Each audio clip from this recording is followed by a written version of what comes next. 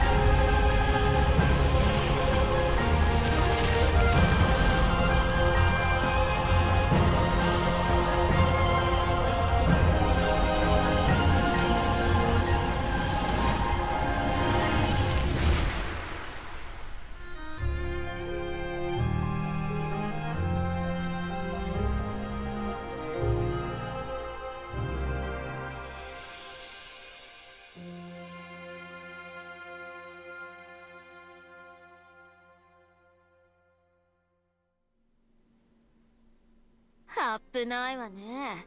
これ式のことにも私が出張らないといけないの？ You've proven yourself to me, Amiya. You may carry that brand new power in you, but in no way does it mean you hold the strength to surpass me. I won't look back until I see that view that awaits me at the end of this path. This conviction of mine I inherited from you.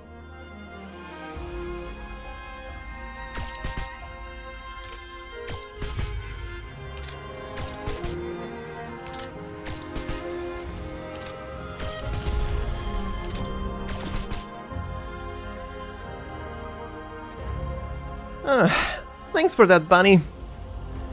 Now, let's do what we gotta do. Theresa! I won't stop here!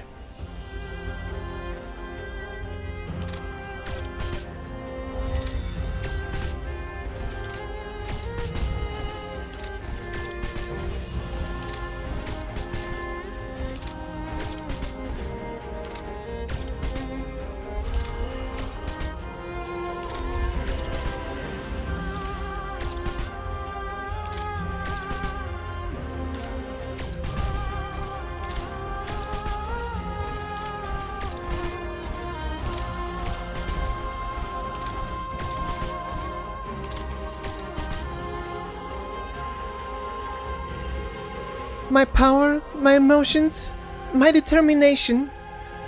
I won't give up, Theresa.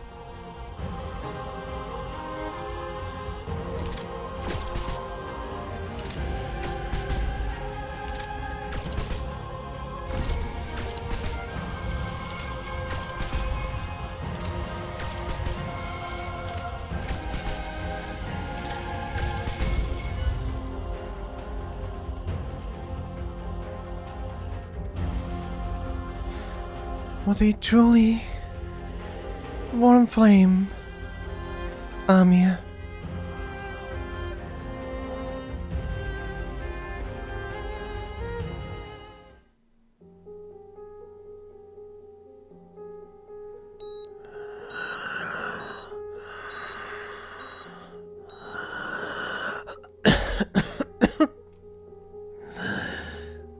You're here again, Amiya. Look, miss, I drew you something. I can hear you drawing something on the quarantine cabin walls, Amiya. But I can't see anymore. I've been blind since yesterday. Oh, I know. I'll come in. Don't. I might just... It's alright, miss. I'm infected too, remember? Bobble's doctors are closed, so I'm sure they'll take good care of us. Miss, give me your hand, and I'll draw it out for you. The tiny Kautos gently takes the hand of the infected patient lying on the sickbed into her own. Black crystals cover her entire body, an enchanting Originite sheen circulating inside the crystals. Amiya knows what this means for an infected. She has seen it before.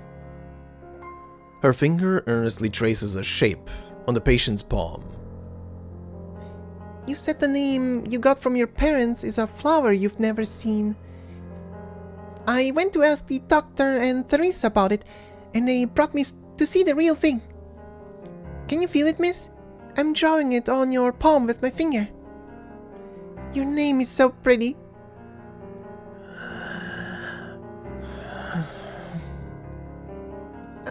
Was my drawing too messy?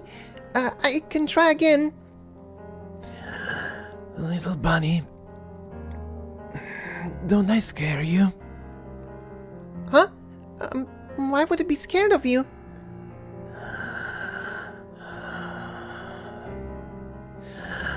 We've just recently arrived at Babel, but I'm fond of you, Amiya. We're friends, right? Can you help a friend out? Help me ring a doctor with the bell. I'd like them to bring me to see...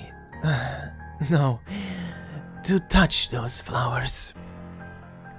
I want to go with you too. No can do. You're sick as well, so be good and stay here.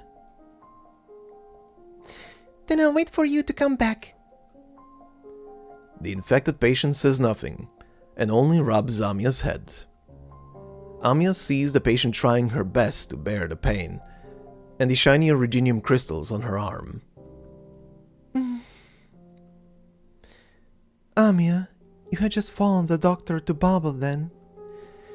I still remember you sat at the door of the quarantine cabin for a long time, persistently refusing to move. The doctor found you in silence and sat down to join you. You only started crying when the doctor hugged you. I too wanted to hold you in my arms, but I couldn't bear to disturb you both.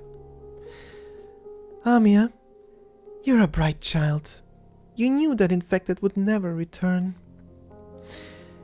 She didn't want you to see her leave. It would be too cruel for a child to witness, but she didn't know just how strong you are. I see many things from your gentle eyes. You want to help them. No matter their race or infection status, you see them all as lively, lovely people. It was from that moment I began to harbor a selfish idea. Perhaps you could bear this crown in the future. Perhaps you can go further than I have. I was in no hurry to hand over a responsibility this heavy to you.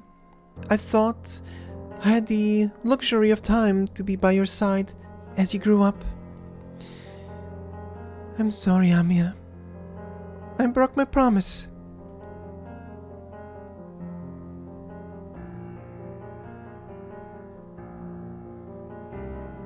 The arts that trapped us in there is gone.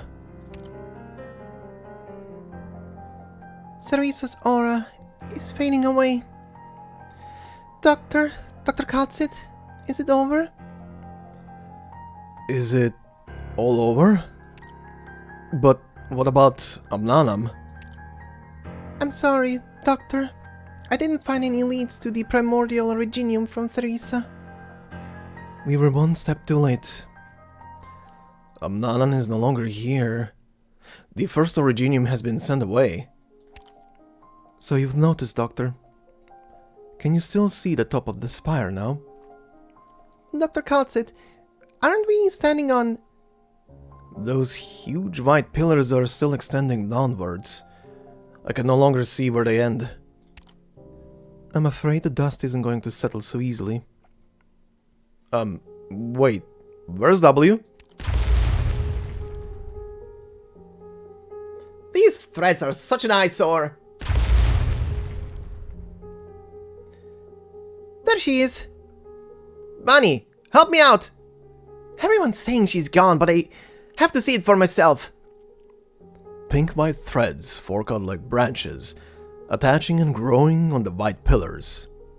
They land on the red roots, wrapping, twisting, eventually covering this Tower of Infinity completely.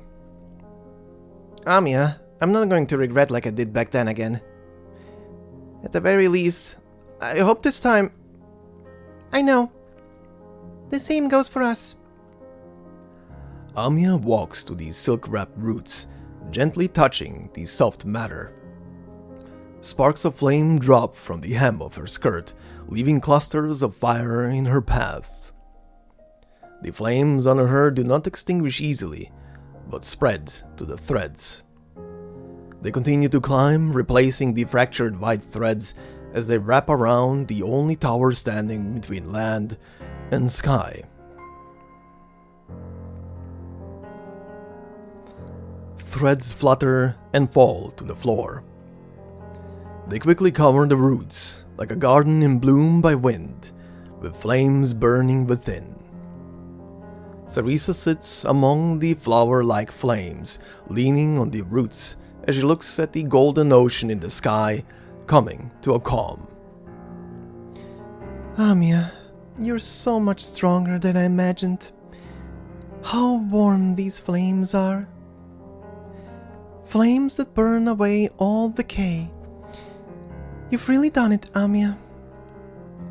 Well, since that's done, come over. Closer. Theresa, we... Shh. I know what you're thinking in that little mind of yours. Look at the ocean above our heads. The waves we made are calming down. Soon, we'll leave. Amiya, some wishes shouldn't be voiced out loud, because they'll only leave more sorrow behind. No, Theresa, I don't want to leave any more regrets. We all wish you can stay. Even if I'll let you all down again? Isn't it more important to have the people I care about know how I feel? That's what the doctor taught me.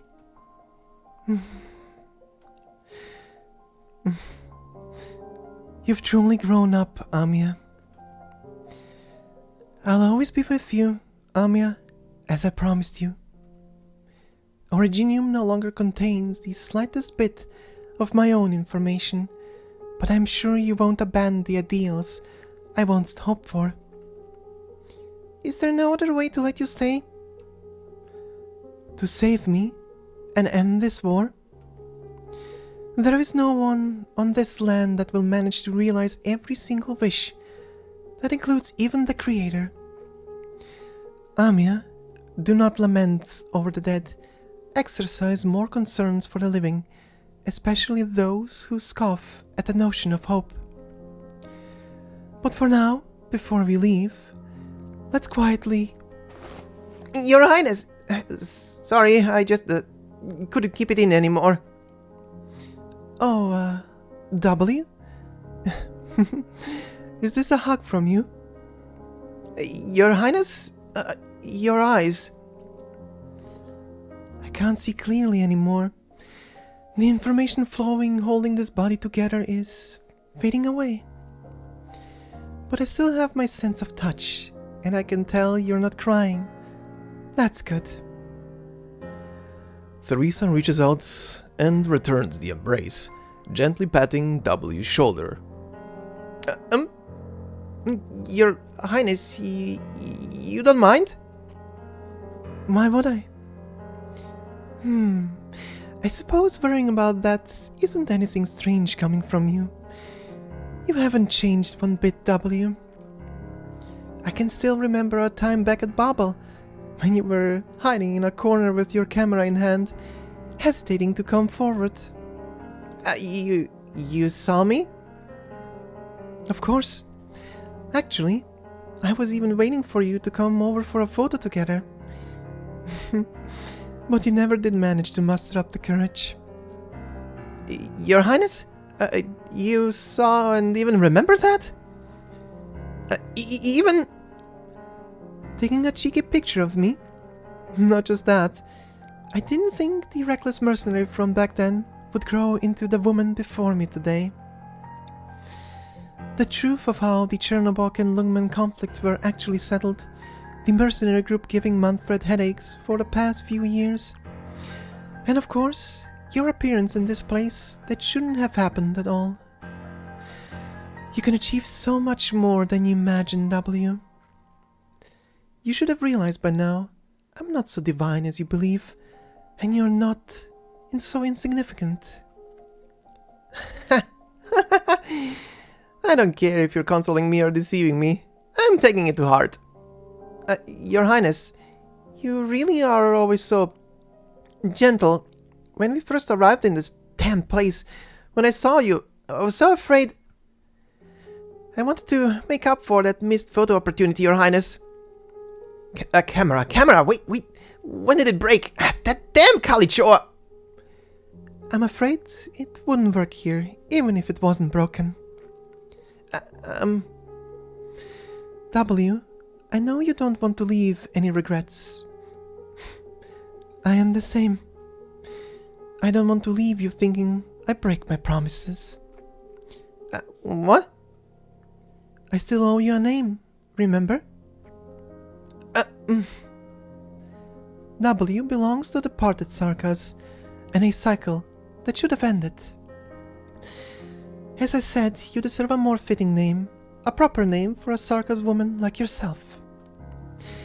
Well, I did want to wait until the dust settled in Castel first, but I'm afraid I won't get to see that day come. Wait, Your Highness, hold on, I still don't get, give me some time. Wait, no, I should be writing this down. Screw it, I don't care anymore. I'm ready. Vishadel.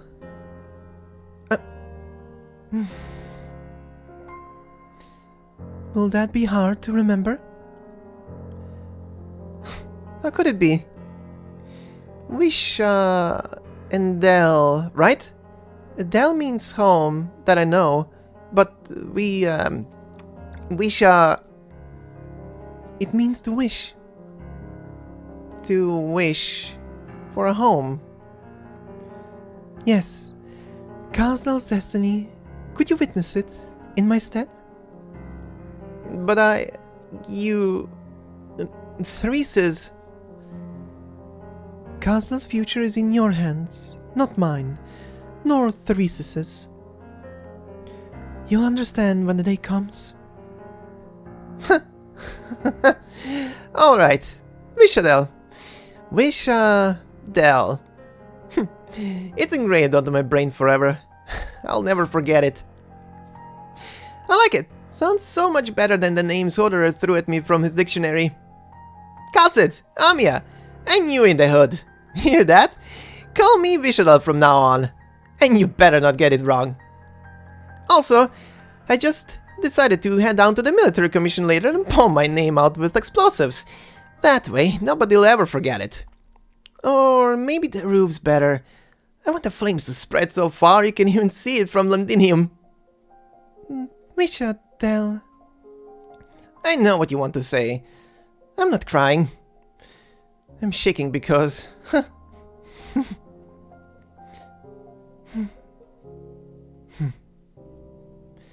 Why is everyone all quiet now? I can't find the words to say.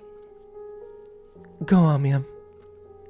Before she vanishes completely, she'll be happy with you by her side.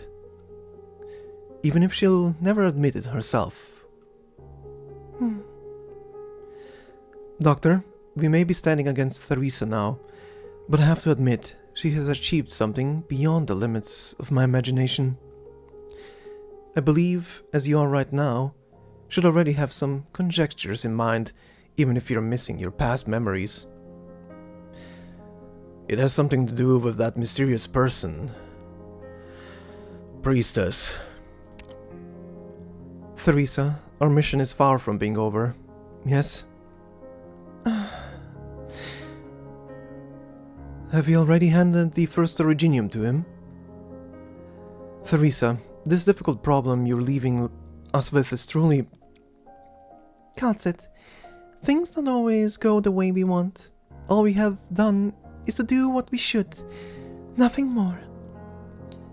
Doctor, your appearance before me right now is proof. I've won our earlier bet. Theresa, you still hide so many secrets.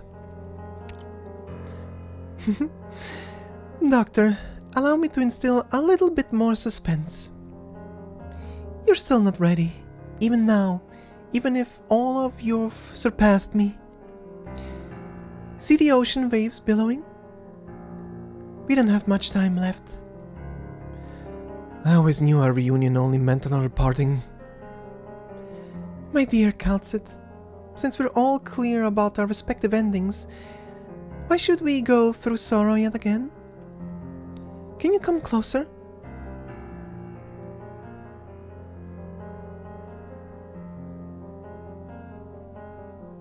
Theresa stretches out her hand and touches the ends of Calcid's hair. Ah, here you are. I hope my staunch and strong Calcid isn't shedding any tears this time either. You're always like this. I'm a very fortunate soul, Calcid. Every time I leave, I do so with my dearest friend by my side. Thank you. Theresa, she's disappearing. She's what? Bunny, what kind of nonsense is that? Isn't Her Highness with us right now? I'm even hugging... Vishadel, haven't you achieved what you wanted to do? You met, defeated me, and finally killed me. It's time to let go.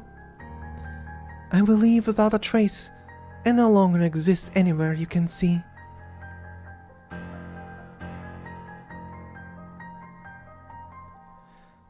Theresa, do you mean that your Originium will no longer bear any traces of you? Yes. I won't allow Originium to become our cage. All that I've strived for is just to free the Sarkas completely. The Sarkas should be free, in both life and death. Destroy something to create a ladder, even if what I end up destroying is myself.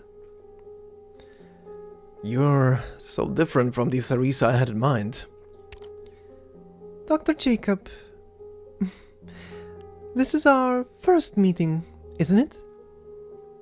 What bits have you heard of me? What kind of Theresa do you have in your mind? A founder of Babel? A faultless idealist? Or a cold, calculated king of Sarkas, a schemer who instigates war? No, neither. Both are roles that others need you to play. Is that so?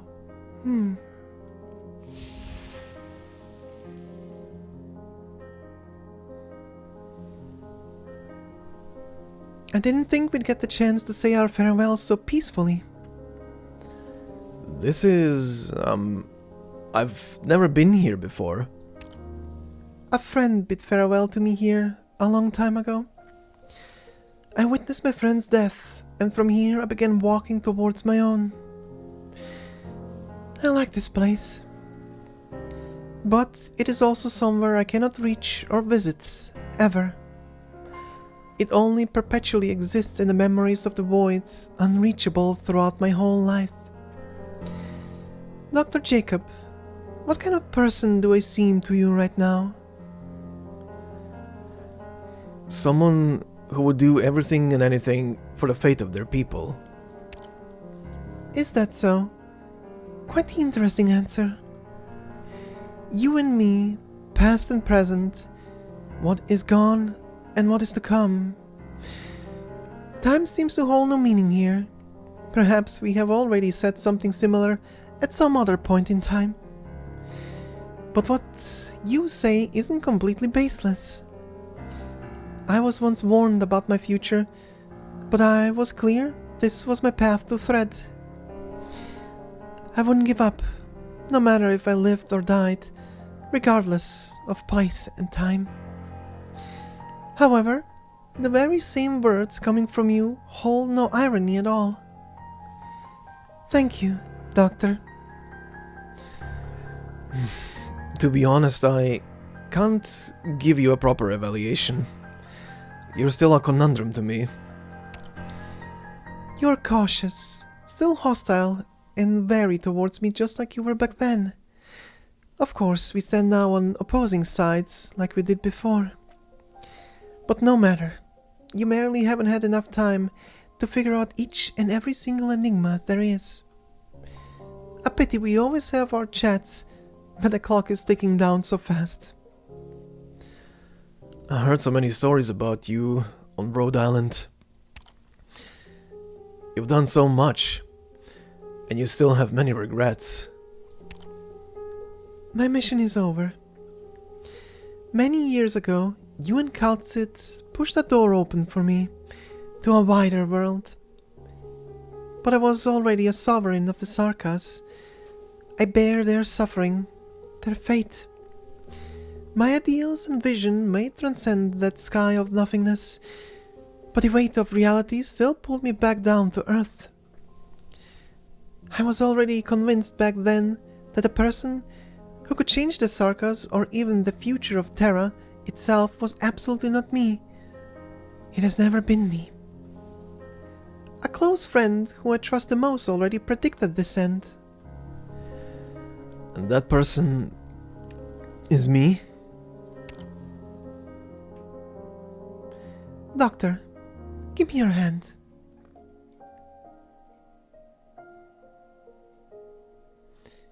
Yes, I had the fortune to meet your truest self.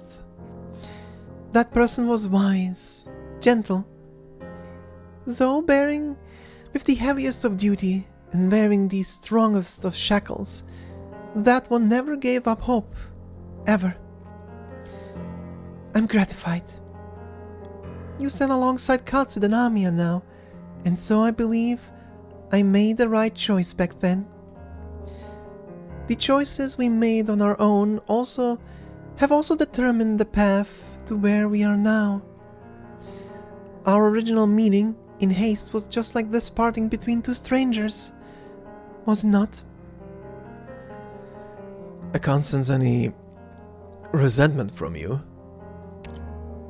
Resentment? Why? To this day, I still feel only regret and a longing from when I touched the depths of your soul and the unimaginable truth. Yes, it is because I touched the depths of your heart that I hold so much regret. We lost the chance to walk on the same path. Perhaps that person was so fascinating due to an internal conflict no one else can empathize with. Just what kind of person was I? Speculations, questions, I can't piece together fully what I was.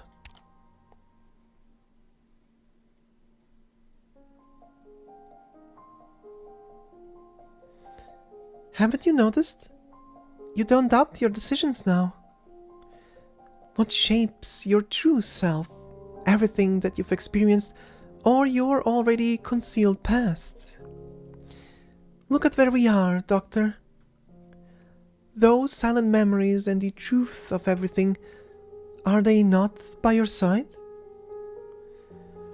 Originium.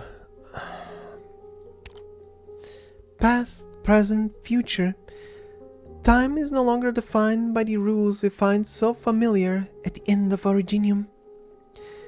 You no longer remember, but you told me once that Originium, brought an innumerable amount of suffering upon this land, along with countless possibilities created by hundreds of millions of sacrifices in the era you came from. When you created Originium, what expectations did you harbor towards it and this land? Look at everything recorded inside this golden ocean. Do they line up with your expectations? You see it.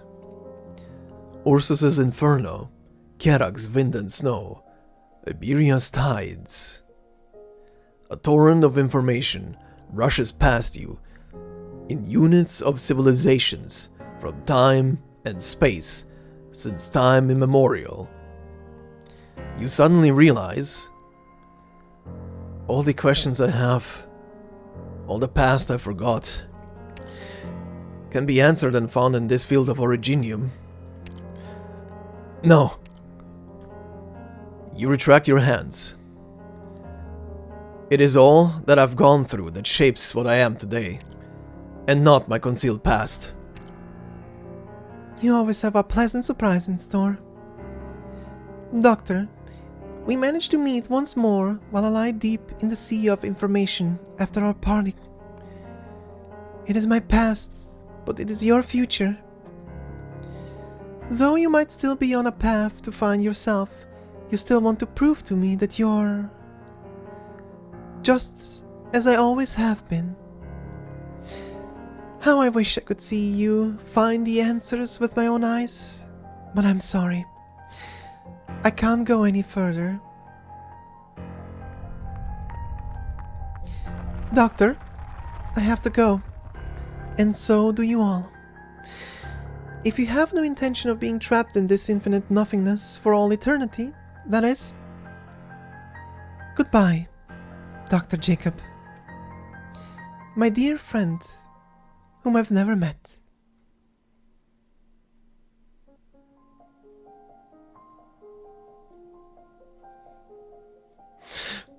Theresa! There is no response. The white figure atop the tower has vanished. Nothing remains. Theresa, she's gone. Oh. Doctor, what did you see?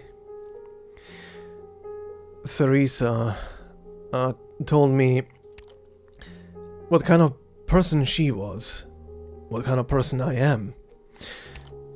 I found it, where Amnanam is. We'll leave this place. The waves of information have subsided. Do you hear the voices of the myriad souls departing, Banshee? The tower is at peace, Your Highness. The waves are flowing backwards into a hell we cannot comprehend. The flames that could burn even these roots have no way to light up the infinite night. Where will all of you go from here? An eternal void, a true death.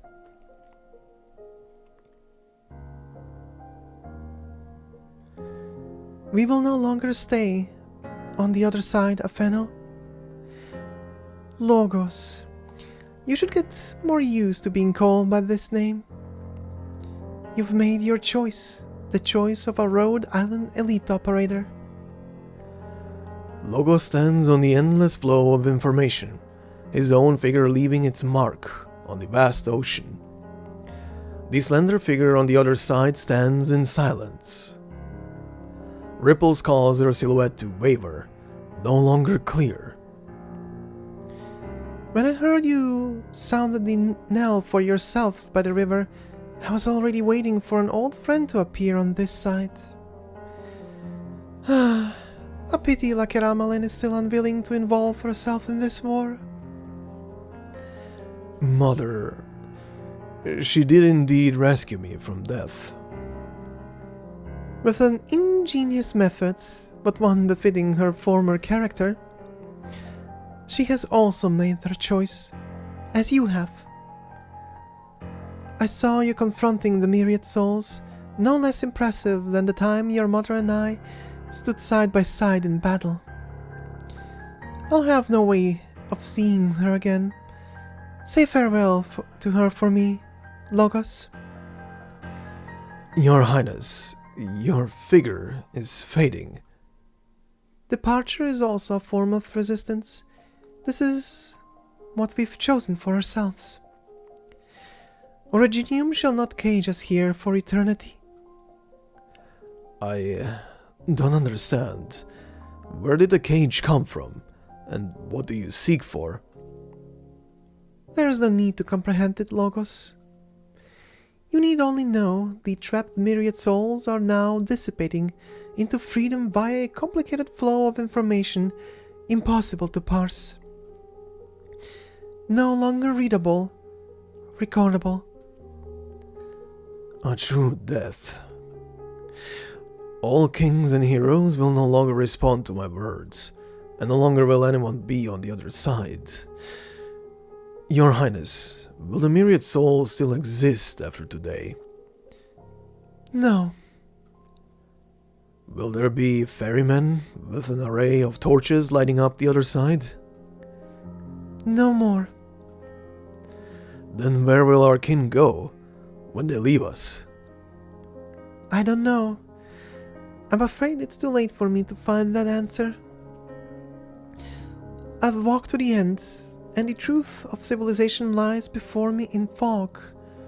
There is no way for me to touch it, but it does not mean the rest of you cannot cross it. Your Highness? I've just unloaded the burden of worrying for the future. What the myriad souls care about is only the Sarkas. From death comes new life. You understand the inevitability of fate, but you have yet to clearly perceive the truth of death. The myriad souls are no longer our shackles, and Originium will no longer be the sin we bear. Logos, our departure also serves as our liberation. No longer will there be prolonged indigent murmuring for a myriad years, nor an unforgettable legacy of suffering to be inherited. For the first time, we have a future that can be changed.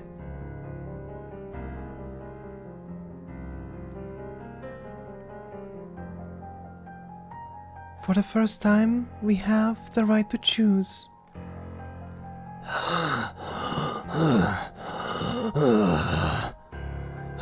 No surrendering here, only death. You don't have to kill me. Just look at the bloody crystals on my body. My comrades, they haven't appeared from the fog. I can't live on. I don't want to die.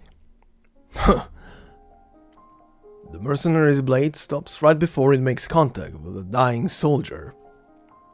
He looks toward the sky and feels something leaving. The impatience to kill gradually fades away from inside him. Did I imagine that?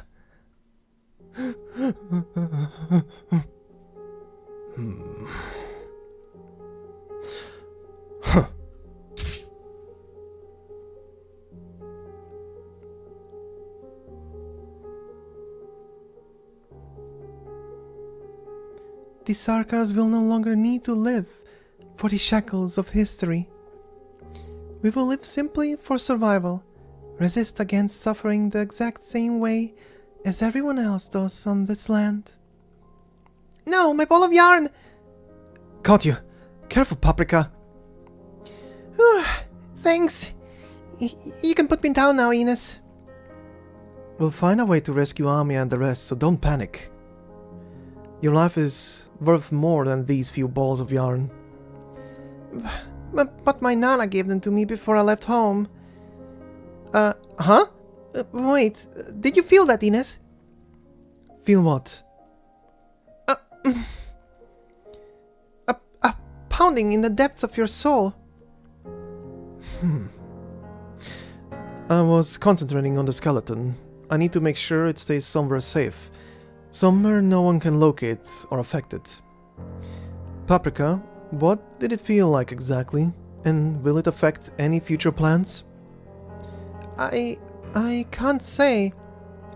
But from everyone's faces, it seems like it wasn't just me. You're crying? Oh, you're right, but... why?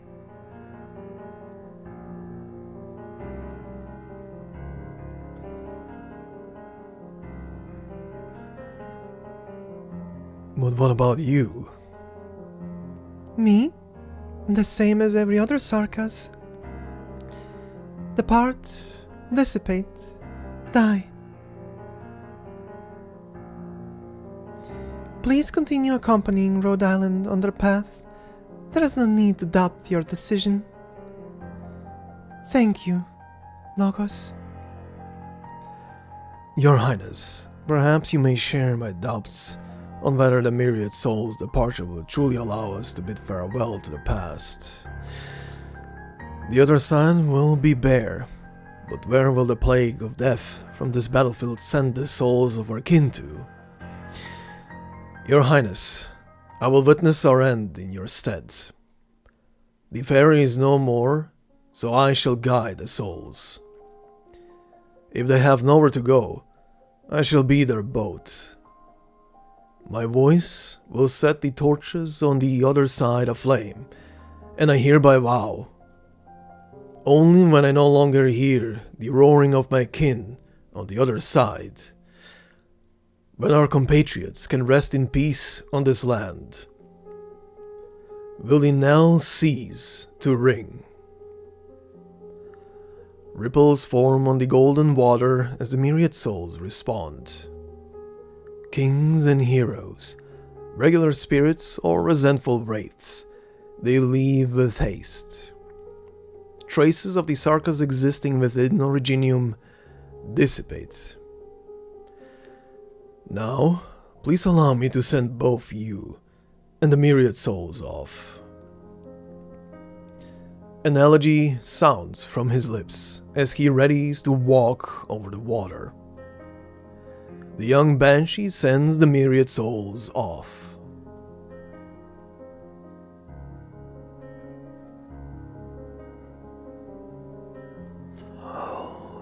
Leave, Patriarch. She is gone. Omnanum has bloomed, destiny already in our hands. She honored her vow, so the war will also abide by her. Go, no longer shroud yourself with the fog. Water death with death, and honor departure with victory. Victoria's condolences. I shall personally receive it in her stead.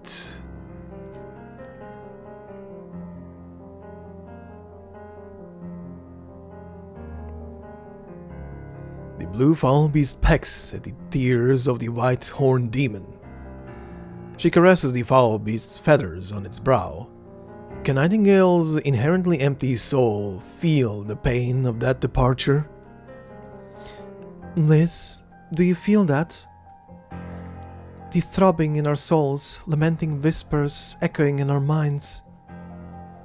The corners of Liz's eyes twitch minutely, unable to respond in her deep slumber. Shining, is her condition worsening? No, she'll be fine. Margaret, we have to meet with the doctor and the others with haste.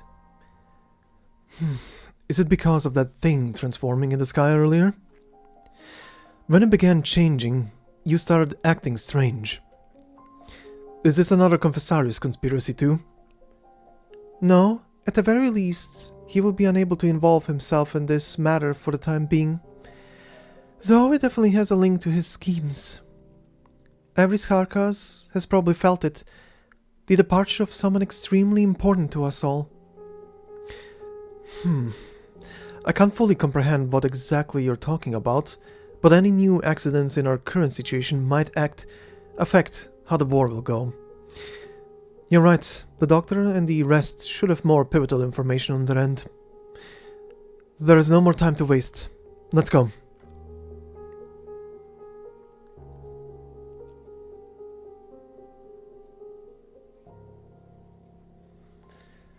General!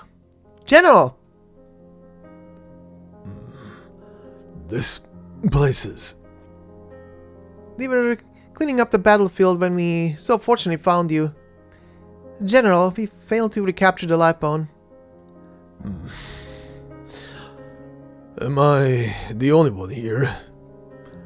Ascalon. General, your wounds.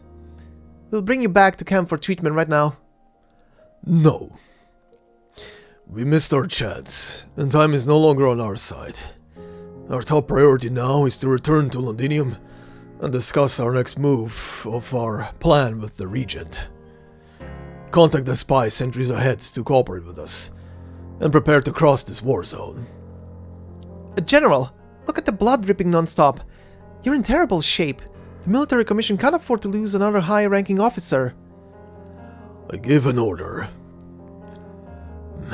This is for the remaining living Sarkas. Yes, sir. What happened? Impossible. This feeling. Your Highness, is this the price you spoke of? For the Sarkas' future?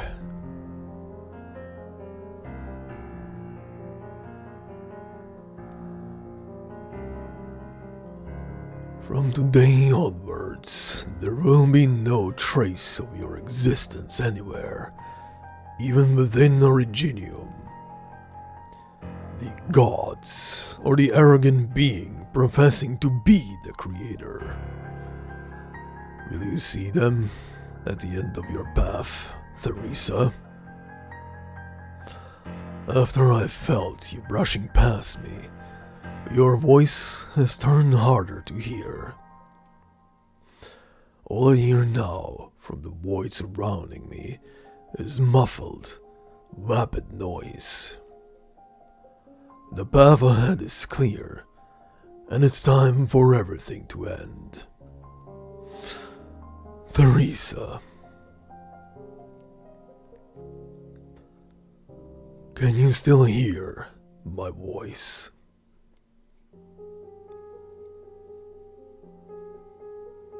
I can. Yours, the newborns, and the dying ones. Here, we can hear the voices of every Sarkas. These souls are stranded in an ocean of unconsciousness, shouting our names before they drown as they await guidance. In a present no longer recorded anywhere in time, the name we respond the most to is Theresa. I can hear the raging rumbling from skeletons that fell from the sea of stars into the ice field 10,000 years ago, unknown, dreadful, terrifying. We have ended the oppression that was branded into our blood from that time onward. No, we have yet to do so. We questioned ourselves. Did our resistance hold any meaning then? The future will prove it to us. Then, what about now? Now we shall go far, far away. That is my reply.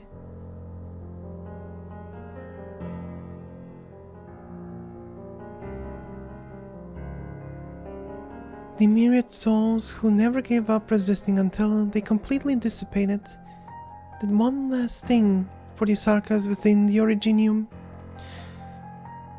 They fought for a future where everyone has a right to survive, for the ones still alive.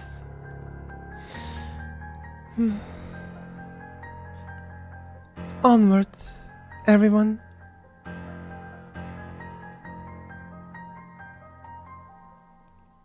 That day, a certain exhausted Sarkas girl fell into a deep sleep within the warm flames of the castle soul furnace for some reason. She dreamt of her mother far away in the foreign country, standing in light within the pitch-black darkness speaking to her. She couldn't hear her clearly, but she did not cry either, because she saw her mother smile. Then she woke up, opened her eyes, and saw a pure white flower in full bloom by her head. The black dust from the forge burning death landed on the fragile flower petals, but it unexpectedly highlighted the flower's dazzling vitality even more instead. Here, death and light congregate. The girl shed tears at the beauty created by setting death aflame. After that day, Sarkas passing by the soul furnace would see a girl show up every single day to water a flower growing in the originium dust and bones with drops of dew. She offered tribute to the light until the day that flower withered and died.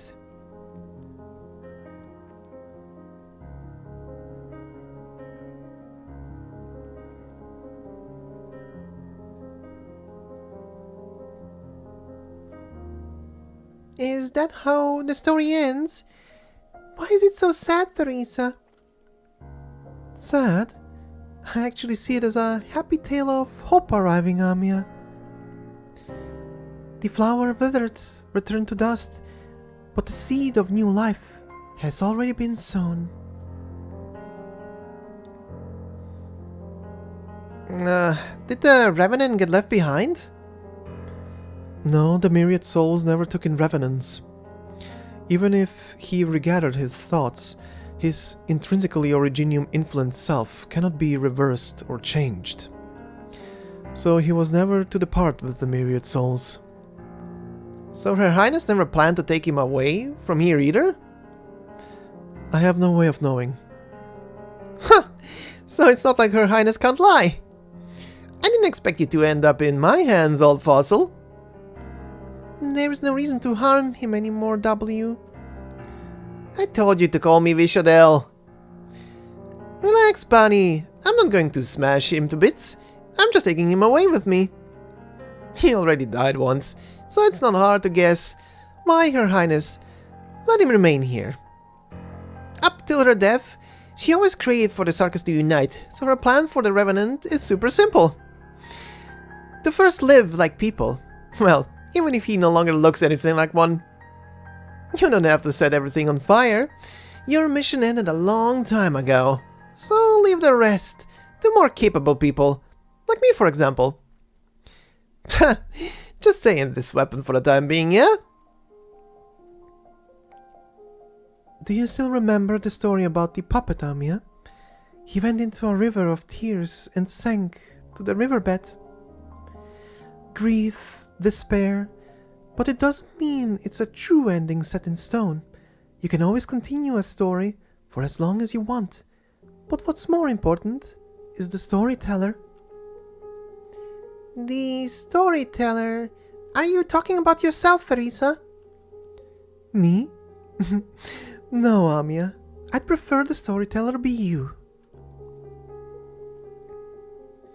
Hold on. Do we have to go back to where we came from to leave? Is that possible? We won't have time. This place is changing faster than expected. So, what are you and the crone planning? How the hell are we leaving this place? I'm still trying to figure that out. Vishadel takes out explosives. Vishadel, calm down! Doctor, I cannot tell you how to leave this place.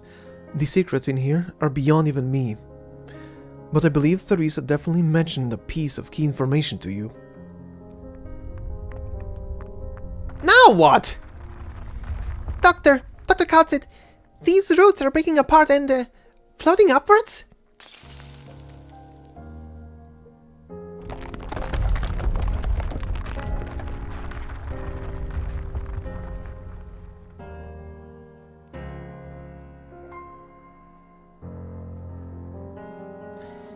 Theresa, what if the puppet was never alone in the first place? Maybe his companions were waiting for him down there all along. Just like us. Dr. Katsid and you, and everyone in Babel. Little people made of pebbles, white, black, green, red, a whole lot of them.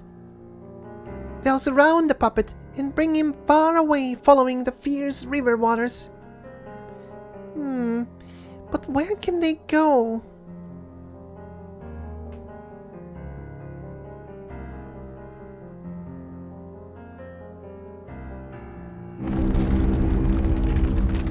We are currently falling from this platform. She finally noticed what Theresa has done. This tower is being erased. All the information that was organized and put together here is being broken apart. But I can still feel Theresa's presence here, as if she still exists within the scattered information. Everywhere, although it's vanishing quickly. She's fighting against it, as are the myriad souls. Get your head moving, Hood. Even the platform we're on is breaking apart. Shit, the thing's falling down. Doctor, I've got you. All the heck.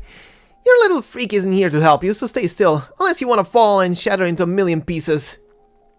I have an idea on how to slow down our descent. Oh, Fossil, get out of here and help. I know you can do it. I'll wrap everyone up in my arts too. I don't see the land ship. Where's Logos?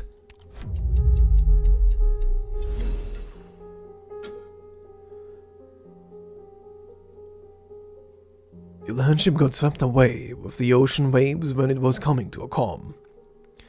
But I remain, and I will be your ferry. I told you, Doctor, we will reunite in peace and tranquility.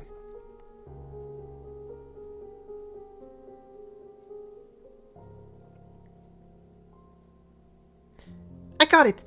I know where the puppet will go, Theresa. The Pebble people will take the puppet along the River of Tears. Jacob.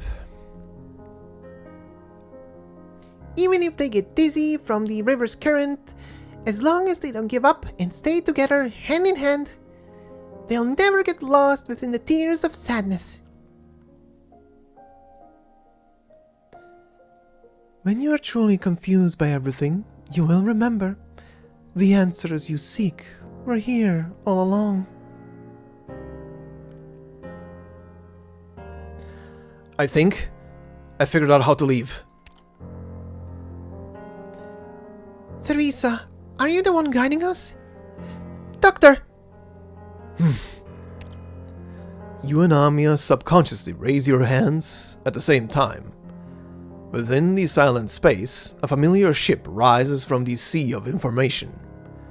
The airship that was supposedly shattered into pieces is reconstructed anew according to your intentions, hovering below you. The both of you gaze at the giant diamond shape in the distant void. Originium, Truth, Priestess, Theresa. It's time we left this place. The airship accelerates forward, tearing apart the void as it enters the light.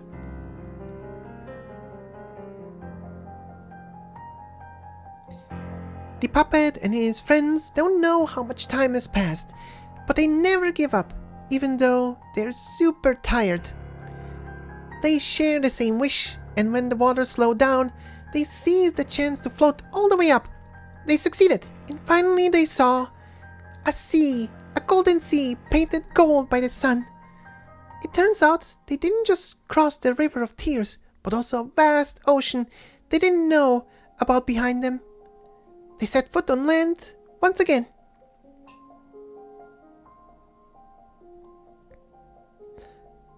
See you, Jacob. I'll be here waiting for you.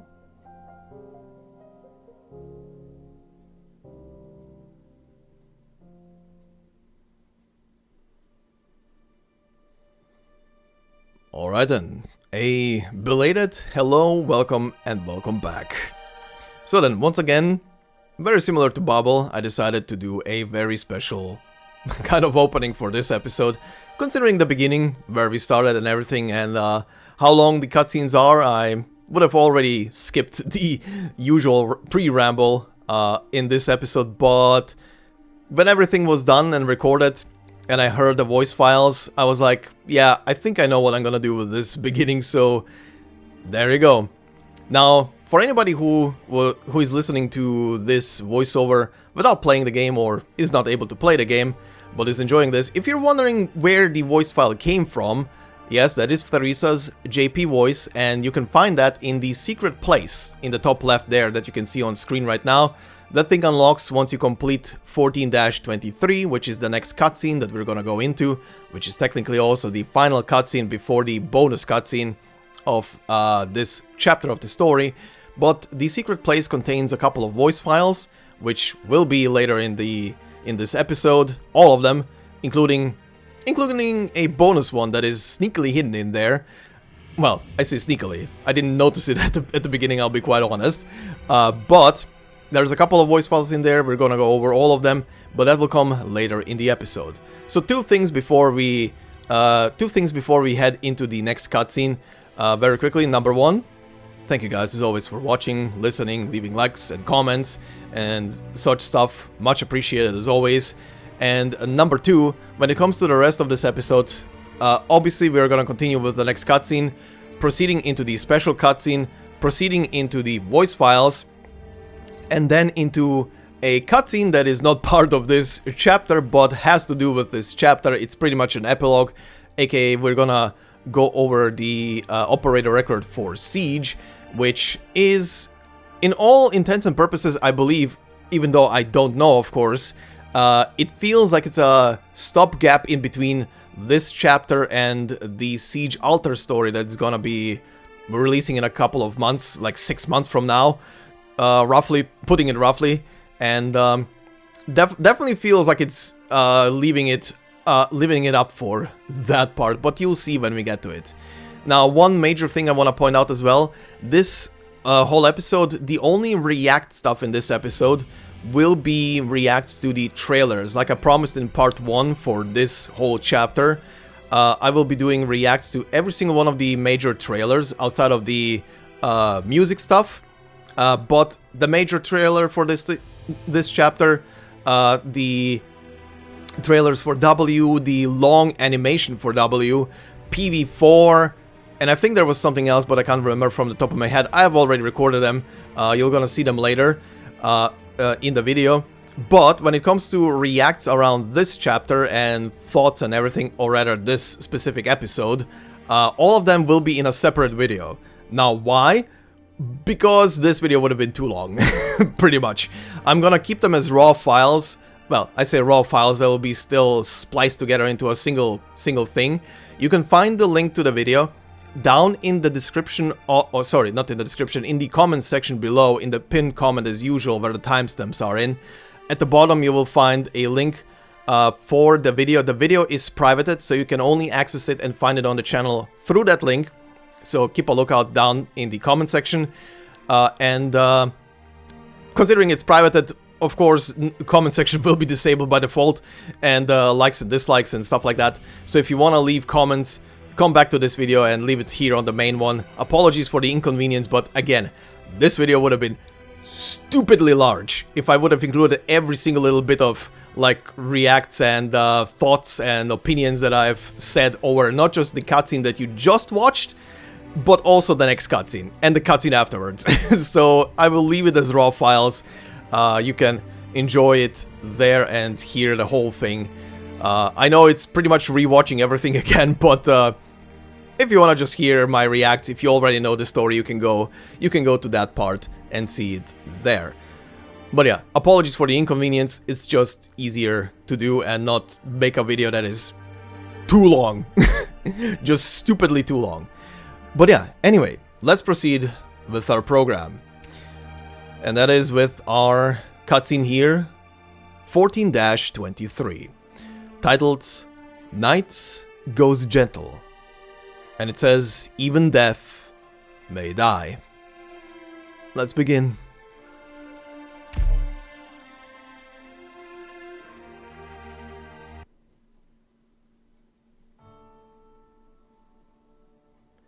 Wait, this is... bubble? With the help of his friends, the puppet crossed the River of Tears, and even the golden ocean behind them they didn't know about. Finally they set foot on land once again, and found that Plains of Hope. Theresa, do you like the ending I came up with? Of course I do. The puppet's friends. That's my favorite part of your story. But, how did the story actually end, Theresa?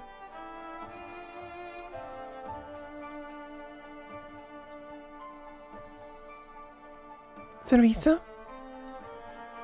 I can't recall ever having this conversation with Theresa, but I've dreamt of it happening countless times.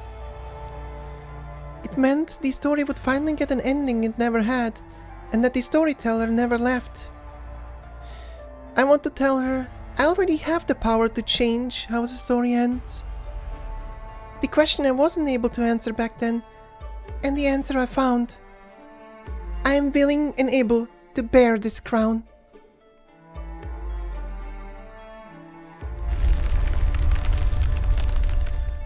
Amiya! Metal matter, fall like feather. There's no way we can stabilize this huge-ass thing. We'll end up as a smear on the ground at this rate. Time to get to work, Ancestor. I am trying. Regaining control of this ship is no easy feat. Quit pretending. How were you so good at it when you were working for the military commission? Insolence! Treat your elders with more respect, young Sarkas. We have to brace ourselves for the impact from the airship's emergency landing. Monster, protect the Doctor and Amiya. Dr. Kaltzit, they need me.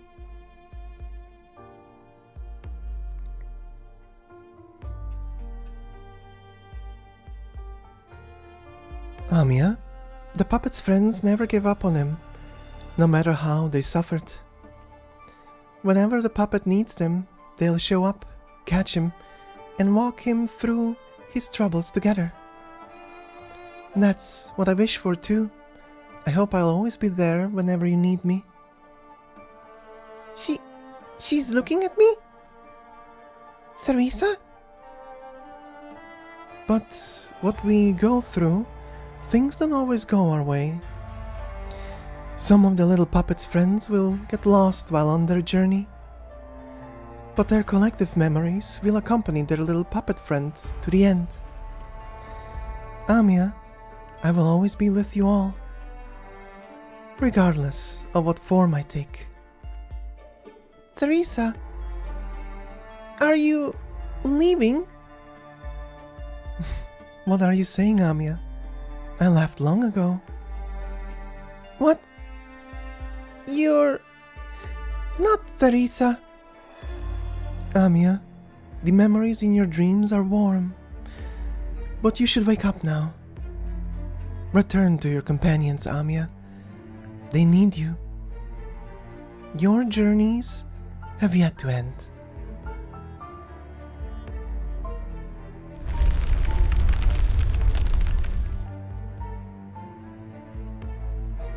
How did I end up here?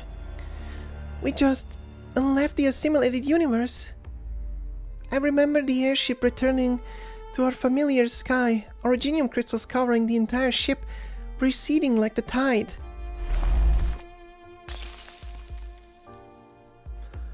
This is the most I can do with my incantations. I'm afraid there's no way to absorb all the impact force. I'm trying my best here. One more time, all cute. Monster. Everyone needs me. What can anyone do now? Believe in your strength, Amiya. I will help you.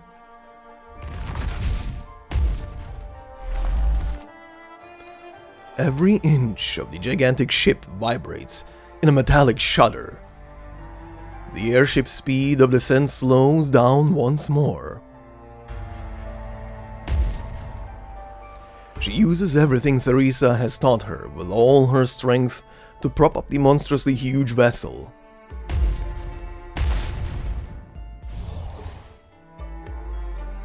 A warm power, like a murmur from her dreams, encircles Amiya.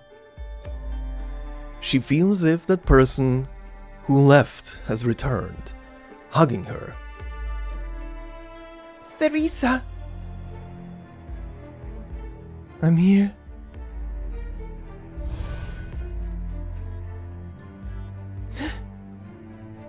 Amiya has never experienced a feeling like this.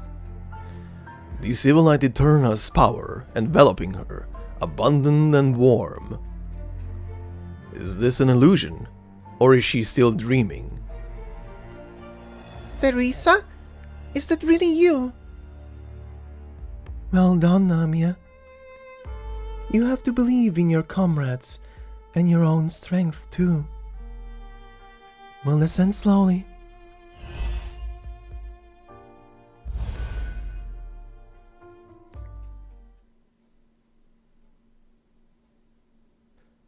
Every Sarkas on the battlefield raises their head, as if sensing a familiar aura. The silhouette of a supposedly dead king of Sarkas appears in the radiance. With a sigh, they no longer see her, only a gentle countess with a similar form to the person they were expecting to see.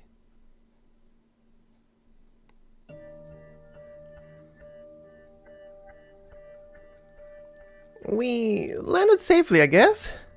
Was that old thing actually useful, or... Bunny, why do you look like... Vishanel? What about me? Forget it. Did we end up in Londinium? The shower doesn't seem so far away. Yes. The airship is a huge target, so the Sarka station within the city will soon come looking for us. We'll have to evacuate as quickly as we can. Huh! I have something better in mind. Theresa. No, you're not. I'm the only one who can see you, right? Yes, others can see me as well, only if you wish it so. Just... who are you? A promise. Theresa promised to stay by your side and watch you grow up. Theresa is gone forever, but she left a program inside the crown. I manifested in this form because of your emotions. A promise, an emotion entrusted into the crown, a will that relies on civilized Terra to exist. Do you have any doubts, Amiya? I can answer them. If Theresa truly left you here as her will, the story about the puppet and its ending, what was it that Theresa wanted to tell me? Theresa made up that story herself, and there are no records of it in any existing works. So there is no way I can answer your question. So... But you have surpassed her, as she wished. What she wanted to say has already been passed on to you. It's up to you, too, to decide what will happen next in the story. Thank you, Theresa.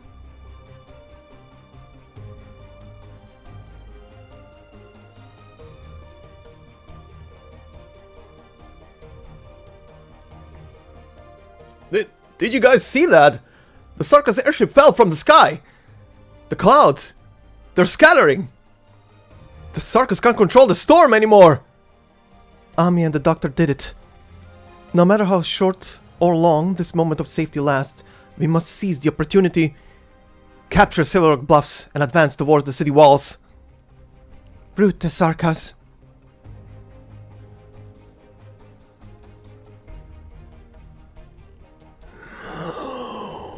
Do they the second time? We witnessed her departure. A great king of Sarkas, a true hero. He initiated an unprecedented grand undertaking for the Sarkas. And we are witnesses and participants. From the royal court camps to the war council and the military commission of today, we will never fall as long as war still goes on. We have already wrested enough victories for the Sarkas over the past millennia. He looks up at the dreadful scene in the sky with only reverence. The Victorians zealously chase after the phantom of victory, while never understanding why we crave war in the first place. From death comes new life.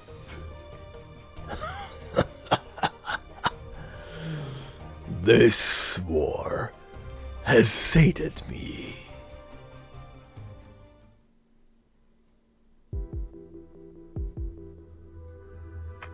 The 106th Assault Artillery Brigade has successfully regrouped with the 2nd and 8th Battalions of the Duke of Normandy's Grenadier Regiments.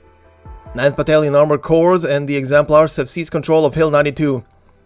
Anti-witchcraft cannons back online.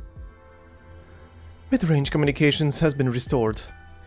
Your Grace, the battlefield is back under our control. What of him? The Gastral is severely damaged and should still be... hold on. We just managed to locate it. It's right next to us. Your Grace, an urgent telegram from the Duke of Gododin. Have our forces dispatched to Duskglow River withdraw at once? Yes, Your Grace. Your Grace, Were we late? all frequencies went down simultaneously. He blinded every single eye of ours. That's Duke of Wellington. Many years ago, by the Duskglow River, he told me a day would come when nothing would be able to stop the advance of high-speed battleships. He's done it. Your Grace, the Gastral has paused his advance. The Arvenduke's warships are forming up again. 3 light battleships have turned their guns toward...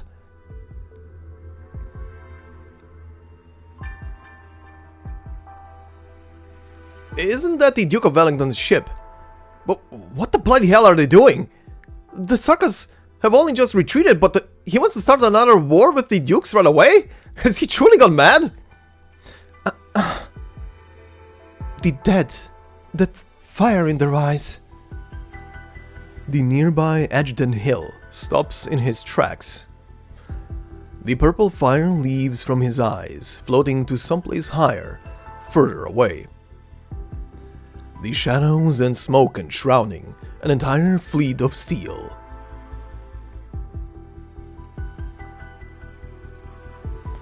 Your Royal Highness Ablana, are you ready?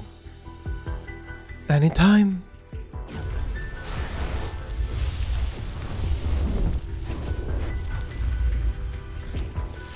Flame falls from the sky, rolling across the flagship's bow, burning the original flag instantly. Similar fires blossom in purple one after the other on every ship in Wellington's fleet.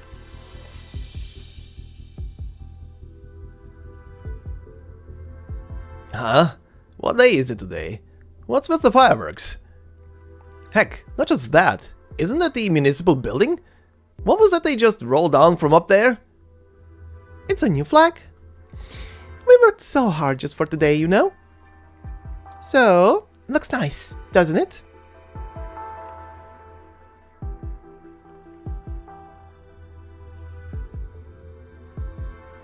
Thank you for the flower, Miss Reed. It's so pretty.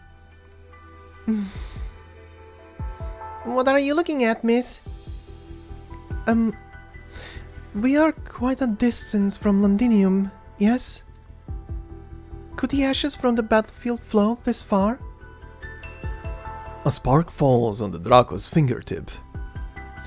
The fleeting purple fades, leaving only a speck of dull gray ash. It's so hot.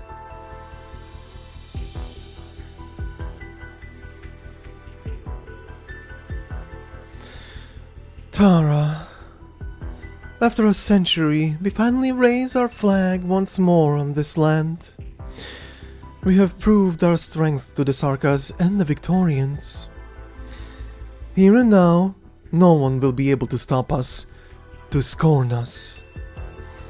Tarans, my people, they shall become a force that can control the war and shape the land. We shall let everyone see the coming of a new age. The Draco raises her hand, smiling at the land. Every Taran flag flutters in unison. A rich purple coalesces under the clouds.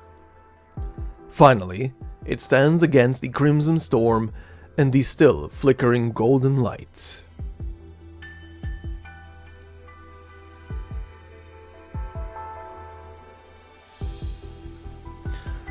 He really has no intention of letting us breathe.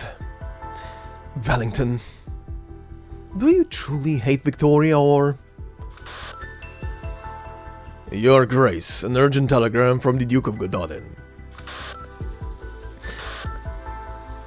And the Duke of Normandy, as well as the Duke of Fife. Let them sit in their anxiety for a while. Back then, we joined hands to confine this warmonger into a duke's attire. Now we have a choice, no choice but to suffer the consequences of our actions. Go, fetch the proposal locked away in the first drawer on the right side of my desk. I wrote it myself before I came to Londinium.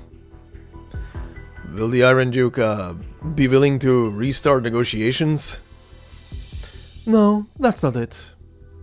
Victoria will no longer have an Iron Duke in future. But Castor may perhaps find a new powerful ally. By reforging an alliance with Wellington at this time? This is in our best interests. He knows I will make this choice. He and King Gale's descendant treat war and death like their bargaining chips.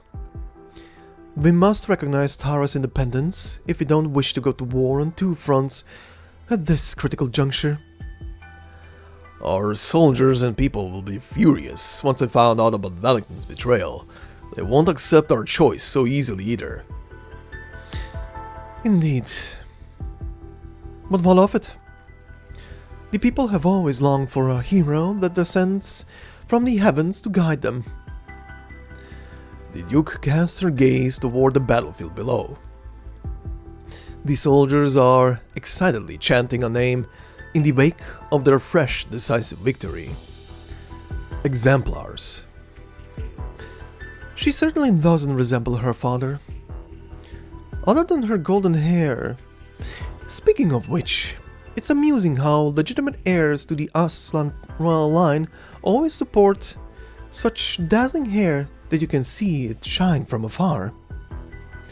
You mean... Alexandrina. That girl might just be Victoria's chosen one.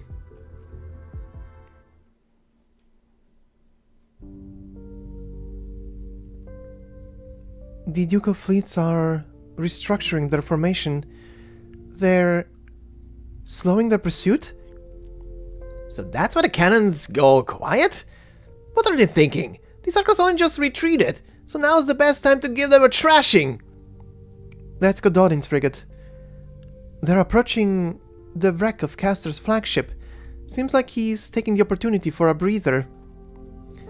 Just that. It's probably because he's scared the ship's going to take so long to repair that the Nocturers will rush onto the deck and devour them all. When's the last time we saw Londinium's walls? Are they cracked wide open, covered with originium crystals, or soaked in fresh blood, all covered with dead branches, or even inlaid with the bones of our people? When we got out of Norport, many of us might have thought that was the worst we'd experience. But afterwards we saw a deck flooded with blood and went through a perilous time, all thanks to the Originium. We watched as the war turned our city into an unrecognizable ruin. Is there anyone who willingly will puff out their chest and say they can imagine how the city looks like inside? The Duke's spies should have more information than we do. From their conduct, Castor and the others are probably preparing to abandon Londinium. An abandoned city wrecked by Sarkas may be worth less than a fleet formed at a high price. Also, the Shard has truly yet to fall. No one knows if the Sarkas have any remaining tricks to try, or if another city will turn into a battlefield. More nobles might decide to move their troops back home. Blast it! I knew they'd pull something like that. Win a tough fight, and then not give a crap about what's gonna happen to Londinium. Yes. As you say, that's what they definitely do, so it's just another ordinary day for Victoria. As for us, we've decided long ago what we should do, haven't we? Siege walks into the crowd. For a moment, she cannot discern if someone belongs to the Exemplars or was saved by them. Everyone is exhausted, but they still hold their heads up high.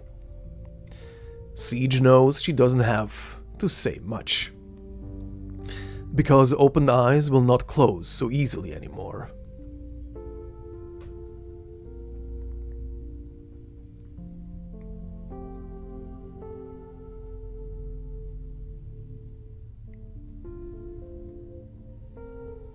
Everyone watches Siege. Siege looks toward Londinium, their city, their people. She lifts the hammer in her hand. Exemplars! Advance!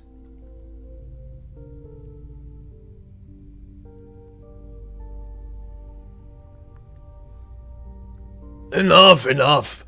Please just withdraw the order. The Shard has already stopped, so how can we go on fighting? What else can we do now but to be smashed into paste by a high-speed battleship? Shut up. Shut that fucking mouth of yours. We are at war, and that is the battlefield. Hide in here all you want, and some feline will eventually lop your head off anyway. Pick up your blade.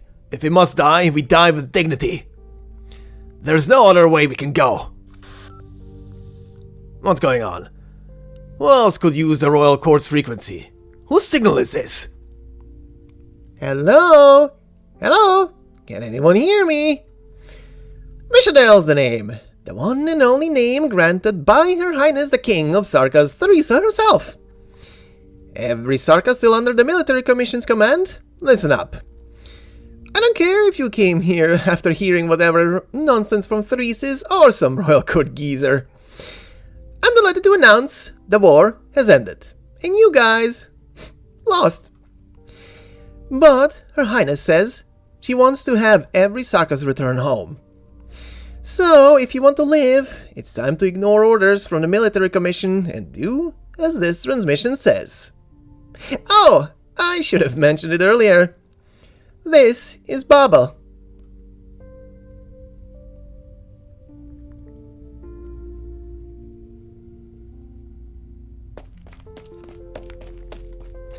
Quick, follow me.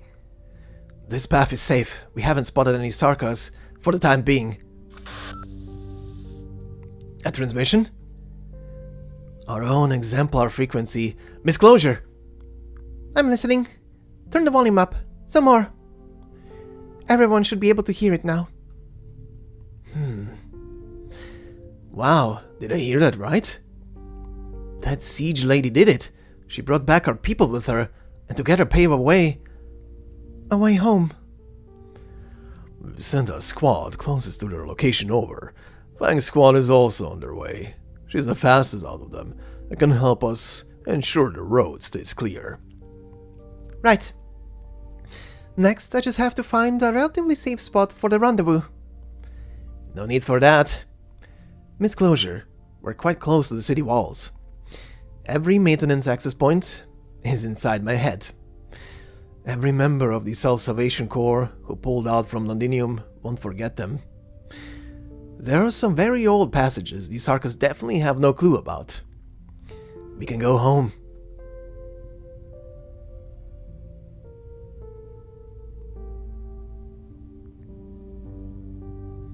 That frequency you care about is active. Judging from their speed, they're practically rushing toward the city. The passages the Sarkas don't know about only number a few. They'll definitely pick up the path closest to Highbury.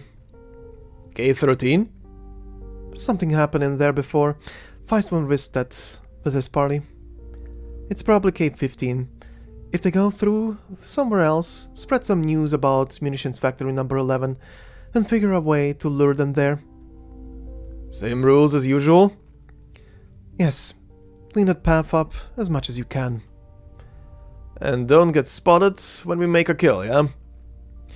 You're more wary with these regular workers and the exemplars than you are with the Sarkas. In case something does go awry, could you just let me know if you see them as friend or foe? That doesn't matter. The person they knew is no longer here. That disgraceful traitor died in the Mausoleum of Kings and is no longer worthy of retrieving the glory they threw away themselves. She hears a faint familiar sound once more, again and again, agitating her eardrums and heart. But there is no white steam in the sky at all. Perhaps it is merely the sound of active originium rapidly evaporating into the air. That armor, did it fly away? We haven't gotten any news. The Sarkas might have taken it apart, or maybe Originium buried it on the battlefield. You achieved your goal for now by leading it to the size of kings to help the exemplars out, but it's really difficult to control. Do we have to figure out a way to retrieve it? Let's not risk ourselves with that yet. Sure, I mean, it might just pop out on its own accord whenever. Who knows what a mad ghost would want to do next? Perhaps. Or maybe, when next we meet, he can find a bit of something that belongs to him.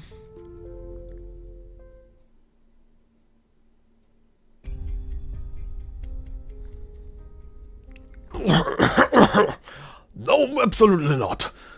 You know just how rare it is to find protective gear able to cope with high level of originium in Londinium nowadays. But your price is just too... We have a lot of people in our community who need these, so can't you just cut it down?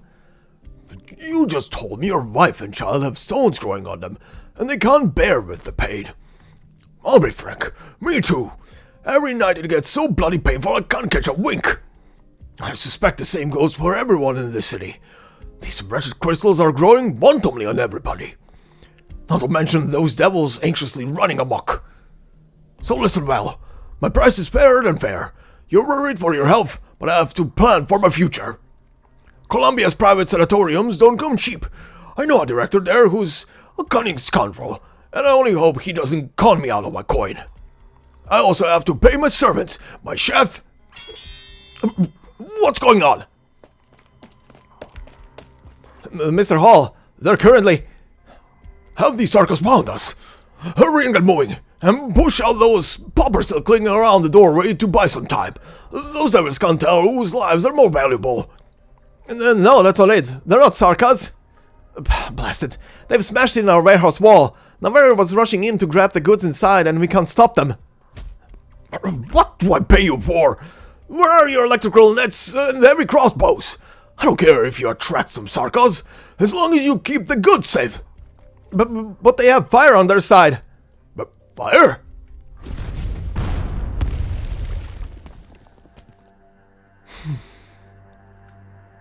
Good day, Mr. Hall. I know you people. Reunion, right? The city has been all abuzz about your group these past few days. Listen to me, Reunion. I don't know why there's a misunderstanding between us. I'm infected too. We're basically family, right? We can work together. Just name a price. How much for you to be my bodyguards? Reunion does not accept employment offers. Then, what about a share of my sales? Or a donation? Or can make a donation as an infected. The city's infected need all these urgently. Aren't we the people you fight for? Donation? That's not the tune you were whistling earlier. Oh, I see. I get it now. I should have thought of it earlier. Of course. Everyone want all of this for themselves. You're just capitalizing on another crime. You want to set the score? Sure, I'll begin. Steward Hall, you applied for a huge subsidy every year for protective equipment because your factory processes originium.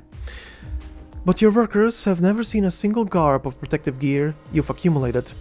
The infected living in the outskirts of town, just how many of them were your workers who were kicked out from your factory? Meanwhile, you stuffed yourself with Colombian Pioneer Company meetings.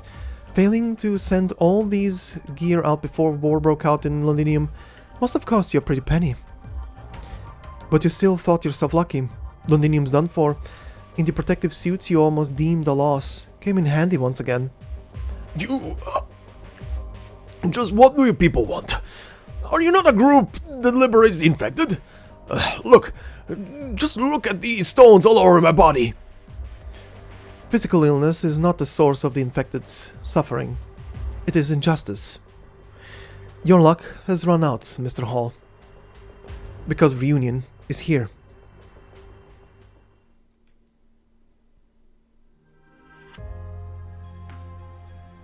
You're Tallulah, right?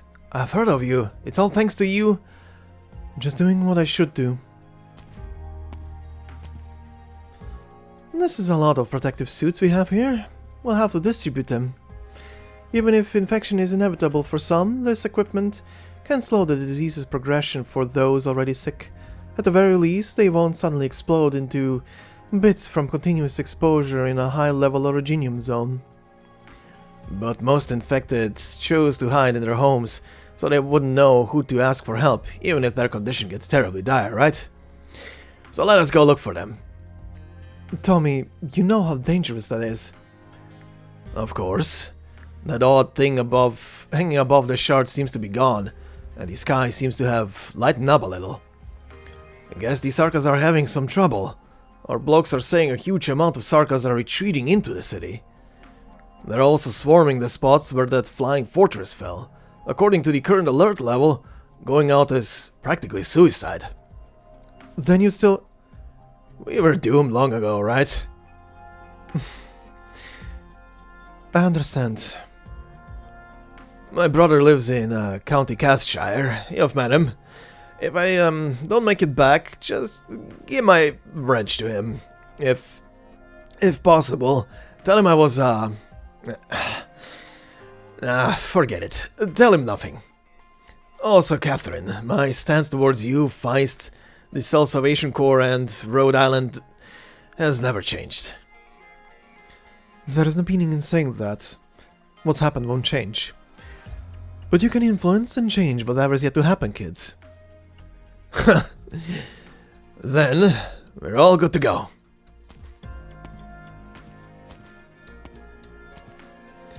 That's quite brave of them. You've spent quite some time staring at some of those punks. They turned their backs on us.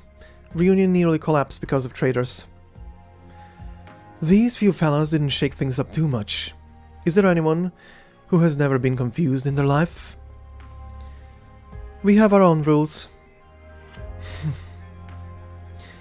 There are other places that could use your help, but you'll go over anyway, right?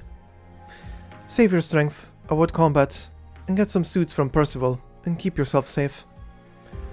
How did you know? No, forget it. Thanks. That went smoothly.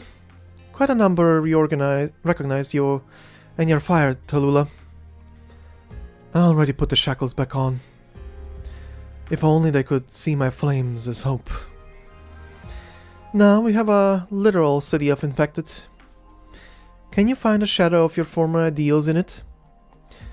Only rubble and ruin everywhere I look. Even we infected live in our vastly different lives. We suffer from the same disease, but never the same kind of suffering. This is why reunion has to be here. If the infected are born from injustice, then we will stand against all injustice.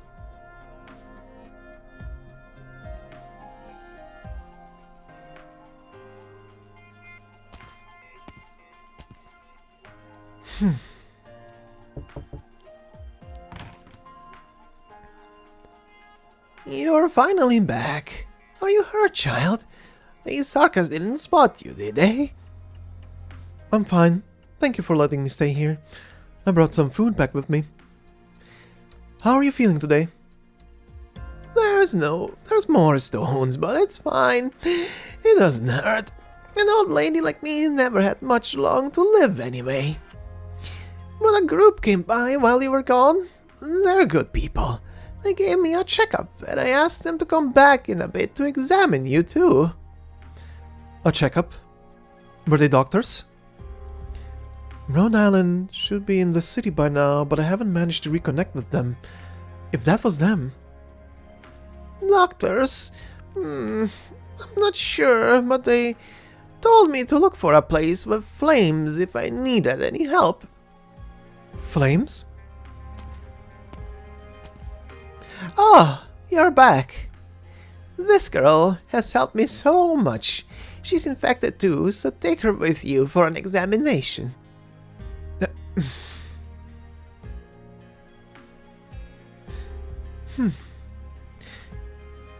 So it's you. Yes. It's been a long time, Shen.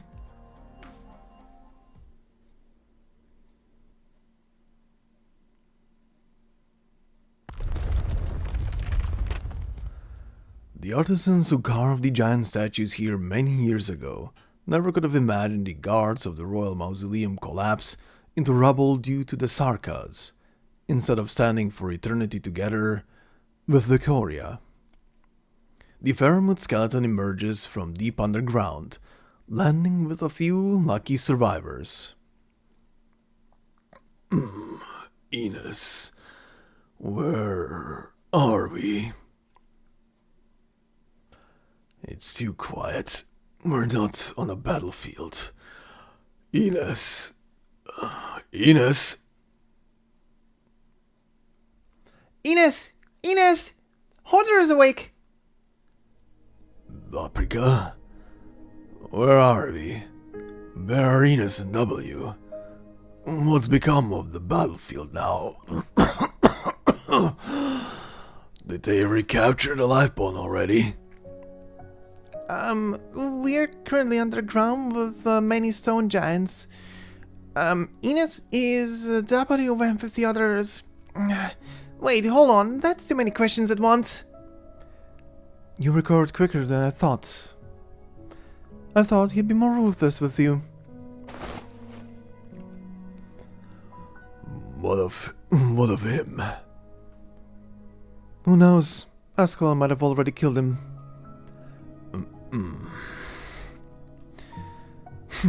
Don't give me that look. It's good for us, if he's really dead. But Ines... Paprika, now's not the time. Okay. Currently, we've stopped the lifebone in the Mausoleum of Kings. W followed the doctor and the others to stop the airship, but we don't know how they're doing. The Mausoleum of Kings? Are you sure? I recognize the Steam Knight's equipment. There's also plenty of Sarkas remains here, so if my hunch is right... This is where the Steam Knights were surrounded and killed back then. Any other clues? I did find something. Take a look. This is... clothing? Found it on a relatively intact Sarka skeleton. I thought it might jog your memories. There's a bird embroidered in the lining. Julie? Julie? Hodderer, did you know them? Hodderer shakes his head. There aren't many Sarkas with names, and there's no anybody involved in the slaughter here who was ordinary. She left her name here, and it should have stayed undiscovered forever. But we chanced upon her. What she and others did here will ultimately be remembered by us. But it sounds like it wasn't something to be happy about. We already have more than enough of our own buried in this foreign country after all. How many of them can we remember when everything's over? So what's next? Your injury... Vishadel. War. Ended life. This is Babel. Vish? Adele? Who? That sounded like... W. What's she up to this time? Have we received any more intelligence from outside the battlefield? Mm-mm. I fear we might have missed out on something very important. He really did try to kill me. Give yourself some time to heal. I won't die just yet. Our top priority is to contact the doctor at W. If she wasn't lying in that transmission, then she really needs us now. It seems like the battle has gone way past how I expected it to go. Regent, Theresa, what exactly have you two done?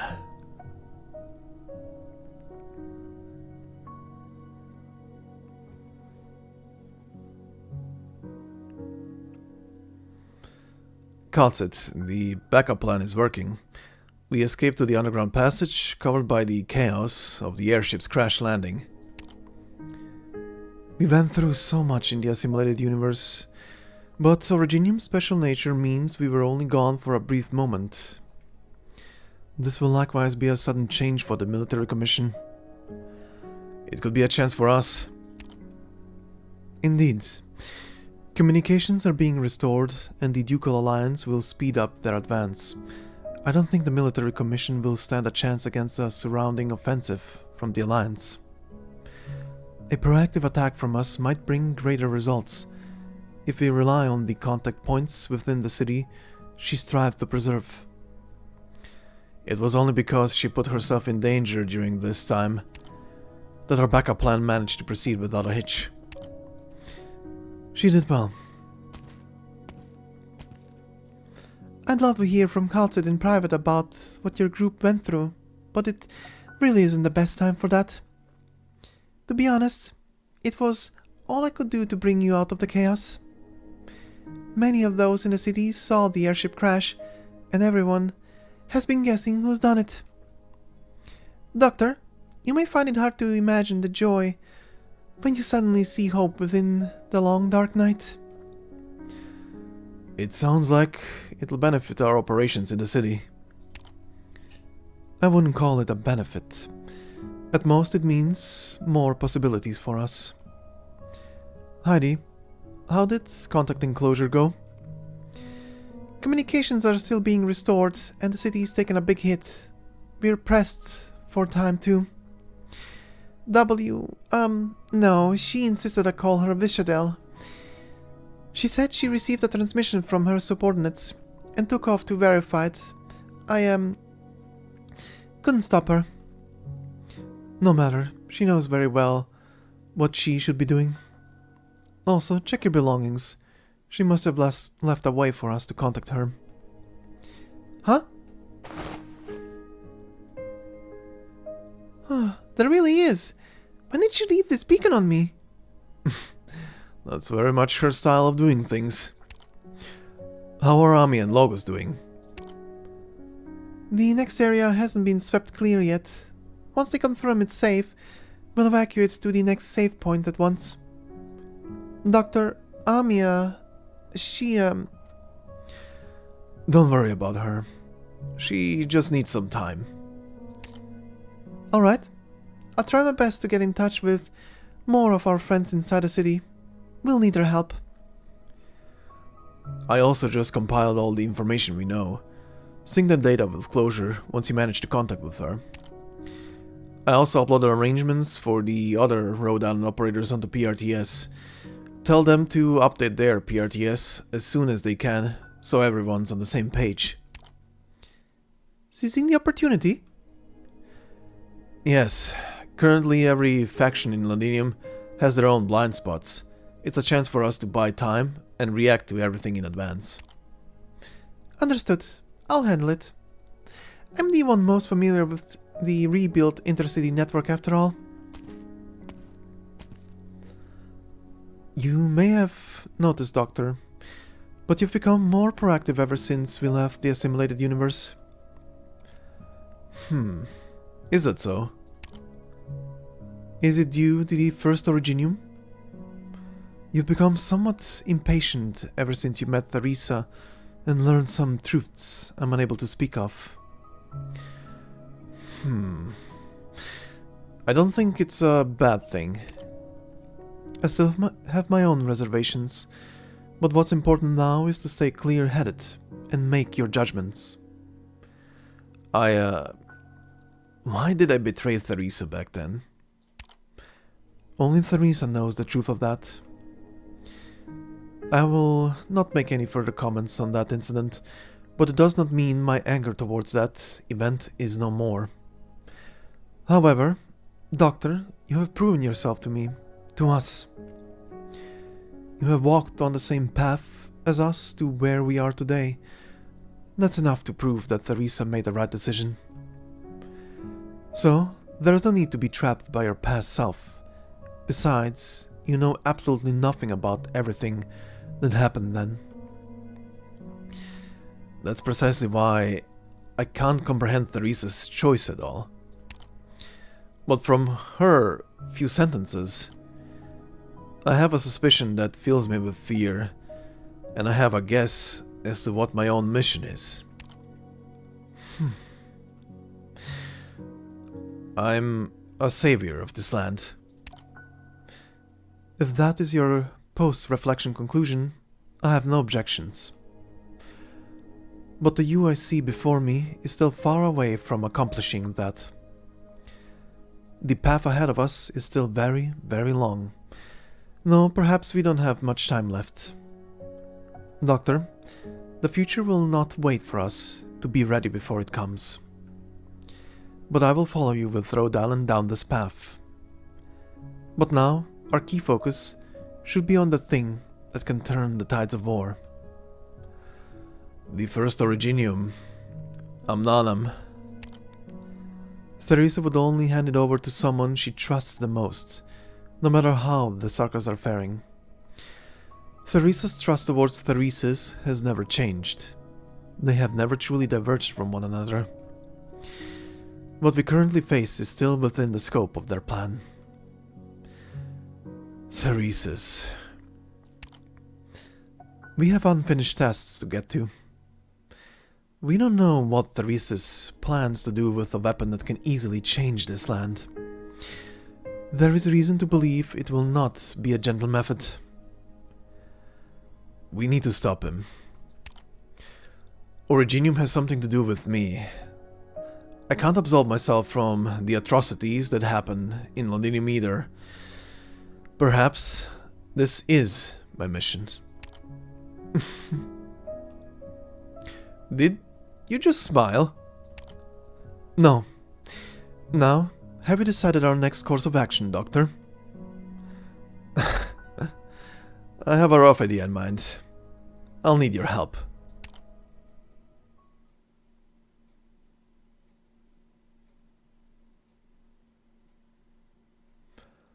Episode 14, Absolved will be the Seekers. End.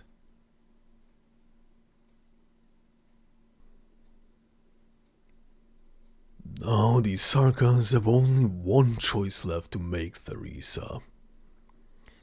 Yes, our people have already made their choice. I will fulfill the promise made between us. I will help you. Why do you sigh? I know if I won, you would stand by my side without a shred of hesitation. Isn't that right? Theresa's. Theresa can no longer hear her voice. She is gone, but her answer to the future remains. The first Originium fell from the Shard's Peak, traversed the barrier, and landed in the Palace of Vestalag's subterranean throne room. The answer already lies in the palm of his hand.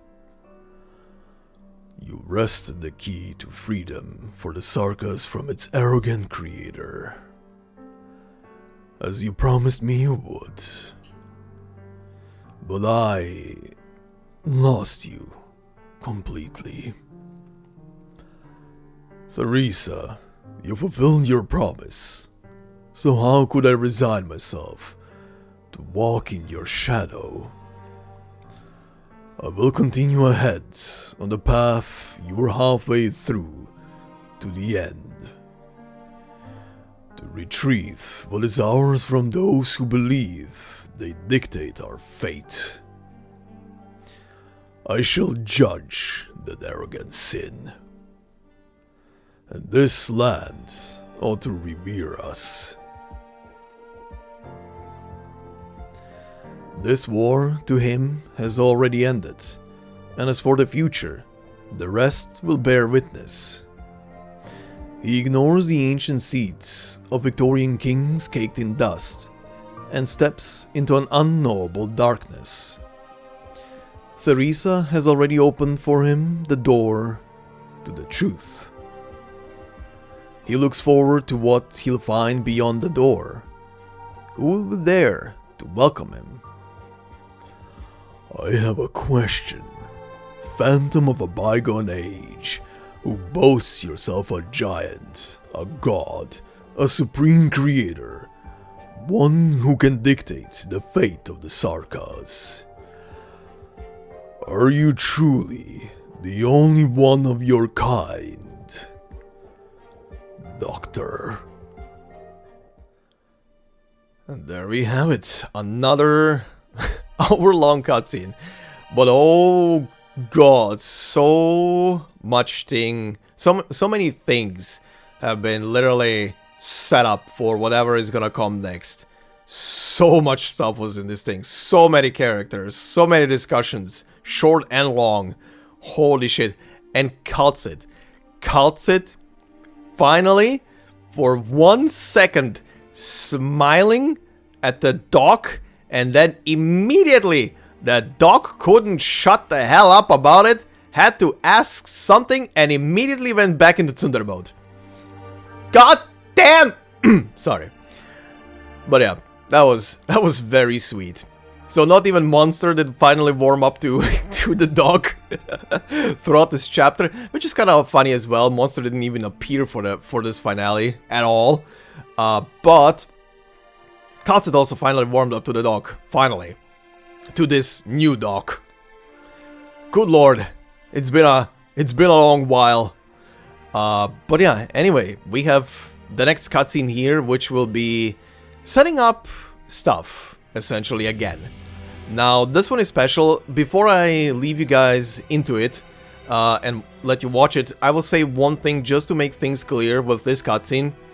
This one is a journey, and it's technically a journey through sorta like the present time, but also future.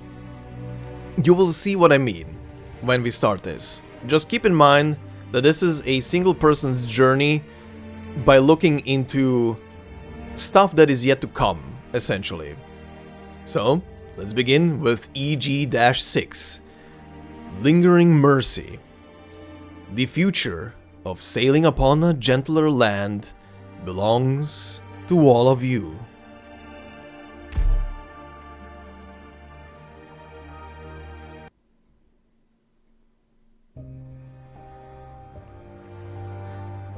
This is an eternal journey, one that promises to never end. The myriad souls have long since fallen into silence, their forms nearly worn away by the ravages of time. Only their king still moves forward, for the sake of them all. Theresa has no intention of stopping. She had traveled to the depths of civilized Terra several times in the past, but this time her wanderings are slightly different. She no longer stops to draw from the vast sea of knowledge within. She is merely here to see, to use her own eyes for one last time, to see the peoples and affairs of the lands, to see what happens, or perhaps what has not yet happened.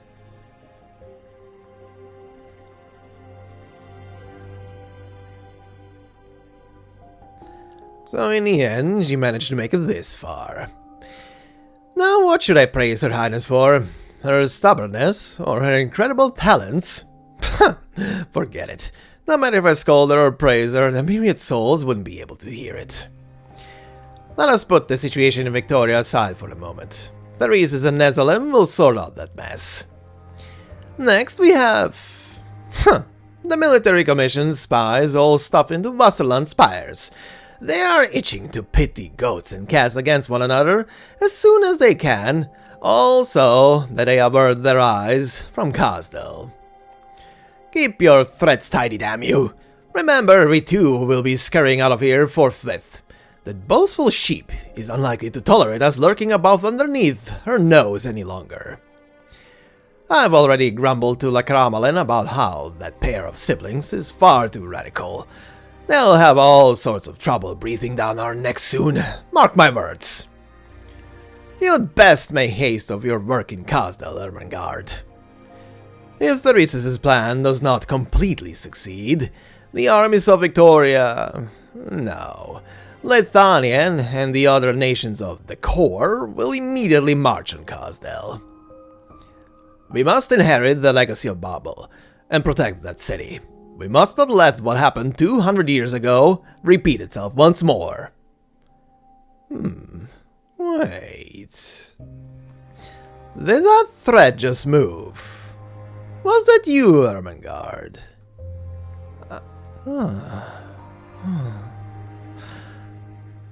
I see. Hope. I truly dislike having to hear that word, but it does seem like a path forward has opened for us. Isn't that right, Your Highness?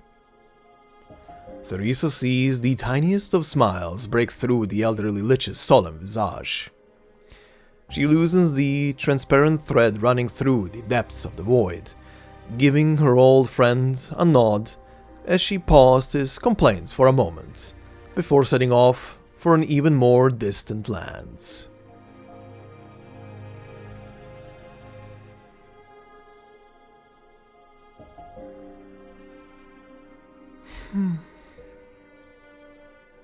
That shadow has changed.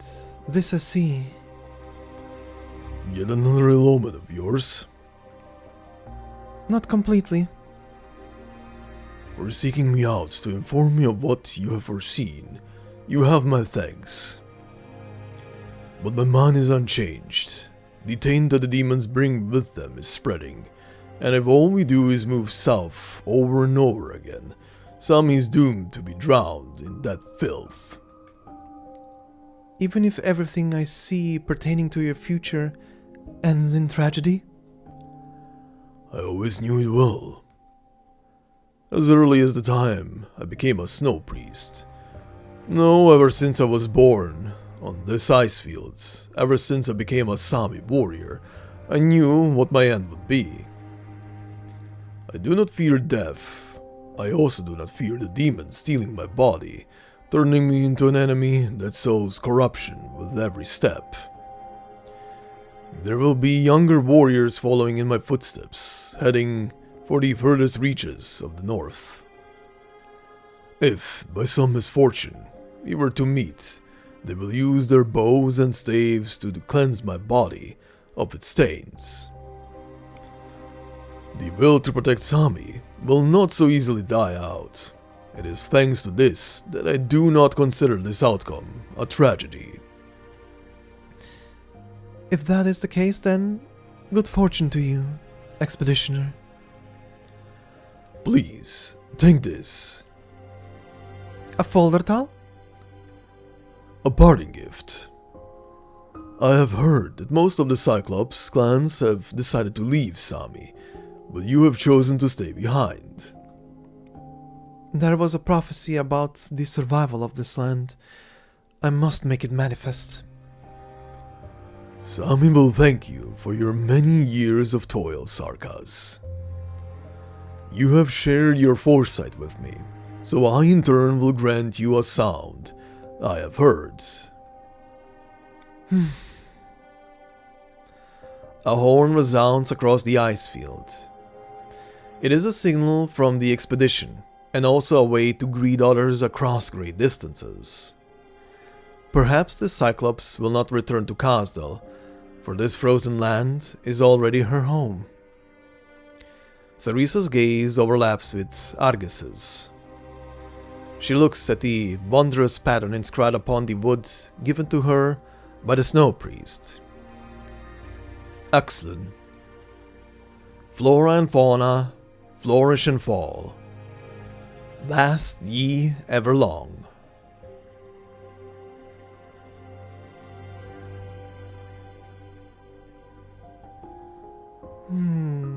Found it. These readings, it's definitely near. Watch your step. My calculations can't be wrong. We're standing on the greatest archaeological discovery in Colombia. No, in all the nations. So, how should we go about digging a hole as fast as possible? I'd like to send myself down there alongside some energy cables. Marian won't be happy. He would definitely prefer we explore and excavate with more care. But who asked him to go north and never return? The engineering section's in charge of this. My crew already began work before I notified you. Very good. Would you mind if I'm the first one down? Guard. Oh, you rarely ever use incantations during your work. I have to make sure that people around me don't go fainting at the sight of some Sarkas parlor tricks. I should probably give you the whole safety procedure spiel, Control, but I doubt you're in any mind to listen. The military and the mainlanders will be here soon. Whatever you're hoping to find, you need to make it quick. I will. Before my eyes are blinded by the shroud of death, I must see all that I wish to see.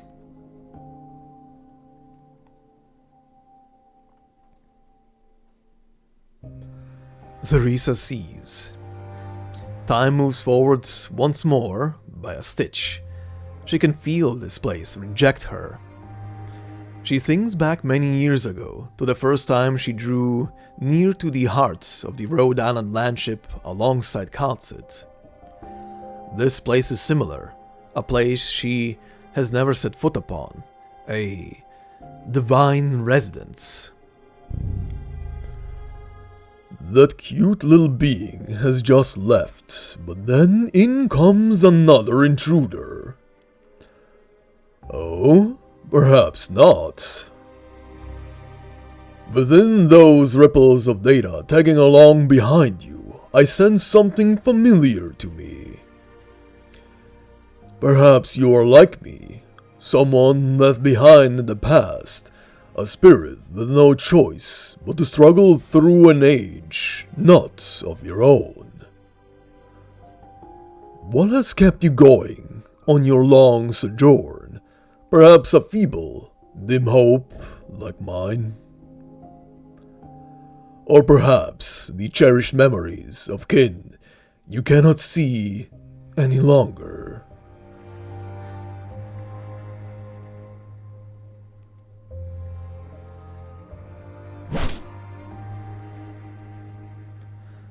Take care around my lands, Dr. Kaltsit.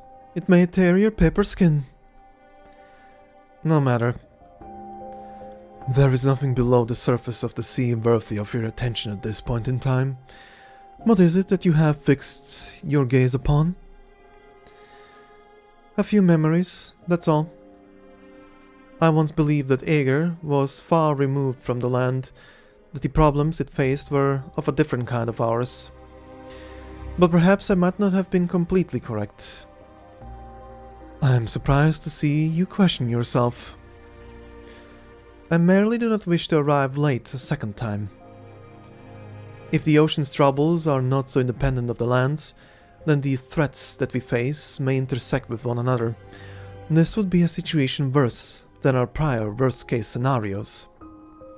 Luckily, we have the opportunity to seize the initiative before the crisis detonates. I hope that you can keep that level of confidence when you accompany me on my return to Aegir. The ones I trust are the hunters, Gladia. A most amusing pretense. The abyssal hunters had emerged from the seafloor onto dry land, and now they prepare to return. I have seen you all change along your journey. Change? Not quite what I expected. You will find yourself back at your starting point.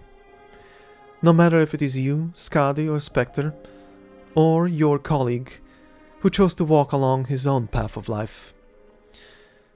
Olpianus. Best make yourselves ready. When the time comes, you will find yourselves with different perspectives on Aegir, on the sea and the land, and on the calamities that we must face together. That is far more valuable than any physical bridge between our peoples. Motes of light float above the water surface, casting clear shadows beneath them. Just like the bridge that Kotsit spoke of. Theresa steps atop this bridge spanning the void. Time speeds up, the waves matching its speed, and she finds it difficult to control how her consciousness advances. Kotsit! Kotsit! Theresa tries her best to turn her head back to look upon her friend and her friend's friends, new and old, standing behind her, until they merge together with the motes of light.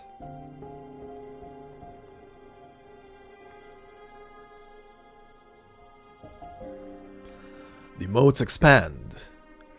The former king of Sarkas finds herself standing in the middle of a church, bathing in the purest light, a holy light. She stands face to face with the Sancta Pope, his bright halo ringing his head. The young messenger met by chance by the riverside, the gentle old man in front of the church windows. She remembers him, and time has not changed her judgment. It has been quite a while since any new names have emerged. Is that a good thing? We've had many new saints within a few short years. With some of their number, I have found myself hard-pressed to agree on their appointment. We still do not know what roles these saints will play in the future. Since there have been no further saints chosen, Your Holiness, does this mean that the crisis might have already passed?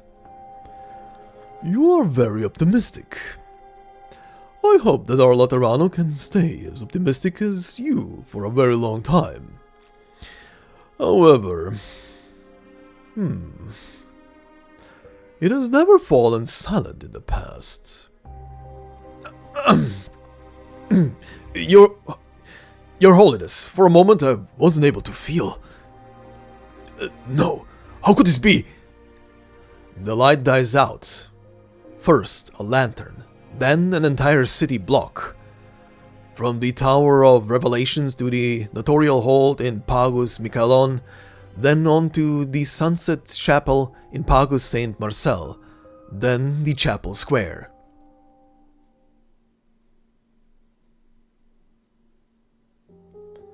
It all plunges into darkness. It is swift, it is chaotic, it cannot be held back. the ice field, the ocean, the land.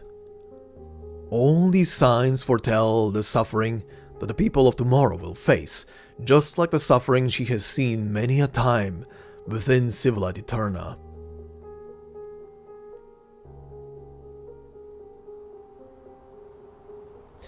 She emerges from the darkness. Soft golden sands shift beneath her feet. Ruins, crystal clusters, sand dunes, everything before her eyes looks strange and unfamiliar.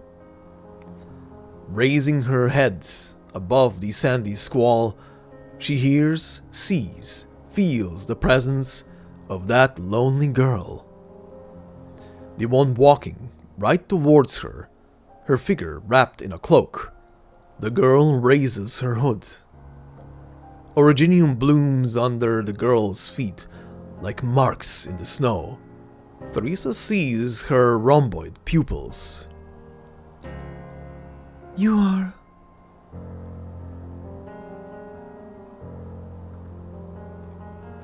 The sands sweep across her view, covering her eyes.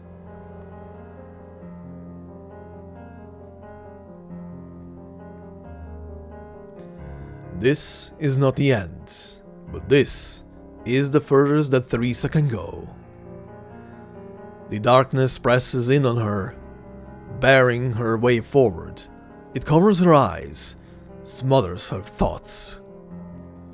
Only her passionate emotions remain, still echoing through the eternal darkness. She once held countless questions as she walked upon her journey, but once she reached her end, all that she desired was a simple answer.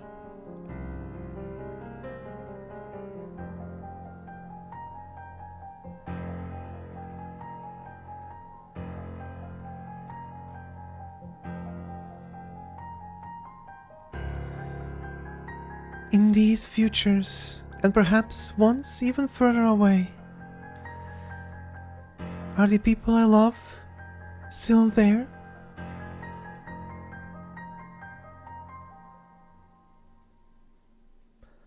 Theresa urgently searches, turning towards the only light within the darkness. She has found the answer.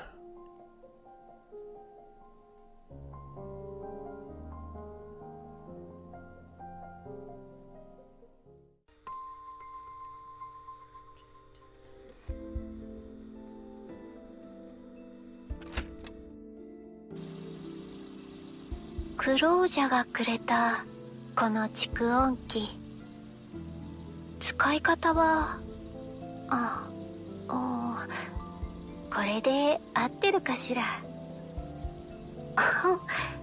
聞こえるかしら。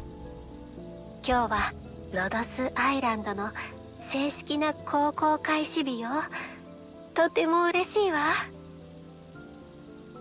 思えば初めて会った時のこの子は大きさこそ立派だったけれどボロボロだったのよね。クロージャは本当にすごいし、力を貸してくれたケルシーにも感謝しないといけないわ。止まっていた動力炉が息を吹き返した時、甲板では足元から振動が伝わってくるのが感じられたの。荒野に沈む太陽が一筋の影を描き出して、燃えるように鮮やかな空の下、宇宙が私たちの旅の友になったわ。航行は安定していて頼もしかった。ロドスアイランド、本当に素敵な響きね。これからたくさんの人の家になってくれることでしょう。あら、メモリーが不足していますってどういう。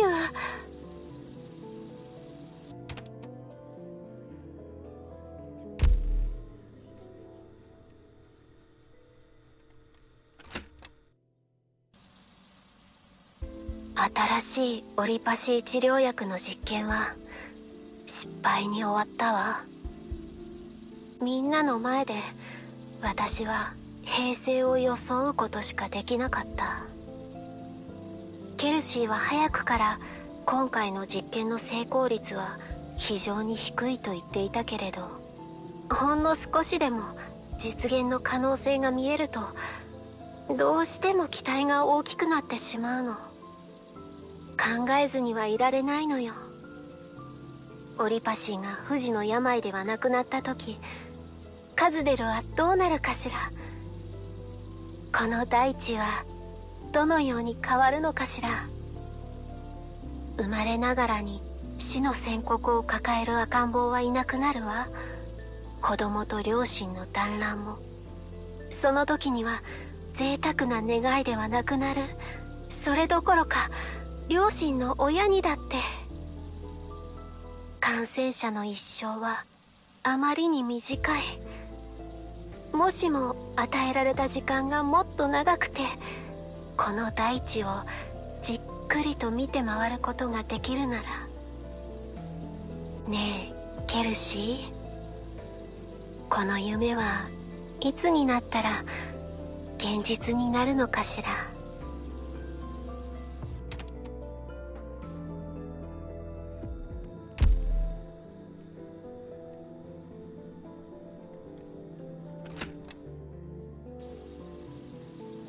近頃は収容される病人が多くて、また病室が不足がちになっているわ。こういう時はいつも船がもう少し大きければと思ってしまうけれど、クロージャはとっくに徹夜で改築工事を進めているから、これ以上を求めてはいけないわね。最近ロドスに来た感染者たちにはとても幼い子供たちがたくさんいるわ。この大地は子供だからといって特別に慈悲を見せることはない。でも子供たちはどんな時も変わらない希望よ。ただこの船には子供の相手がうまい医者はあまりいない。あの子たちは確かに可愛いのだけど、聞き分けが悪い時は困ってしまうものだわ。それにアスカロンまでますます自分の体を顧みなくなって。あら、アスカロン？どうしてここに？いいえ、名前を呼んだわけじゃないの。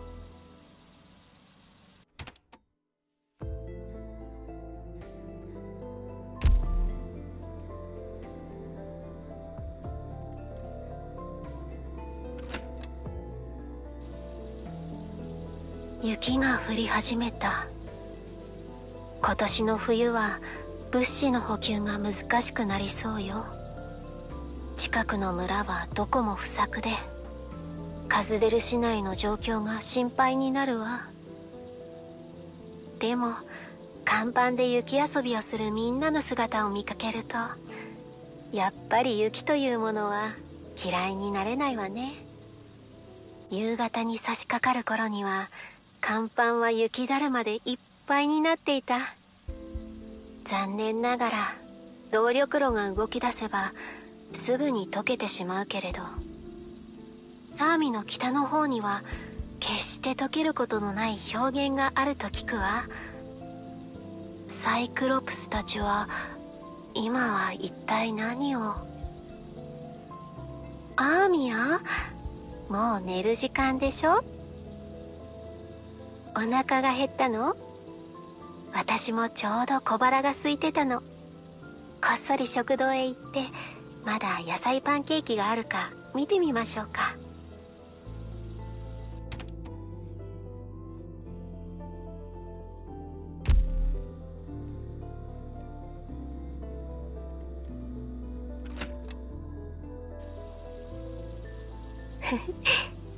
アーミヤは眠っている時でも両耳が動くのね。アーミヤ、相談もせず勝手に決めてごめんなさい。でも私たちの出会いはきっとあなたが嫌いな未来を変えられるはずよ。私はそう信じているわ。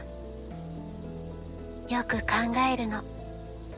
あなたはこれから誰と共に歩み、どのような未来を選ぶのかしらって。バベルはあなたたちの温かい家になるわ。養路から取り出した小さな火花はいつの日かきっと多くの人にぬくもりを届けるでしょう。アーミヤ、私は残された時間をあなたと一緒に過ごすわ。あなたの成長に寄り添い、一緒にこの大地を見て回る。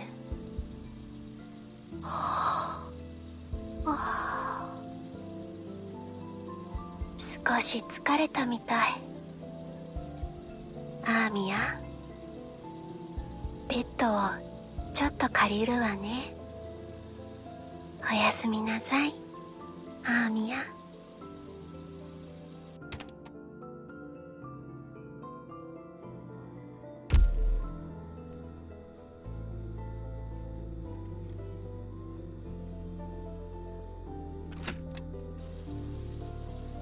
ドクター、いつの間にかこの船で一緒に過ごした時間もそれなりに長くなったわね。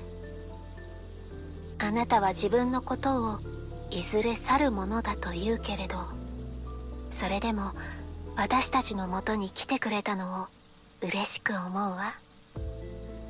私にはあなたがいた時代を目にする機会はなかったけれど、当時の人々は天災の影響を受けることなく、オリパシーに悩まされることもなく、言葉や思いを瞬時に伝えることができたそうね。素晴らしい時代だったのでしょうね。でもたったの一人で万年もの歳月を飛び越える旅路に着いたのなら、あなたはきっとこの大地に期待をかけていることでしょう。これからもどうかアーミヤやケルシーのことをそばで見守ってあげて、ドクター。再びこの世界を愛し、もう一度希望と未来を選択してくれると信じているわ。ドクター、ありがとう。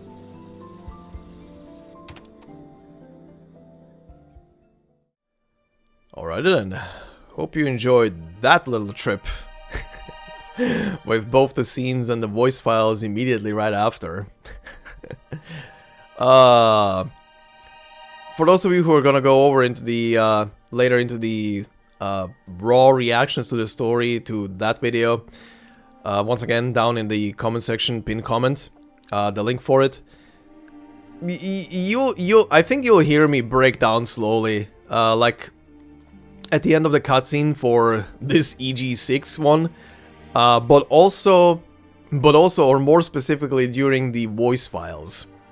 The last voice files are the ones that really kind of started getting to me. The one with Theresa putting Amiya to bed and sleeping with her, and the other one.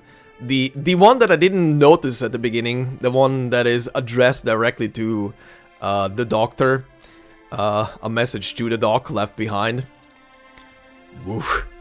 Think that one, that and the one before that were definitely kicker. But we have one more scene to watch here before we proceed into the react section for all the trailers, and then in the usual ramble outro with story and stuff. So, let's proceed into Siege's operator record. Let's see what's up there. Alright, and here we are at Siege's operator record, titled Mirage Sun. And it says, is that its own kind of laziness? To blame each and every tragedy on cruel fate? Let's begin.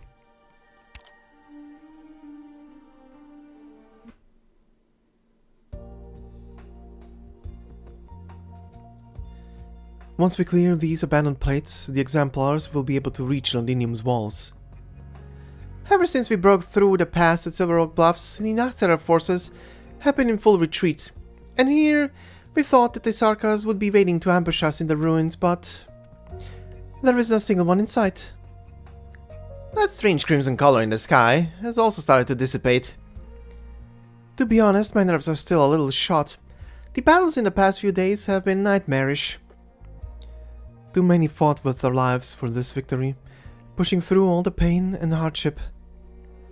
Anyway, this is a victory that belongs to each and every one of us.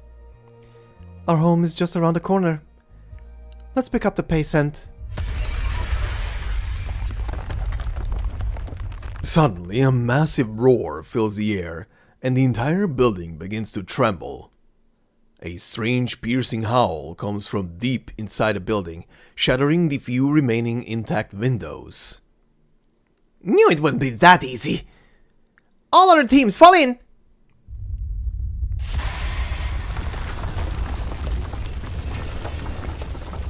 What was that howling sound? The sound of steam? Weena, can it be?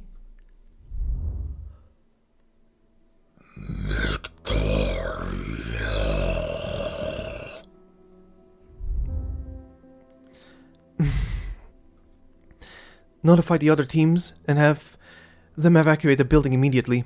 They are to stay on high alert, find cover, and be ready for anti-air operations. Our team will proceed in a defensive formation while looking out for any potential attacks. Weena, when you left the Mausoleum of Kings, you all said the Steam Knight had gone mad. But he helped us in a battle at Silver Rock Bluffs, didn't he? Everyone's talking about how Victoria's glory has returned. Then, what's his deal now? Indeed, Siege can still remember the moment she was lifted by the massive armor, as well as the dull roar coming from it. Glorious Victoria. She could not tell if the sound from that armor were identical to the ones she had heard inside the Mausoleum of Kings. After all, the steel armor made all echoes sound similar. Is it possible that the one inside the armor is...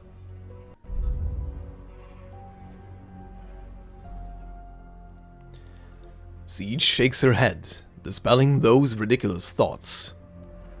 That man's courageous decision to face his own fate should not be tainted by any unrealistic fantasies. Let's go. We'll have the answer when we see him.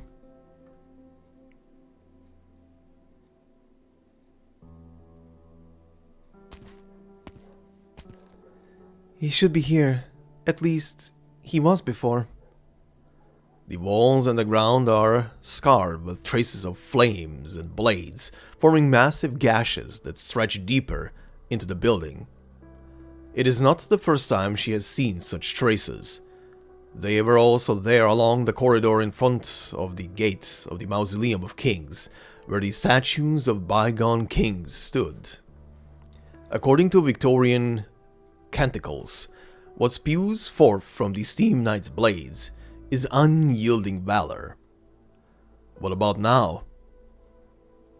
There are Sarkas corpses here. By the looks of things, this is where the Sarkas planned to besiege and kill the last Steam Knight. Siege recoils in horror.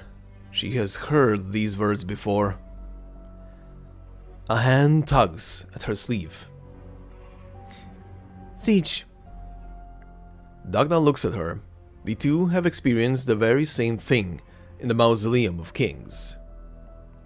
The burial ground of glory. He is the last Steam Knight. If he chooses to stand in our way, again, like in Londinium... It's alright. I know we'll have to face him sooner or later. Dagda. He has his duty, and we have ours. Duty. Someone once told her that the purpose of her entire life in Londinium was merely to fulfill a duty. Indeed. But she has long decided not to acknowledge that anymore. We should cast aside all these duties and save him. Simple as that. Do we have the right to do that? Better to act first and apologize later than to stand here worrying about it. Let's go. Siege ruffles the short girl's black hair and steps into the room first.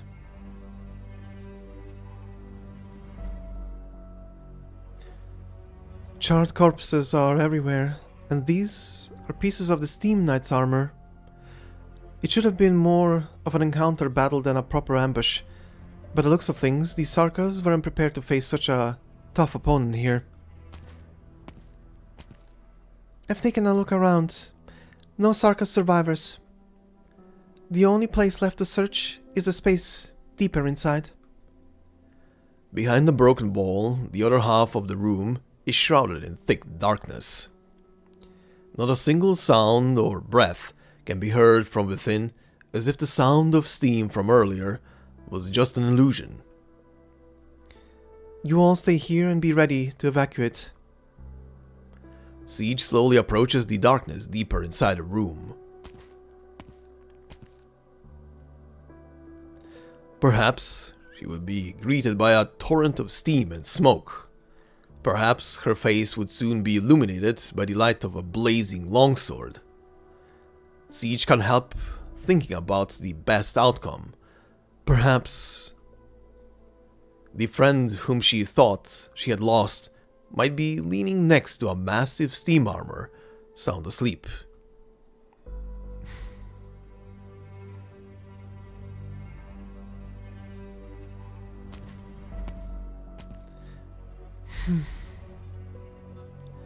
How are things on your side, Vina?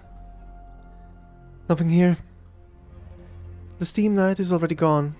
The gushing and crushing sounds earlier we heard were probably the sounds of him breaking through the wall and leaving. Maybe he's already back in Londinium.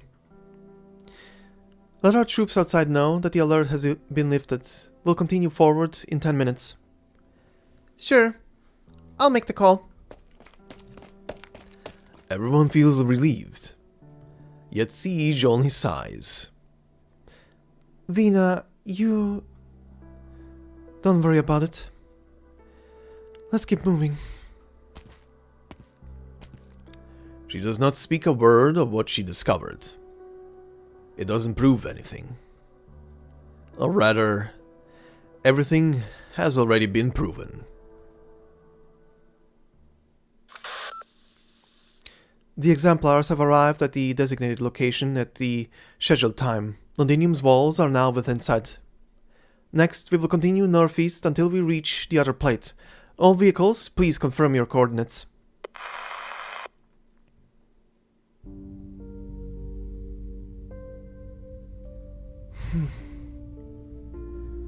The sunset, now no longer tainted by that vile crimson shade, forms a spectacular sight. However, Siege's mind is elsewhere. The golden afterglow reminds her of her teacher's magnificent mane, and the longsword that has been part of countless legends in her hand, as well as... Vina, what are you looking at? Nothing in particular. Siege clenches her fists in panic, then chuckles self-deprecatingly. I'm not acting like myself, am I? She hesitates for a few seconds before opening her palm. There in her hand is a tattered red cloth with burned edges. The cloth begins to flutter in the blustery wind. Delphine hurriedly tries to grasp the cloth before the wind carries it away, but Siege loosens her grip, letting it fly away until it disappears into the distance. What was that? Something I found in that abandoned plate. It might have been just another piece of clothing lying around. It might have been there all along and had nothing to do with the Steam Knight. Red clothing.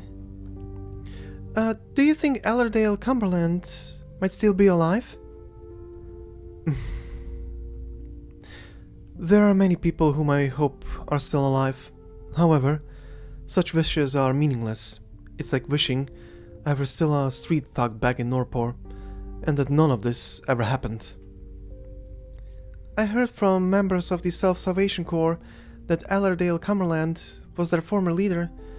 She never returned from the mission to retrieve the Size of Kings. She sacrificed herself for us. But that's not the whole story, is it? You know what my old job was. Back in Londinium, the kind of intel I was chiefly responsible for gathering, apart from the movement of the Sarkas, was about secret agents like me. The Duke of Cumberland is no more, but his heir still moves freely about in Londinium. We all know what that means. Vina, I have no intention of influencing your opinion on her, but there is no unconditional kindness and support among the Victorian worthies. I must say that... She approached me with an agenda.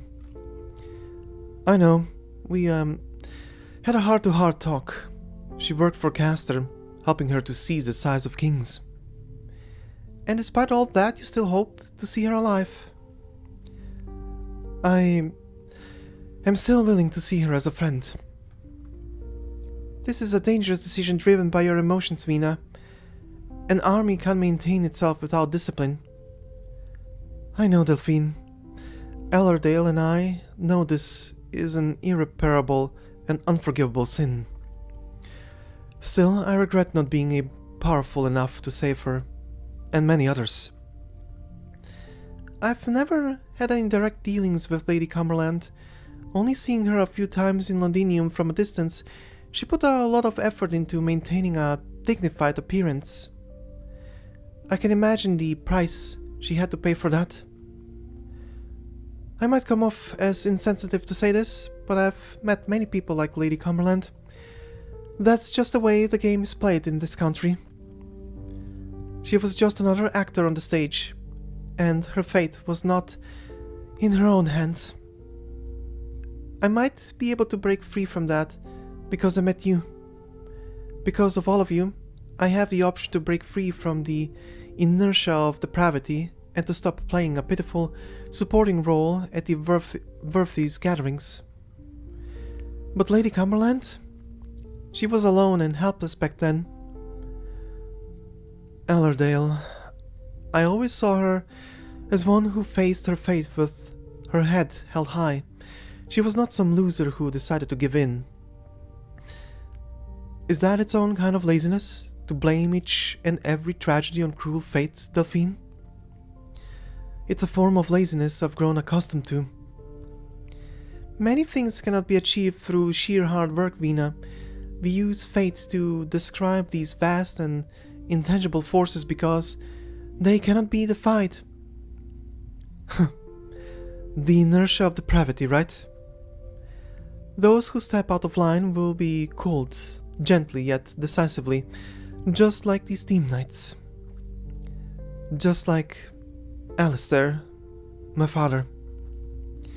Vina, don't worry, I have no interest in raising a stink in his name. To be honest, I never even knew him that well. Funnily enough, when I was young, my adoptive parents used to tell me stories about my father, the great King Alistair, all the time. But I passed away too early that I barely remembered those stories anymore. It wasn't until Allerdale mentioned the king's name to me again that all those fragmented memories started to rush back. Rash, ambitious, determined to accomplish something big. I'm not sure what similarities we share beyond our blood ties. He was a monarch, hanged for his failed reforms, offending nearly all the nobles. As for me, I'm just a Norpor gangster. The only place I'm familiar with, besides the bar and boxing gym, is the police station. We share the same surname of Victoria, but that's about it. The Duke of Windermere's duty has always been to safeguard the border between Victoria and Londinium. We've never paid much attention to the political struggles taking place in Londinium. But it's true that my mother spoke very little of the coup and King Alistair. I think she deliberately avoided talking about it. I actually analyzed the situation before There wasn't anything she could do, and I understand that. Delphine, you don't need to feel sorry for me. That's just how the rules of the game are in Victoria. Beneath the calm facade, everything has already been decided. Regardless of what my mother thought at the time, I don't think the people were at fault for seeking change. Change is something we all want, isn't it? It's just that nobody knows how to go about it. Yes, everyone back then knew something was wrong, just as they do now. This war indeed is reshaping Victoria, but in what direction? But are we truly getting any closer to the future we hope for? We've just witnessed Wellington's betrayal, as well as the indecision of the Dukes. These are things that have happened time again. Delphine, what do you think is the reason behind everything we're facing, what our country is going through? Do you really want my opinion? Simply put, it's because we've been deceived by the brutal and cunning Sarkas. All Victoria needs is time. I could easily come to the same conclusion as every noble reading newspaper in their manner. But we've seen it firsthand. Our glorious homeland is short-sighted, arrogant, and reckless. It is filled with greedy nobles, incompetent bureaucrats, a weak parliament, and landowners or factory owners who exploit their workers. The problem is that Victoria might always have been this way, even during what people consider as her golden age. All of these things are the source of Victoria's former glory, yet they are also the inertia that we so despise. But then again, we have a team now. It might be time to do more. What do you mean? It suddenly dawned on me that I might share another similarity with my father. Both our enemy is Victoria. He might have been too reckless, but I might not be any better than him either. Maybe I'll even meet the same end as he did. But it's still worth a shot, isn't it? Vina, I mean Alexandrina Vina Victoria, do you know what you're saying right now? Indeed, we've found ourselves some companions, and the Exemplars have created a miracle in this battle. But this is just Londinium, a single city. How many cities are there across all of Victoria? The soldiers and officers involved in this war see you as a hero because the Dukes need a hero to cover up their failures. We are just icons they use as a front. I'm well aware of that. But so what? We're already here. Everything that has driven Victoria's inertia, the obsession with glory, the worship of splendor, the monarchy, and the puppet parliament, must end here. You want to change all of that? More than just change. I will wage war against them. It certainly won't be an easy task.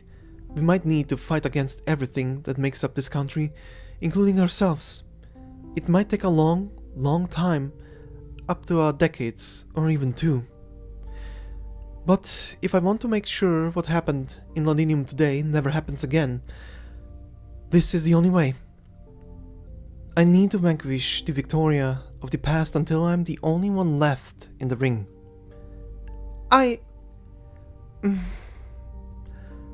That's a distant dream, and rationally speaking, it might never even come true. There's no shortage of reforms and even revolutionaries in this country. Some succeeded, while others failed. Yet all their efforts invariably ended up lost in the midst of Londinium, and Victoria has never changed. But, Vina, you'll treat this as a ring, won't you? That's right. Regardless of what I face, there is only one thing I can do. Give it a good slobberknocker. Just to be clear, I have no intent on stepping into the ring with you. But if you do manage to land a few good punches, I'll be cheering for you. Sounds good. It's time to let the people of Londinium know that the Exemplars are on their side. We are home.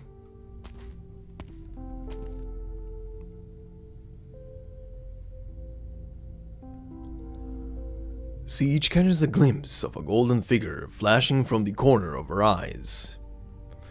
Her adoptive father once told her, in a hopeful tone, that her teacher was the very symbol of Victoria.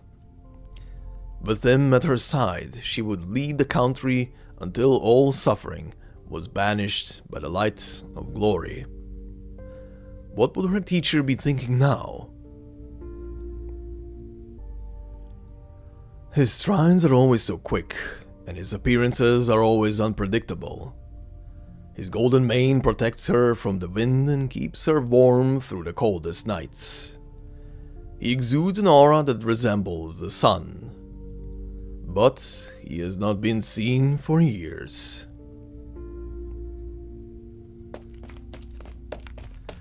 Wait for me, teacher!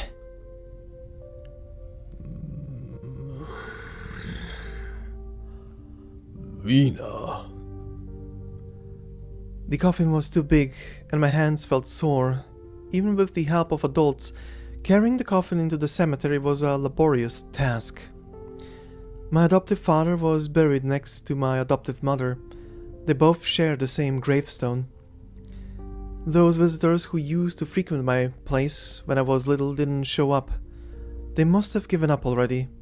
After all, it's been so long. Teacher! What should I do next? You've gained knowledge, learn to fight, and equip yourself with survival skills. There is nothing left for me to teach you. But... My teacher seemed to let out a gentle sigh. He turned around, his golden mane coming close to my face. As always, it smelled like sunlight. But, my child, you do not know where to go. You do not know what to do with the things you've learned from me.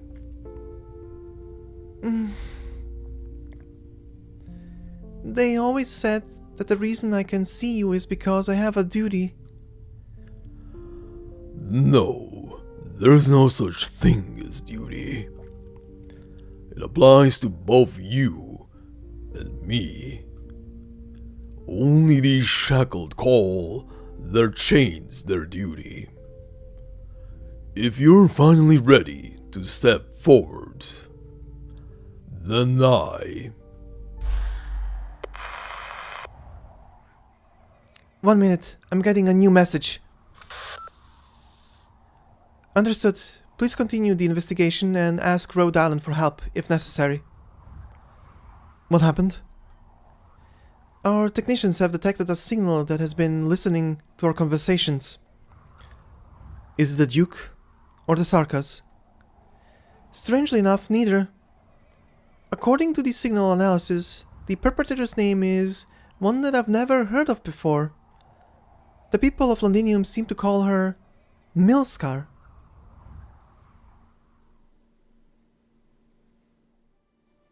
And that is our tiny little sneak peek into the future, apparently. Especially with that final little bit of the Pope and the lights going out. And yes, they do mean, from what I am personally extrapolating there, that their halos and their connection to the law is, at that point, whatever happens, gone for some reason. And they're losing their connection, which is quite frightening for them. And their city is also going dark, apparently. Something major is happening in the future, and that glimpse is beyond the point of where we are with the current storyline of the whole Laterano arc. The current Laterano arc is currently essentially at Zwillingstürme, effectively.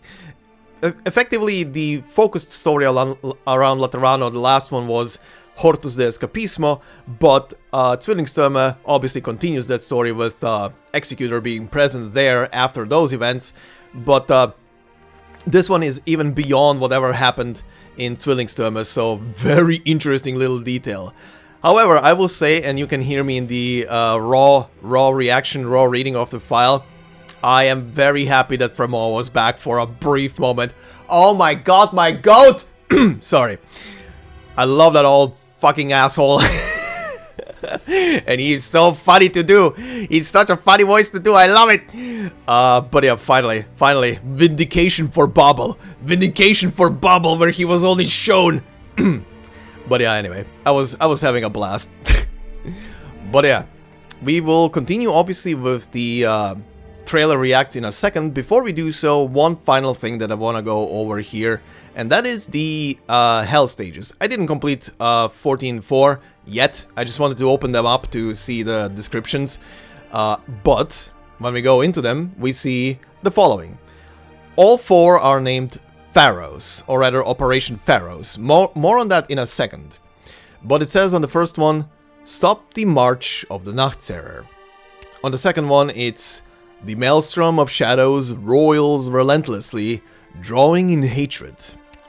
The third one says, burn, burn until the last shred of soul is exhausted.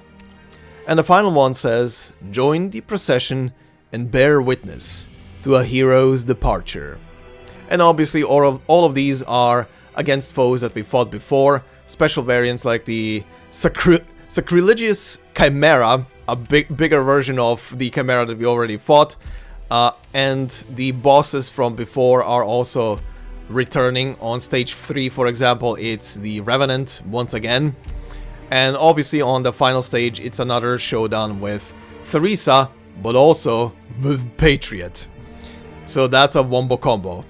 But yeah, very interesting stages. Now, when it comes to the name Pharaohs, why is that one very interesting here? Just like in the previous chapters, we had interesting names after gods and myths and legends. This one is a bit different because it's named after an object. Now, Pharaohs might not be an object, or rather a name that people are familiar with when it comes to buildings, but I'm sure everybody's familiar, and you're gonna see it on screen now, with the Lighthouse of Alexandria. And it says, the Lighthouse of Alexandria, sometimes called the Pharaohs of Alexandria, was a lighthouse built by the Ptolemaic kingdom of ancient Egypt during the reign of Ptolemy II Philadelphus. It has been estimated to have been at least 100 meters, 330 feet, in overall height. One of the 7 wonders of the ancient world, for many centuries it was one of the tallest man-made structures in the world. And you can see it down on the map as well, Alexandria, Cairo, where it was roughly placed on the coast. So yeah, these 4 maps are essentially named after the Lighthouse of Alexandria. And I think it is very self-explanatory why. This chapter did definitely have someone by the name of Alexandrina Vina Victoria be a beacon and a lighthouse for her people, so you know, it's kind of self-explanatory why this time around we have this kind of name instead of names for deities and gods and stuff like that, like the last couple of chapters. But yeah, very interesting. But anyway, we have a couple of trailers to react to, so I'm gonna leave you guys into that, and I will see you for the outro ramble. And yeah, enjoy that. See you in a bit. Alright, let's get this trailer bonanza on the way. We have 1, 2, 3, 4, 5, 6, 7, 8, 9 things. And one of these things, from what I've seen, is like 15 minutes long, which is the special 3D animated thing for W, the Dagger Inheritor, I think it's called. So, there is a lot to go through here. But I've not seen a single one of these. And luckily some are very short. So it's some of them are gonna be super fast. But yeah, I've not seen a single one of these. So let's go through them. Once again, when we get to the final one is the PV4 trailer. It will be muted for you guys. I sadly have to mute it. I know that there is absolutely whole thing is good banger, but I cannot play the music. The video is gonna be absolutely buried if I let that through. So apologies in advance. But anyway, let's begin with the first one, which is the first two are the animated shorts, 30-second ones, Amiya and W versions. So let's begin. いつの日かこの大地の一人一人が落ち着いて静かに眠りにつけるようにしたい。 Oh shit, I am super happy I didn't see these. どのような覚悟で何を諦め Oh, I am super happy I didn't see these. 何を諦めず抗い戦ったのか。 Oh, I am super happy I didn't see this. Holy shit. 第14章慈悲高等。私はそんなあなたを尊敬します。 Oh my god. This was literally the entire story in 30 seconds. I am super happy I didn't see this. I am super happy I didn't watch any single one of these. Holy shit, it was so spoilery as hell. My god. Okay. This is the same thing but W version.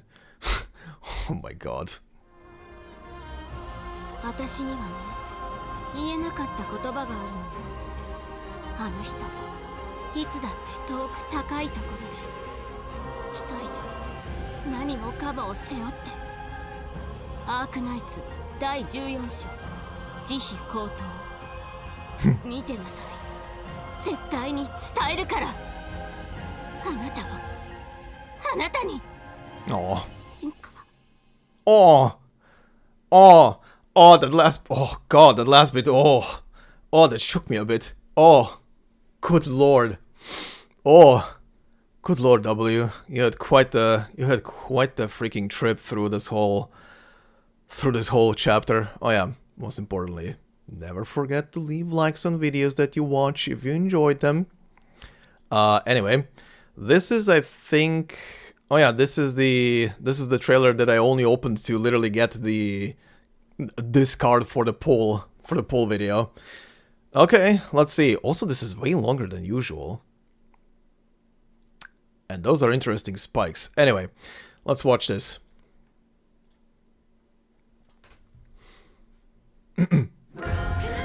Whoa. I'm awake.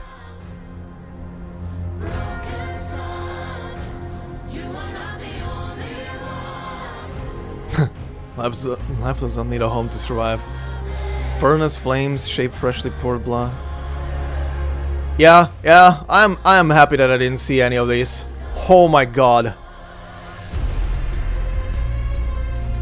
Transform flame. I'm leading the squad. No problem. I've got plenty of experience.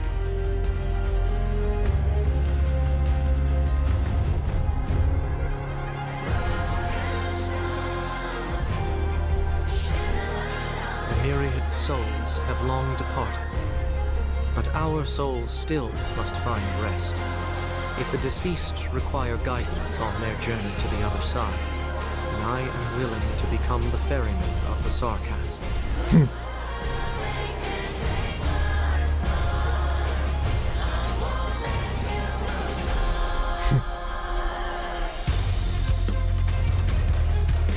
Uh-huh. What was that little bit? Name, Doctor. We should have. Not some code name picked out of a pile of sticks anymore. It's my name. I love how she's proud of her name. So heartwarming. Skins. Okay.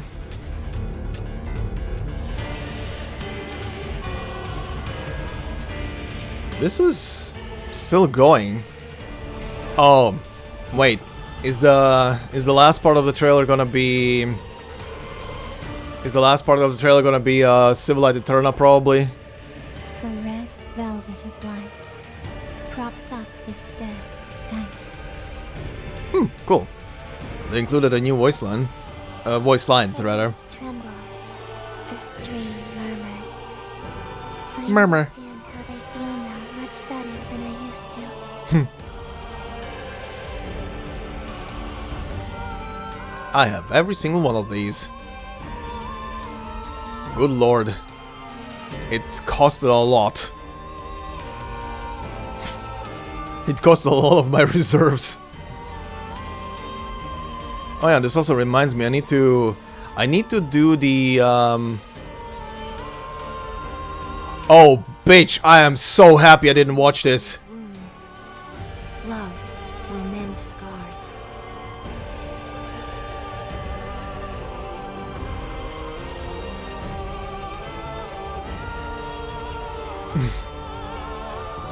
Okay, this part is fine. Okay, yeah. I am super happy I didn't watch it. I'm gonna keep repeating myself, I think, throughout these trailers. I'm just gonna keep repeating myself. I am super happy I did not watch a single one of these. And I'm sorry that I'm talking over Amiya, but... yeah, this show's a bit too much. Like, come on. Jesus Christ. I swear. Hypergriff... So, Doctor, please continue to stay with Amiya and Calcit. Do I need to repeat myself? Do I need to repeat myself? Do I need to repeat myself?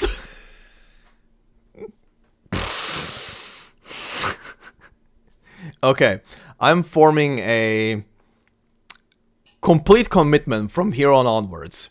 Not for a single thing coming for Arknights will I ever watch unless I get freaking paid to by Hypergriff themselves through a sponsorship. Will I ever watch a trailer before a story thing releases ever again? Only when I'm done.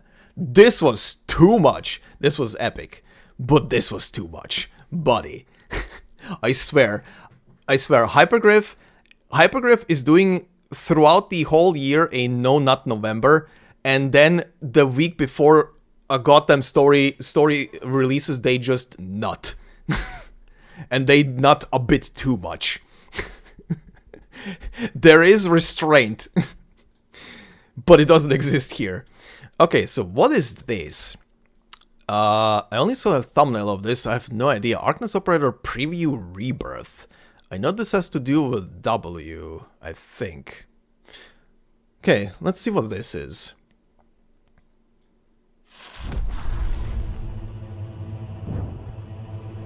Stories, legends. Oh, it's in English, okay. Comprise the Sarkaz past.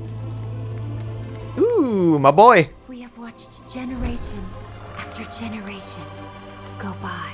God, he had so many cool moments in the story, Jesus Christ. Yet, the echoes of ancient history still roar with anger. They have The never Revenant? left us. Anger is not a bad Oh, this is... If we can harness it properly, it could bring the passion and determination Uh-huh. to change. There are many who hope to change the status quo. Oh, but hi. only a few have the courage and ability to undertake that responsibility. Oh. And so Oh. resonant bells will one day Oh. ring out, heralding a hopeful future. Perhaps in Oh, the flowers. future of perpetual change, we will build a new home Aw. under our own power. Oh, that is cute. We will look back on all that has happened here, and with cool heads, we will pass judgment on ourselves. Uh-huh. When Logos? that day comes, the people will bid farewell to pain with laughter and tears. They will cast out sorrow with hope and blessings. And I will have long since become a character in children's bedtime stories. The twin moons ones will no longer stare coldly at lonesome travelers in the night. The scorching sun will no longer burn harshly the flowers beloved of young ones. You want to be part of it? Then you'll have to work hard. The future is a long way away.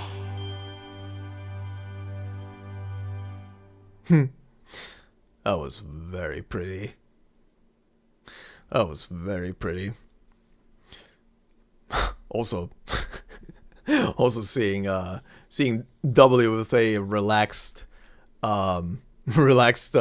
facial expression, no anger present in that face is very wholesome. All right, this one is short. Special preview of Visual Teaser 2. All right. It's a short one. Let's see what it is. Oh, this is Arcus. Oh, this is gonna be some peak animated shit. Oh yeah. Oh shit. Oh shit. And that's it? You bitches. Okay. It definitely was peak animated, but for a split second. Actually, is that gonna be it then? Oh yeah, this is it. Okay, that was just the teaser. Okay, cool. I'm ready. Let's go. Oh, this music?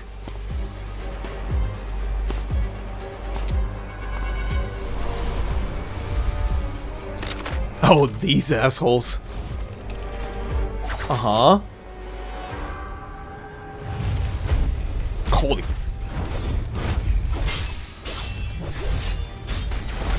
Damn.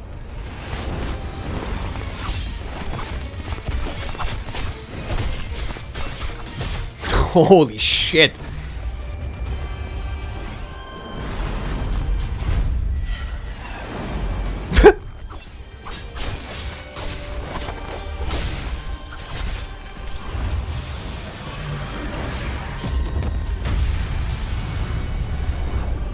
Alrighty. She's having fun. And trauma.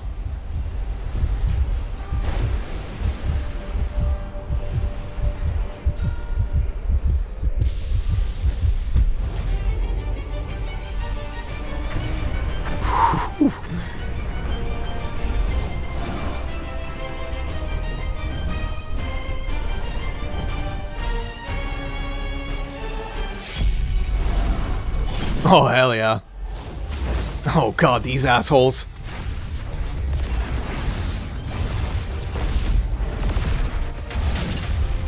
Damn.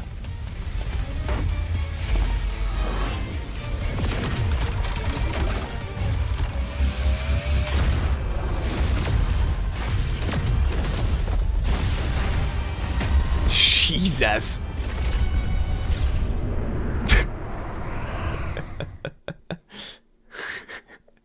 Well, Arcus was cooking with this one.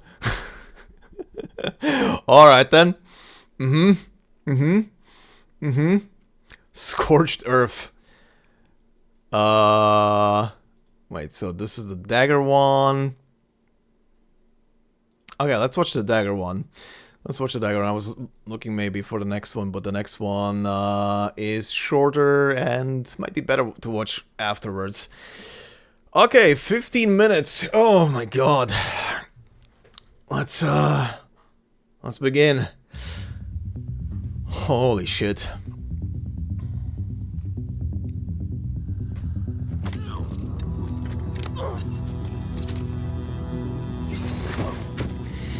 Oh yeah, this is gonna be her hunting down the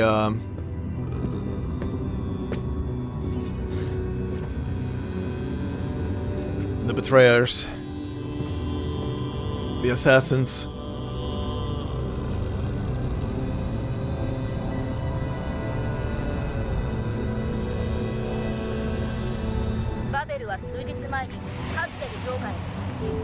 辺区域は間もなく封鎖される予定です。規制期間中は区間通信 Oh, hey. があると考えられます。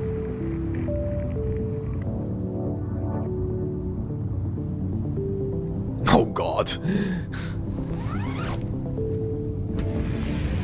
Oh shit, hi Ascalon.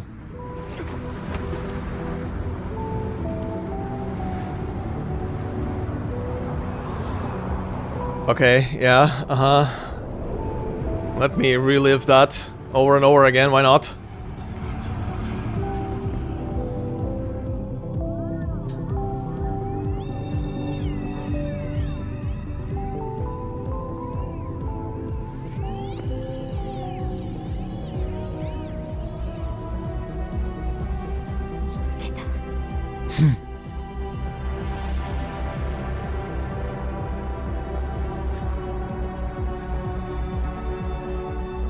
GR9409、GR9426、こいつらはレイベントの仲間だ。軍事委員会の傭兵さ。Yep. 暗殺作戦の後、軍の駐屯地に戻ってきた奴はいなかった。監視役によれば、連れ出したのはレイベントだ。どうも領外に何かを送り届けようとしてたらしい。Oh?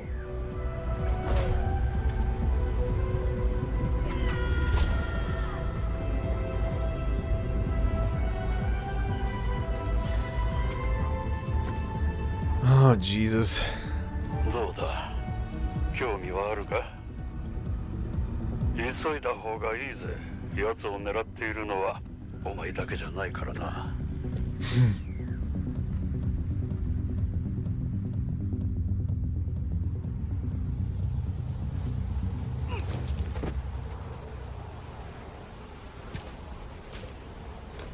God, this is giving me whiplash now after the story. After seeing her in a much better mental state. Aww.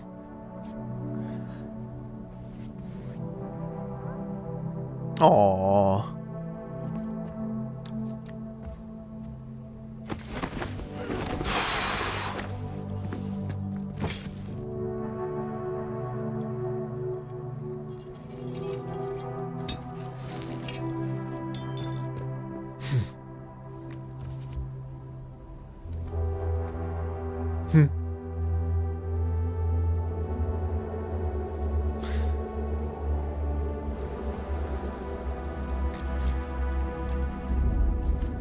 I was about to say, I'm again gonna show Theresa the pool of blood. どこへ行くのかもう決めたの？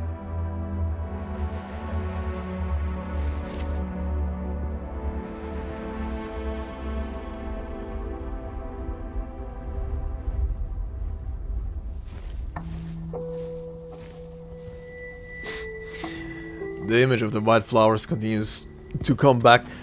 Oh my god, this just gave me whiplash to near.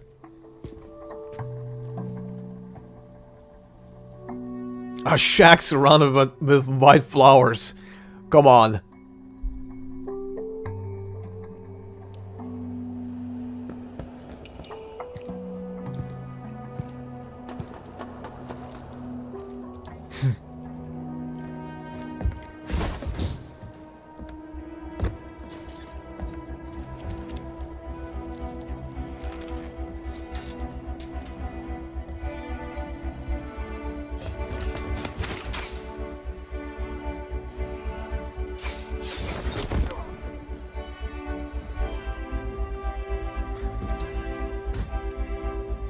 Right, someone else is also hunting him.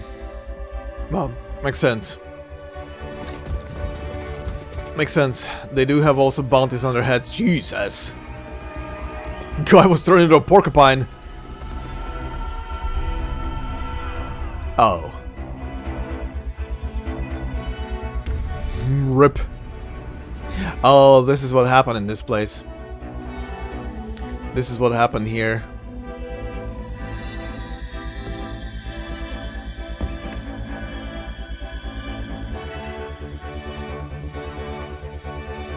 Holy shit.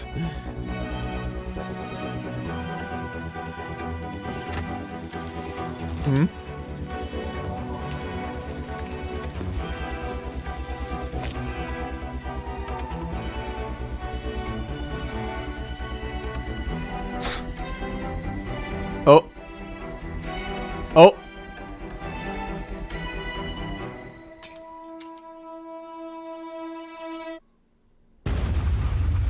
Damn.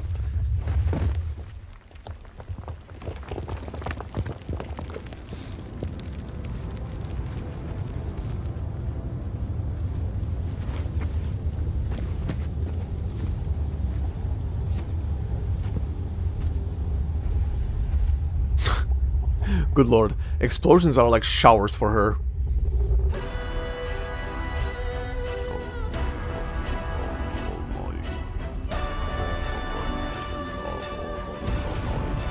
Oh, hey. Oh?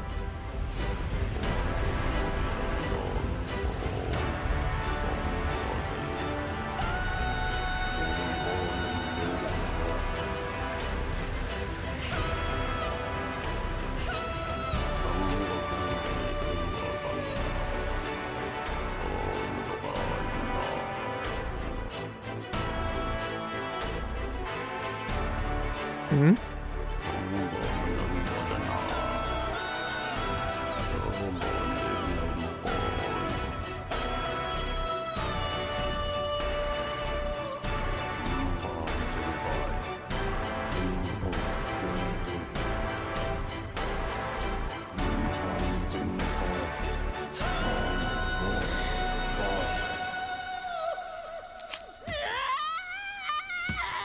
Oh, Jesus.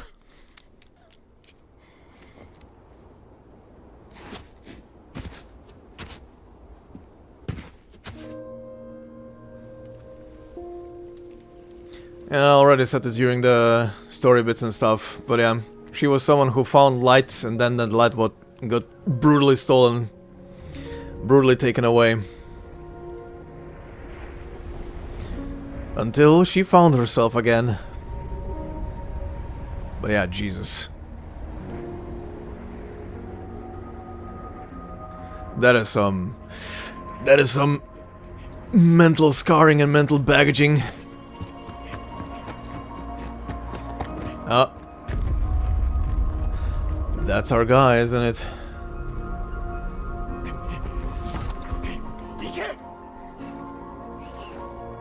Oh?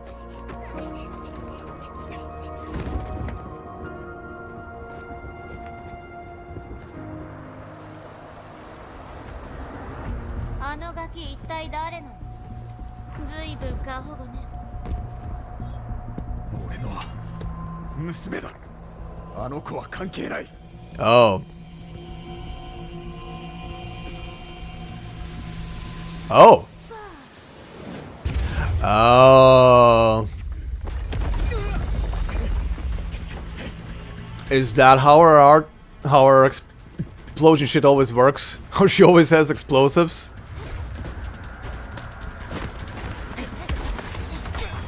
Some kind of arts manipulation of just rocks or maybe even originium.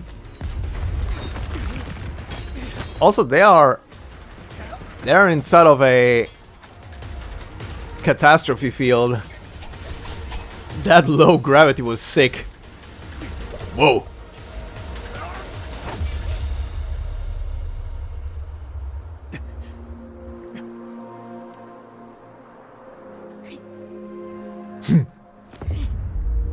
Oh shit. Oh my god.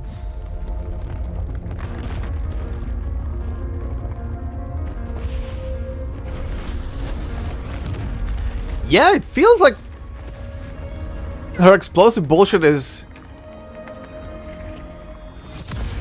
either manipulating or rather putting arts inside of just normal rocks, or she's like manipulating trace amounts of originium inside of a rock to make it volatile.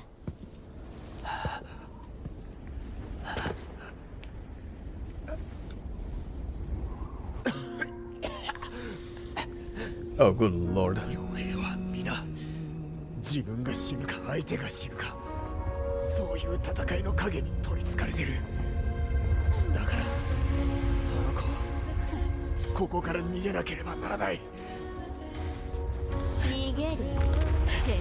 Oh, it's her song.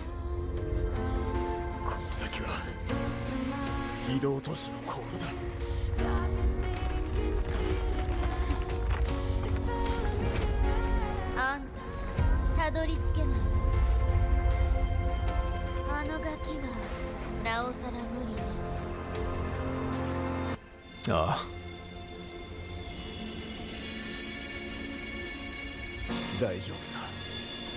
あここには Ooh.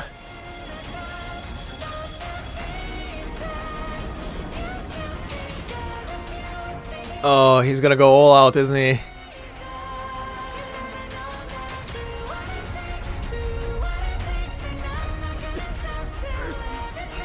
Oh, Jesus Christ, dude.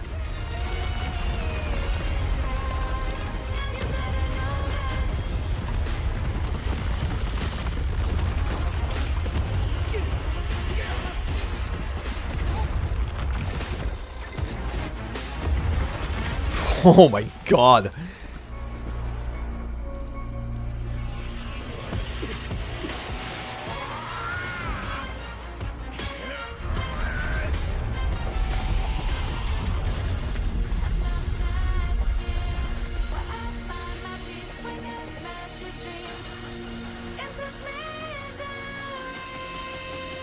Oh.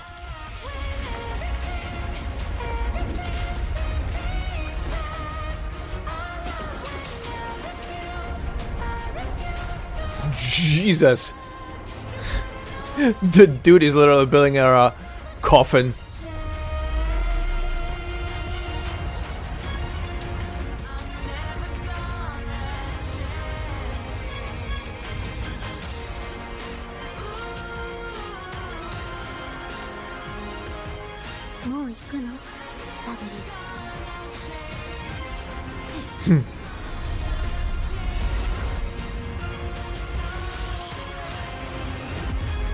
Holy shit, you crazy cockroach.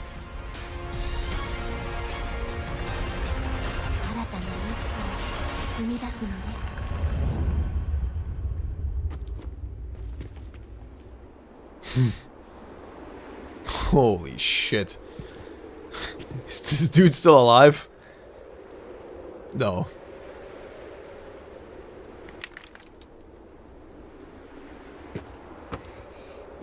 Oh no. Kid.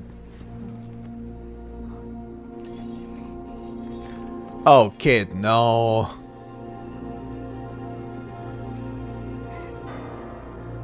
Oh my god.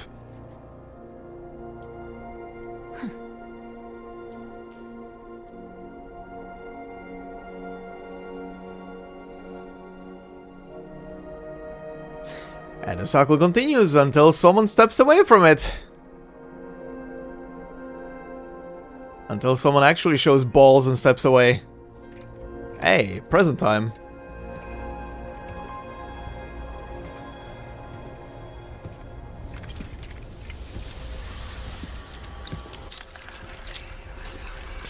Duh.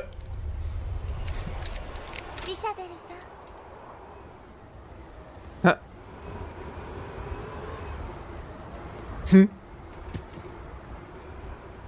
Ooh.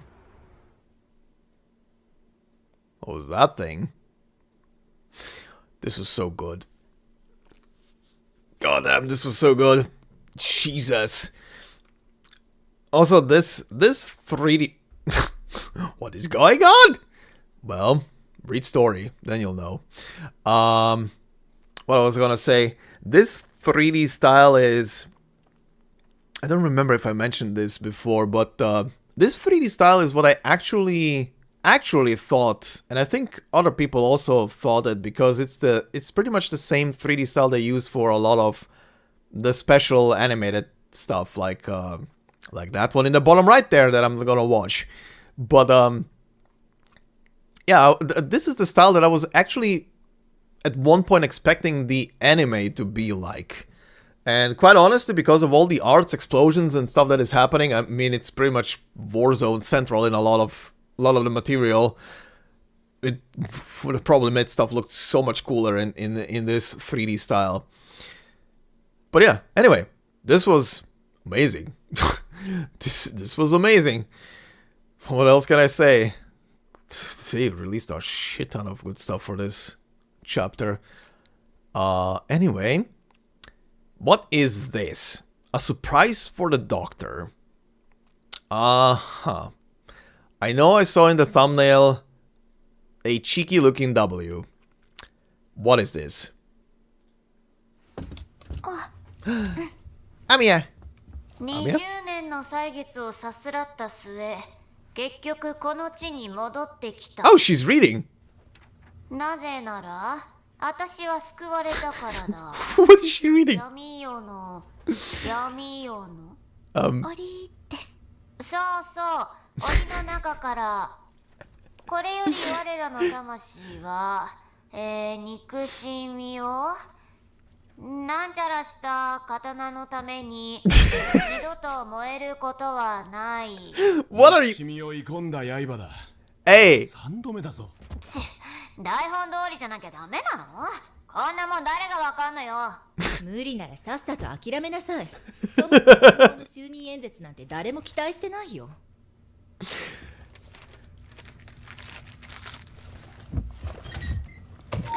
はい。 Oh God. サプライズね。Uh-huh. ザーン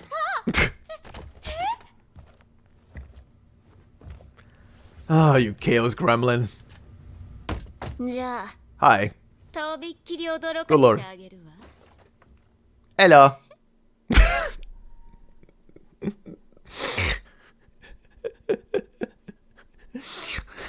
Why is Holder making her perform a speech? Okay. In context with how the story just ended and her pretty much on our radio yelling out to everybody, every Sarkas in hearing distance, pretty much being like calling them together to the ship. I'm gonna guess this maybe was both directed at the doc, but also maybe in prep for some kind of future speech. Oh, good lord, what are they gonna put her in front of? What is she gonna be controlling in the future? Oh my god. Okay, so this thing is something that only I will be listening to, cause music and copyrights and YouTube. So apologies for you guys, it's gonna be muted in the recording, this section. But yeah, anyway, this thing is something that I religiously stayed away from, like everything else, but this one specifically. And right now I only know one thing in this whole PV4 thing, and that is an image that someone said kind of halfway spoiled in the comments of these episodes so far. Again, if you're watching, not holding it against you, but I know that the image is in here now somewhere, and I'm probably gonna be looking forward to it. This is probably gonna be also the only trailer I'm gonna be jumping back to go through a bit just to dissect, because this is the teaser for future stuff, so I kind of want to check it out a bit more. But let's watch. Oh yeah, this is also the thing that started the ARG, which is something I have not looked at, and before someone says anything, I have no interest into looking into it. There's too much crap, and I don't think it ever finished. At least I think it never finished. It just kept going from what I remember. Ooh, sarcophaguses. That thing. Okay. Ooh.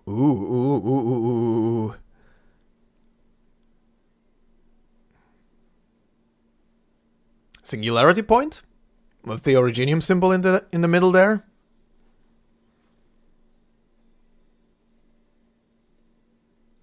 Oh, hi.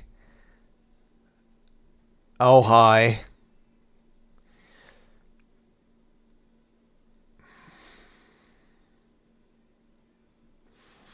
This chick needs to be taught what life is. On the double. Whoa. Okay. Rehashing it. Whoa. Debate.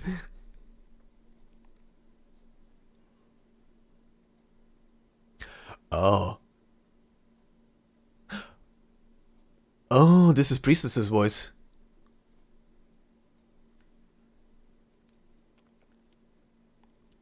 Sure. When you learn what life is.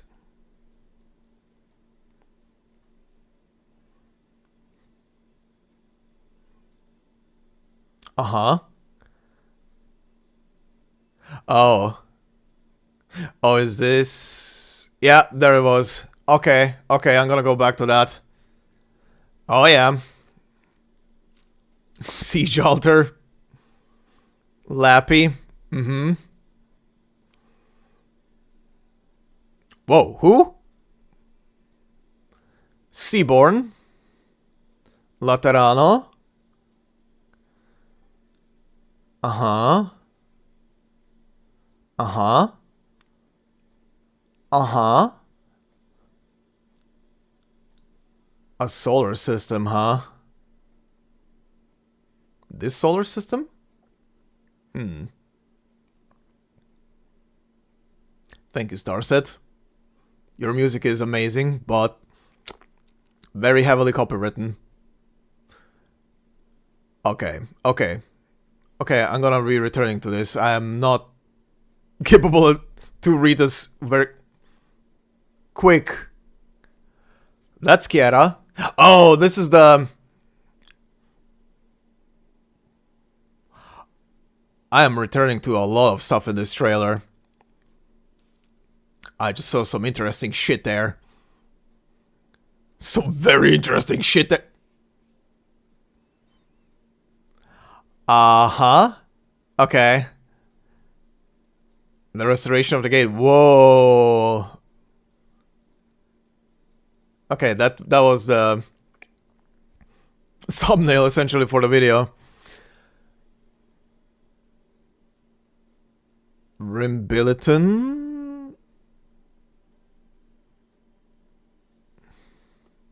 The fuck was that last thing? This Terra is ours. No, it's not. Okay, first off, let me go and dissect this tiny bit. I'm not gonna be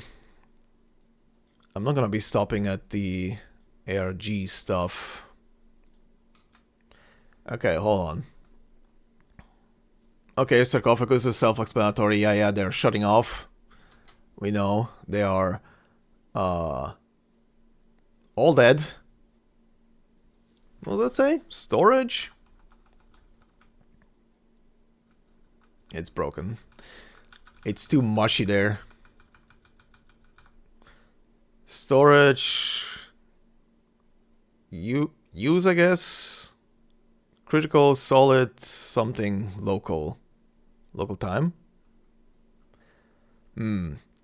Okay, also this root system. I'm thinking two things. It's either Amnanam that we just saw, or this is the same imagery for the body or the root essentially of the giant seaborn that is dead on the floor, that is spreading its roots into the crust of the planet essentially, and pretty much brain dead.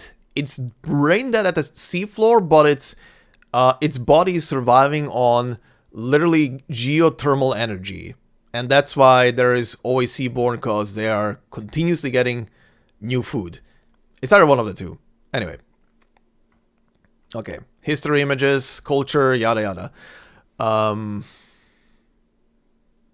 Okay, the roots are still there. There's a shit ton of stuff on the left that I'm not recognizing really. Looks like a bunch of formulas, of course. Wonder what this thing is.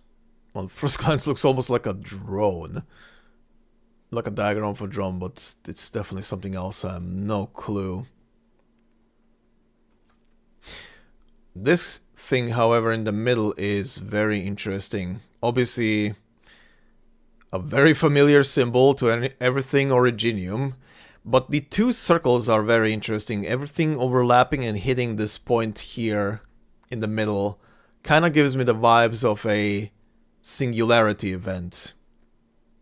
Like the next step of whatever evolution.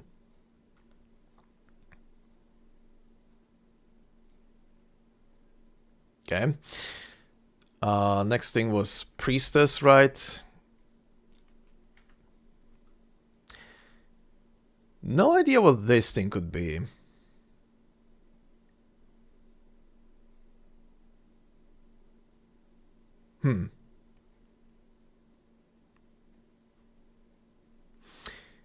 Oh, could this thing be... They were talking about... It is over something like a casket. Could this maybe thing maybe be like one of those devices? She did mention that they had the technology to essentially traverse a vast distance super fast by literally transporting their mind into another copy of their body somewhere else in the galaxy. Could this device be maybe like a receiver sender?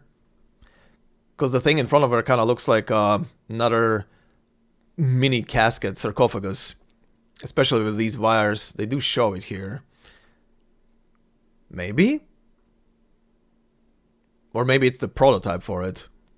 Or maybe it's her very own casket. Where she is. Okay, the imagery in the back is literally stuff from game. But also from... one of the very first trailers with Amiya walking through the desert with the hood. Debate. Good lord. We found these stars once again. You once promised that when their afterglow next fell upon Terra, you would catch that beam of light for me. Uh-huh. What is that? What is that? A silhouette of a device, I guess? Gives me some HGAR Giger vibes. No. No. No. Unless you learn the value of life, no. Okay, these, considering it ends with Calcid, these are, I'm guessing, her previous selves.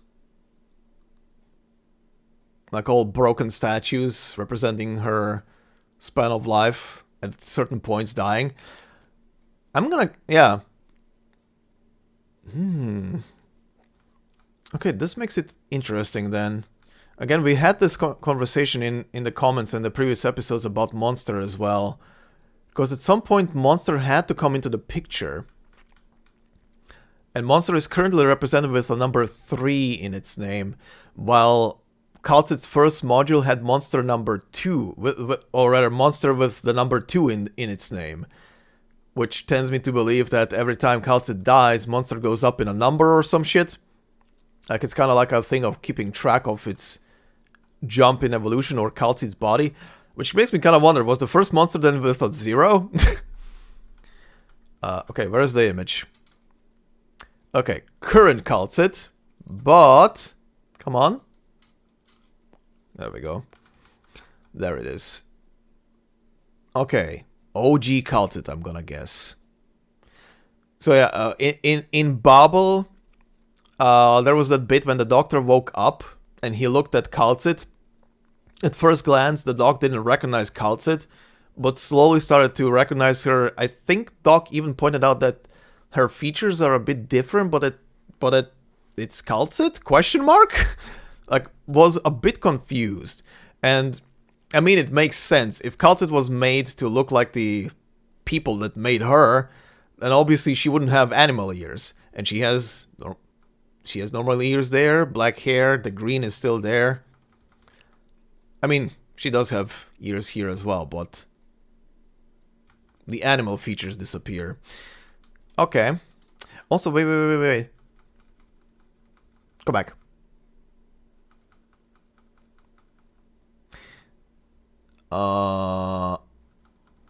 Trying to figure... the left side is definitely a regular spine. Is the right side a regular spine? It is.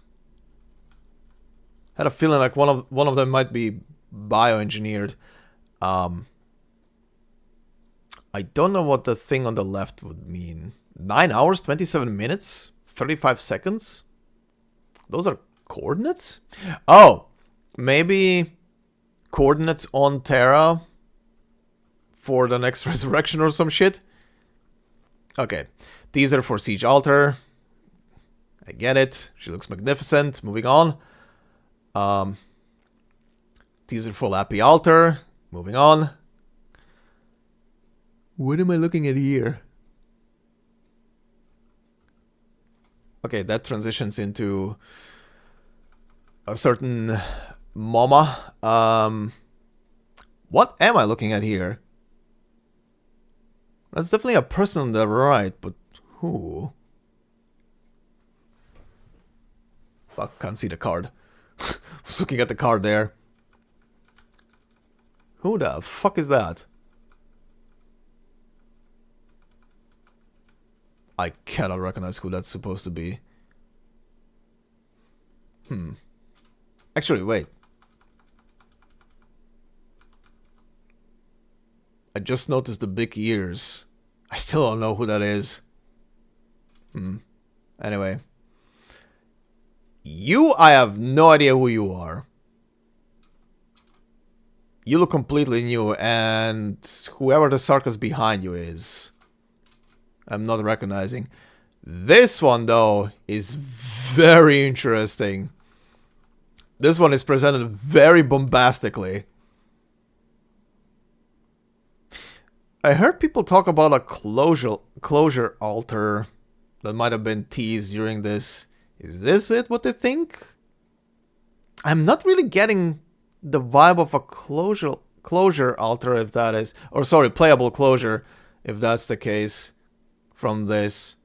It kinda resembles her, but like some artifacts around her don't really feel closure.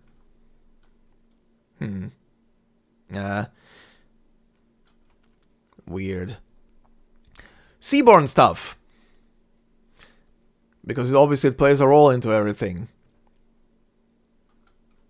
This one is easy explainable. Yeah, Lateran and Sarkis bullshit.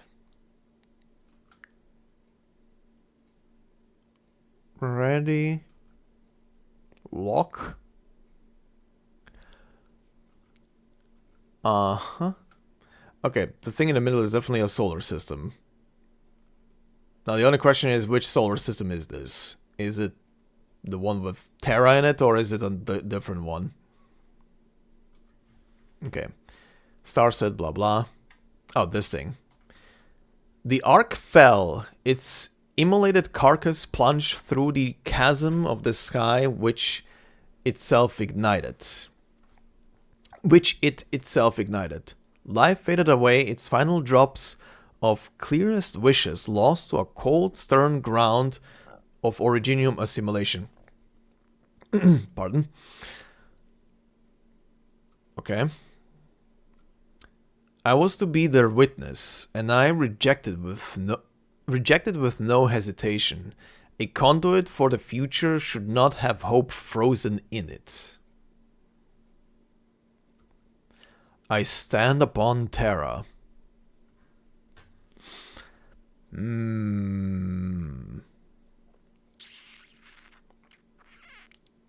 I don't know whose words that could be.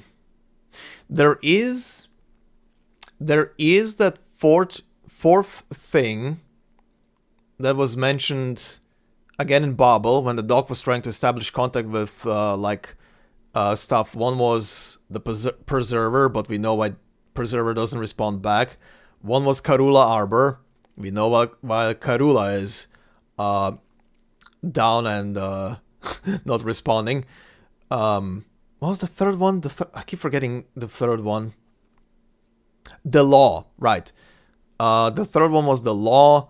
Again, we kind of know as well from the Alterano arc why the Law is not responding. Pretty much every single one of them outside Karula Arbor that is pretty much just dead and Seaborn. The other two are pretty much just doing their own thing and are going nuts in their own way. Maybe these words are from the fourth thing? There was a fourth thing that was not named in that whole thing. Okay, also, this is 100% the laboratory and rocket launch platform that they are building in Kjerag, as seen at the end of Zilbenehatze. Considering mountainous region, a lot of snow, Kjera, absolutely Kjera in the bottom left, and this looks super super modern version of some Rhinelab shit. And they are definitely building a launch ramp, which was intended. Interesting. This. I saw this for a split moment, and I saw Casdelia. Energy. Uraniborg Empyrean Casdelia.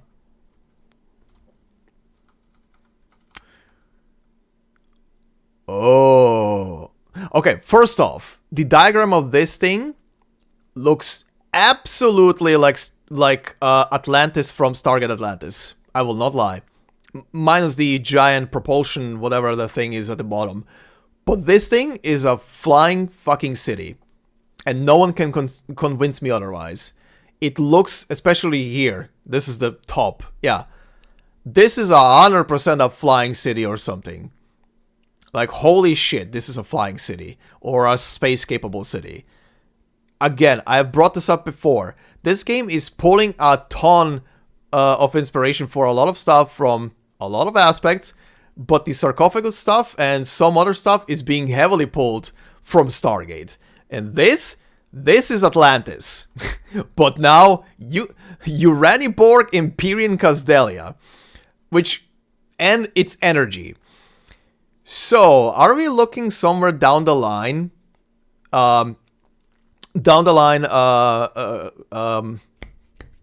Ursus and Kazdal are going, and Columbia through Rhinelab are gonna form some kind of pact, and they're gonna be building a freaking flying Kazdal, freaking space-capable traveling Kazdal. Because again, in Stargate Atlantis, the city Atlantis was a capable starship, but it was also a city with its own Stargate built into it. Okay. Look, the stars, they're closer now, aren't they? Mm-hmm. Okay, this. Pretty hard to tell. It's a shit ton of debris, and there is something very evil looking in the middle. And before someone says it, that is 100% not the hammer. That is 100% not the hammer. Unless the debris field around it is a destroyed hammer. And whatever this thing is, ripped the shit out of it. I hope not. The repaired gate, again, IS-4 is dealing with that. They are actually giving in IS-4 a glimpse into the future of a repaired gate. Or the gate being repaired. Also, why is this a nightmare looking king penguin extending into the air? Is that how Emperor actually looks? These red things, I don't know what these represent, but considering they're in the middle of originium fields, they might just be like high concentrations of originium. Like super active originium. Focal points. Perdoni. Ultra massive. And then Rim Billiton Part 032. Part 032. What are we looking for there? Oh, parts of the gate. Maybe? This Terra is ours. Yeah, I wonder from who this text is. Very interesting. Okay, yeah. This trailer was jam-packed. And I just noticed the time of this whole React segment. Anyway. This was a lot of things. How about we return to our regular scheduled post-ramble to wrap this up, because this was already super long, so let's keep it here short, shall we? And turn back the music on so there's at least some background noise. Okay, that was a lot of things. That was a lot of stuff. That was a lot of story and a lot of trailers, and whoo boy! I'm excited for the future. Very excited. Alright, but coming back to this chapter, in conclusion, the only thing I can say about this chapter is it was absolute peak, build up on everything that came before it, and it shows, and we are not done. There is still one more step to this peak. I don't know what they're gonna be doing with it. Definitely we'll have to do something with Theresa's, considering Theresa's is technically the last one left. There is still the Nachtzehrer, but as the Nachtzehrer said, he has been sated. His appetite for war has been quenched. So I don't believe he's gonna. I don't believe. Why did I go into an accent? I don't believe he's gonna be present during the next chapter outside of maybe some small appearances here and there. Like, at least I don't feel like the Nachtzehrer army is gonna be present during it. Oh yeah, also, where the hell is Ascalon? Ascalon disappeared. They didn't even hint where she is. Like, holy shit. Manfred was shown. He's alive. Bleeding out, but he's alive. He's gonna tough it out. He's just gonna spit on it and rub some spit on the wounds and he's gonna be fine. Where the hell is Ascalon? The two of them literally jumped off the veil as it was going and traversing through time and space. Where the hell did she end up in? When is she gonna come back? And how is she gonna come back? What the hell? They could have at least hinted at what the hell happened to her. Maybe, or maybe she's stalking Manfred. Who the hell knows? But yeah, I guess next chapter is gonna be dealing with Theresa's, the Amnanam Originium, and we'll see where it takes us from here. I don't really have much to say outside of that. Priestess will have to come into the plan at some point. She definitely showed her presence during this chapter, so she is definitely still around. She's definitely not missing from the whole thing. She's just observing essentially what is happening. So yeah, I guess we'll see. She's definitely capable of looking into what is happening inside of the Originium, considering the whole last part was as soon as Theresa was out of the picture, she was able to clearly see what was happening on the inside and dismantle the whole thing very quickly. So we'll see what happens. She's definitely gonna be back somehow, somewhere. And man, does she need to be taught what life and life, pain, and misery are. Actual life, pain, and misery. And the little sparks of hope that keep us going forward. But, yeah, we'll see what happens with that. For now, all I can say about Priestess is, she's a... And I'm just gonna echo what I said already about her. She's a very sad character. Who doesn't see salvation anymore, but, she should. She actually should. I also saw one comment that was pointing out, like, the bit about her being in the right, and I do agree about the part of her being in the right of, well, she doesn't see how the galaxy can be saved and her people and anything besides returning everything to zero and restarting everything from Originium, essentially. Considering that their Type 3 civilization got literally obliterated by something out there. And they didn't see a way to fight back. Now here is a counter-argument to this. They created Originium, which fired against them and created and uplifted a race of animals, essentially, to be human-like. And these same animals are now infused and genetically enhanced by Originium from their inception, essentially. And are much more capable than what the race of the Doctor was ever. They're advancing fast. They're adapting fast. Way faster than anything else. And, like I said, their entire gene pool is pretty much enhanced on a cellular level by Originium itself. They are so much more capable in so many fields compared to what the old race was. So they have they have a couple of jokers up their sleeves. I will not deny them. A thing that I would like to point out as well in that argument is also Calcid in a sense.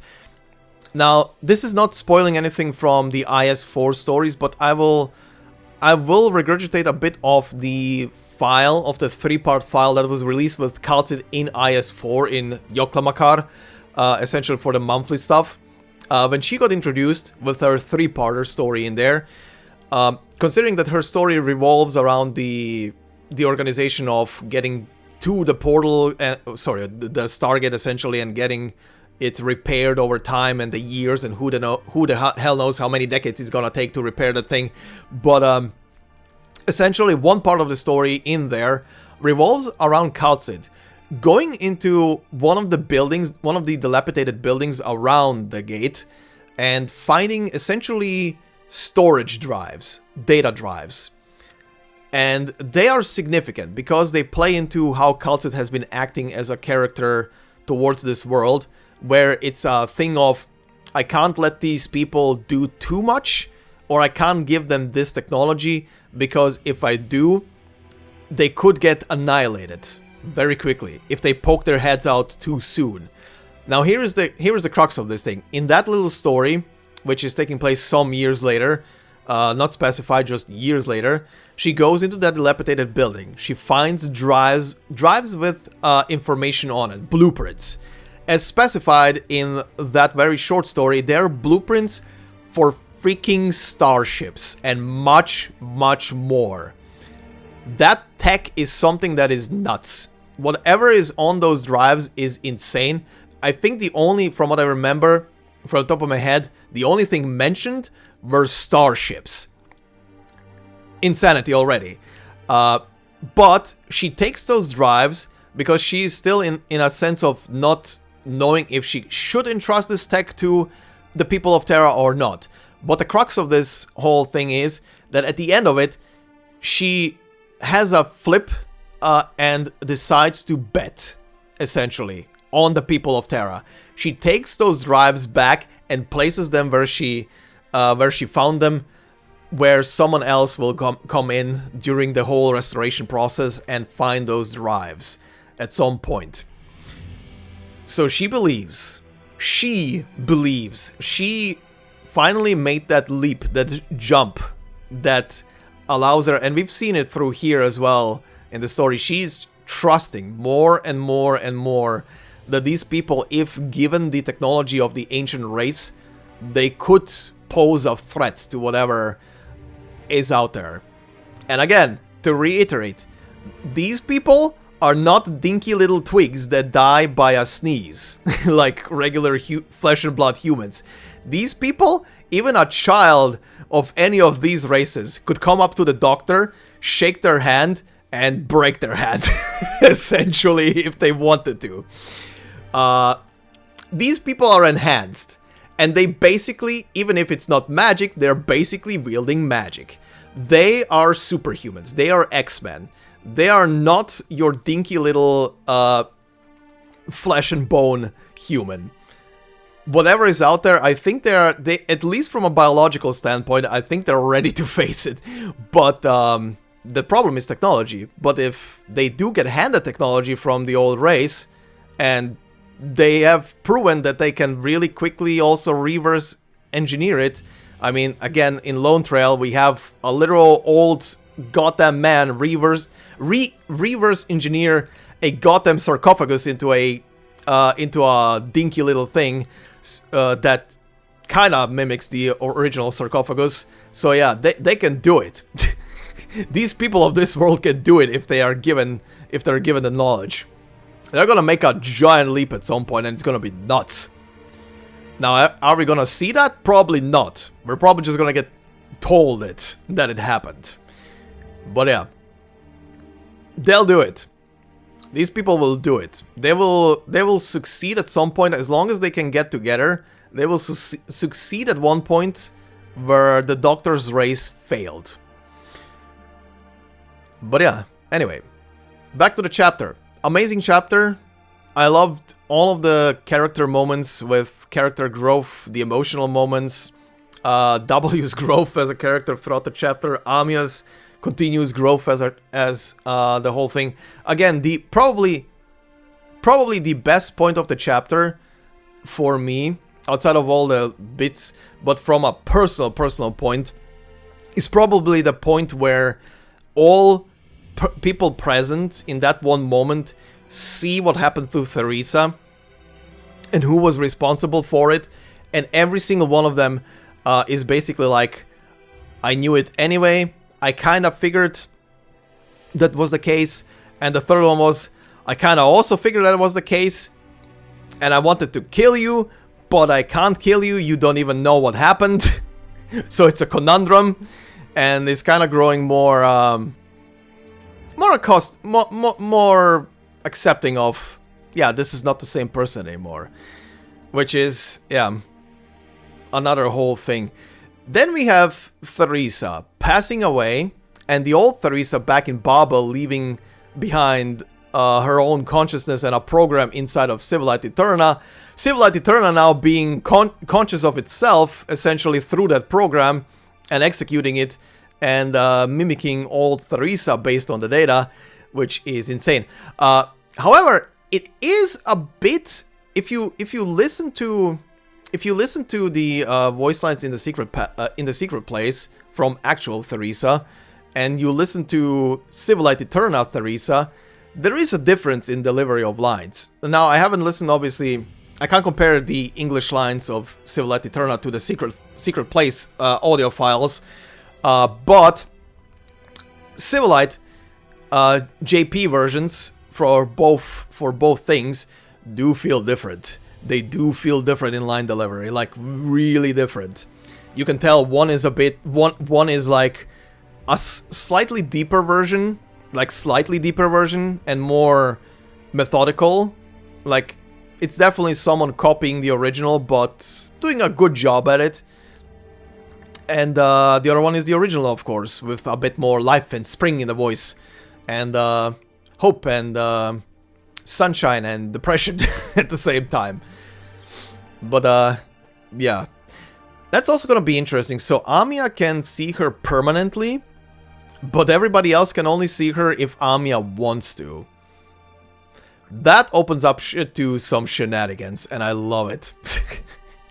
I want to see in the future when the next chapter happens, just for a brief moment, I know Amiya is not gonna do it unless it kind of crosses her mind for a brief moment, but I want Amiya to just think for a split second to show Civilized Eterna.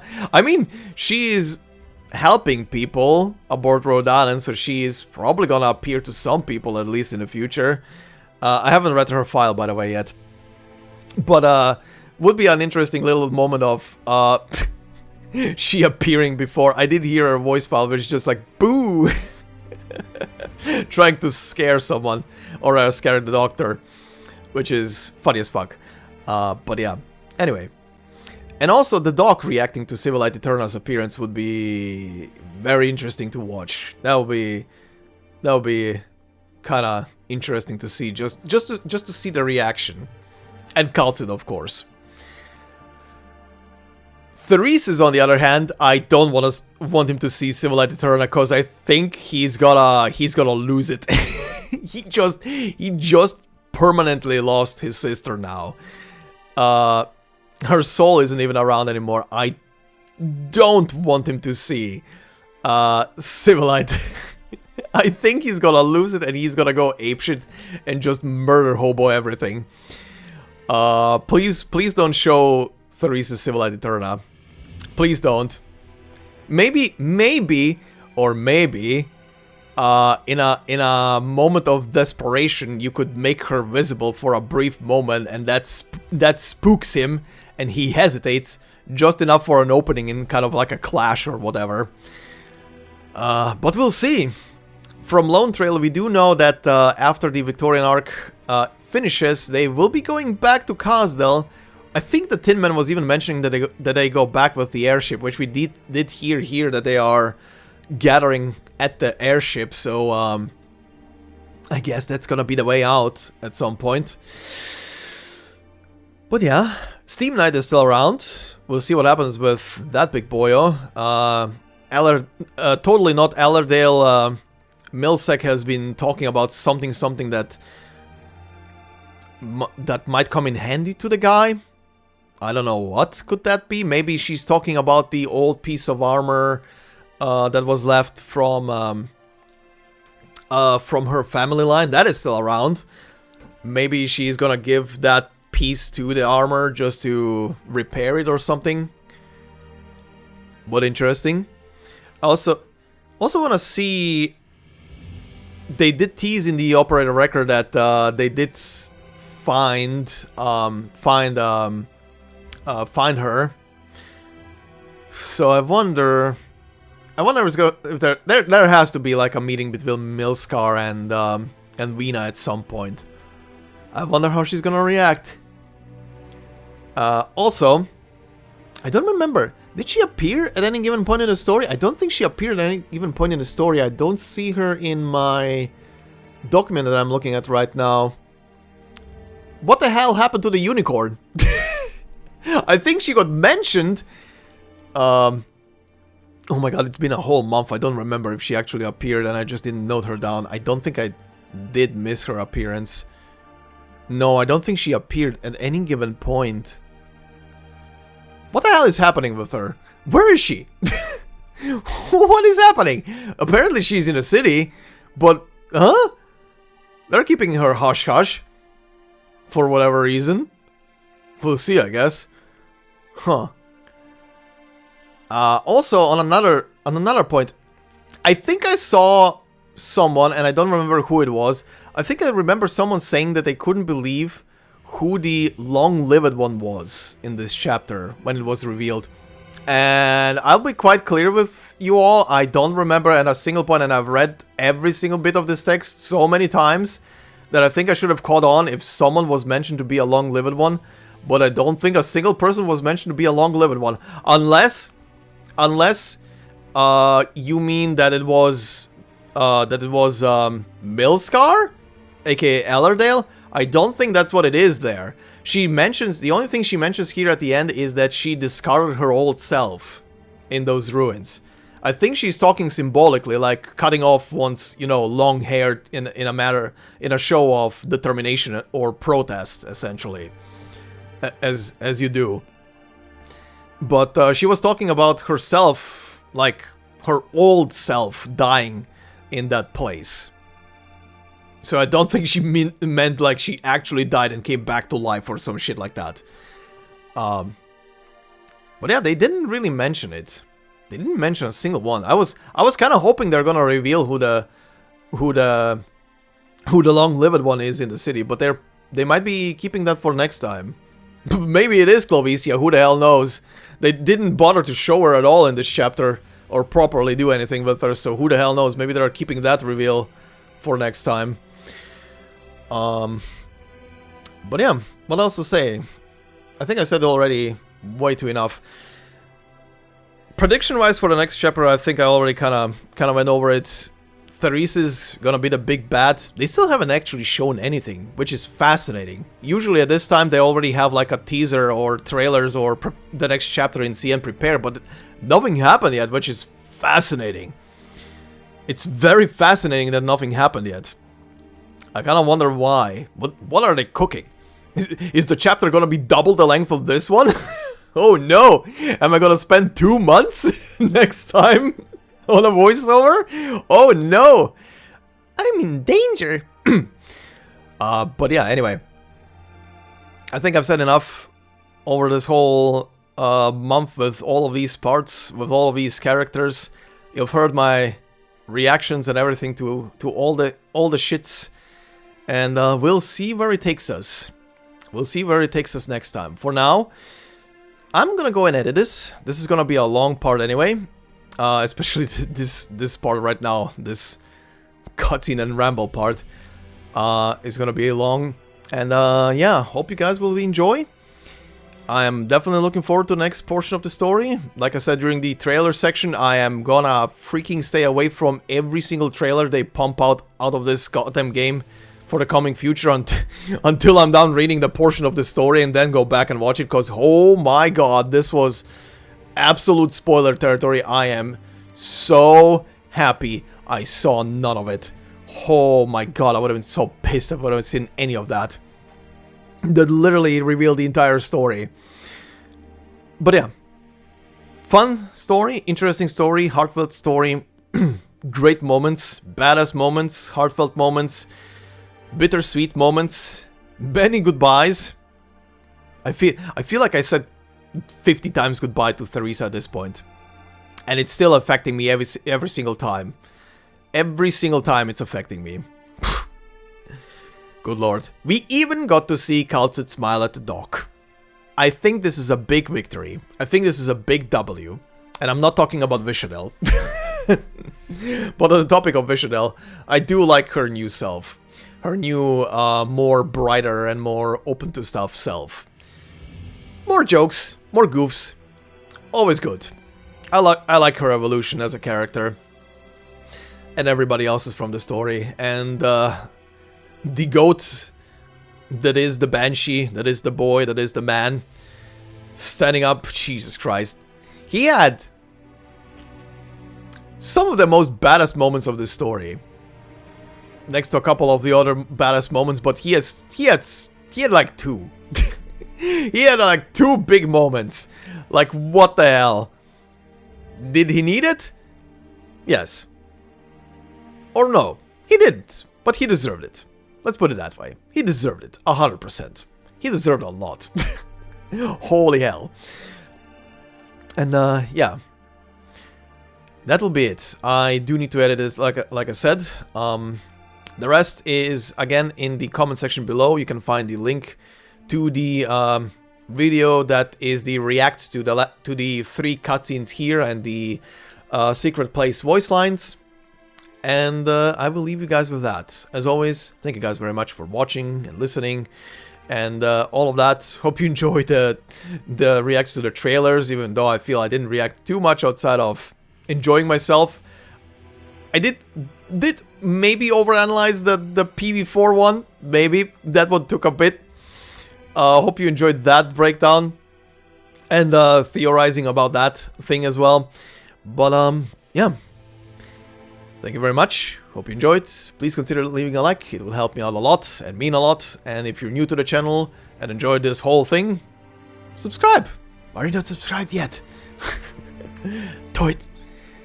Do it. I'm losing my voice. Do it for my voice. And if you want to support me even more, you can also do that through the memberships of the channel.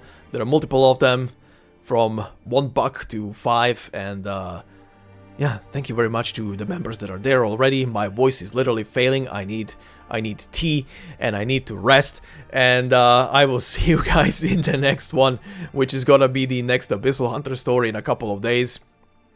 And I'm looking forward to it. Until then, have a good one. Thanks and bye-bye.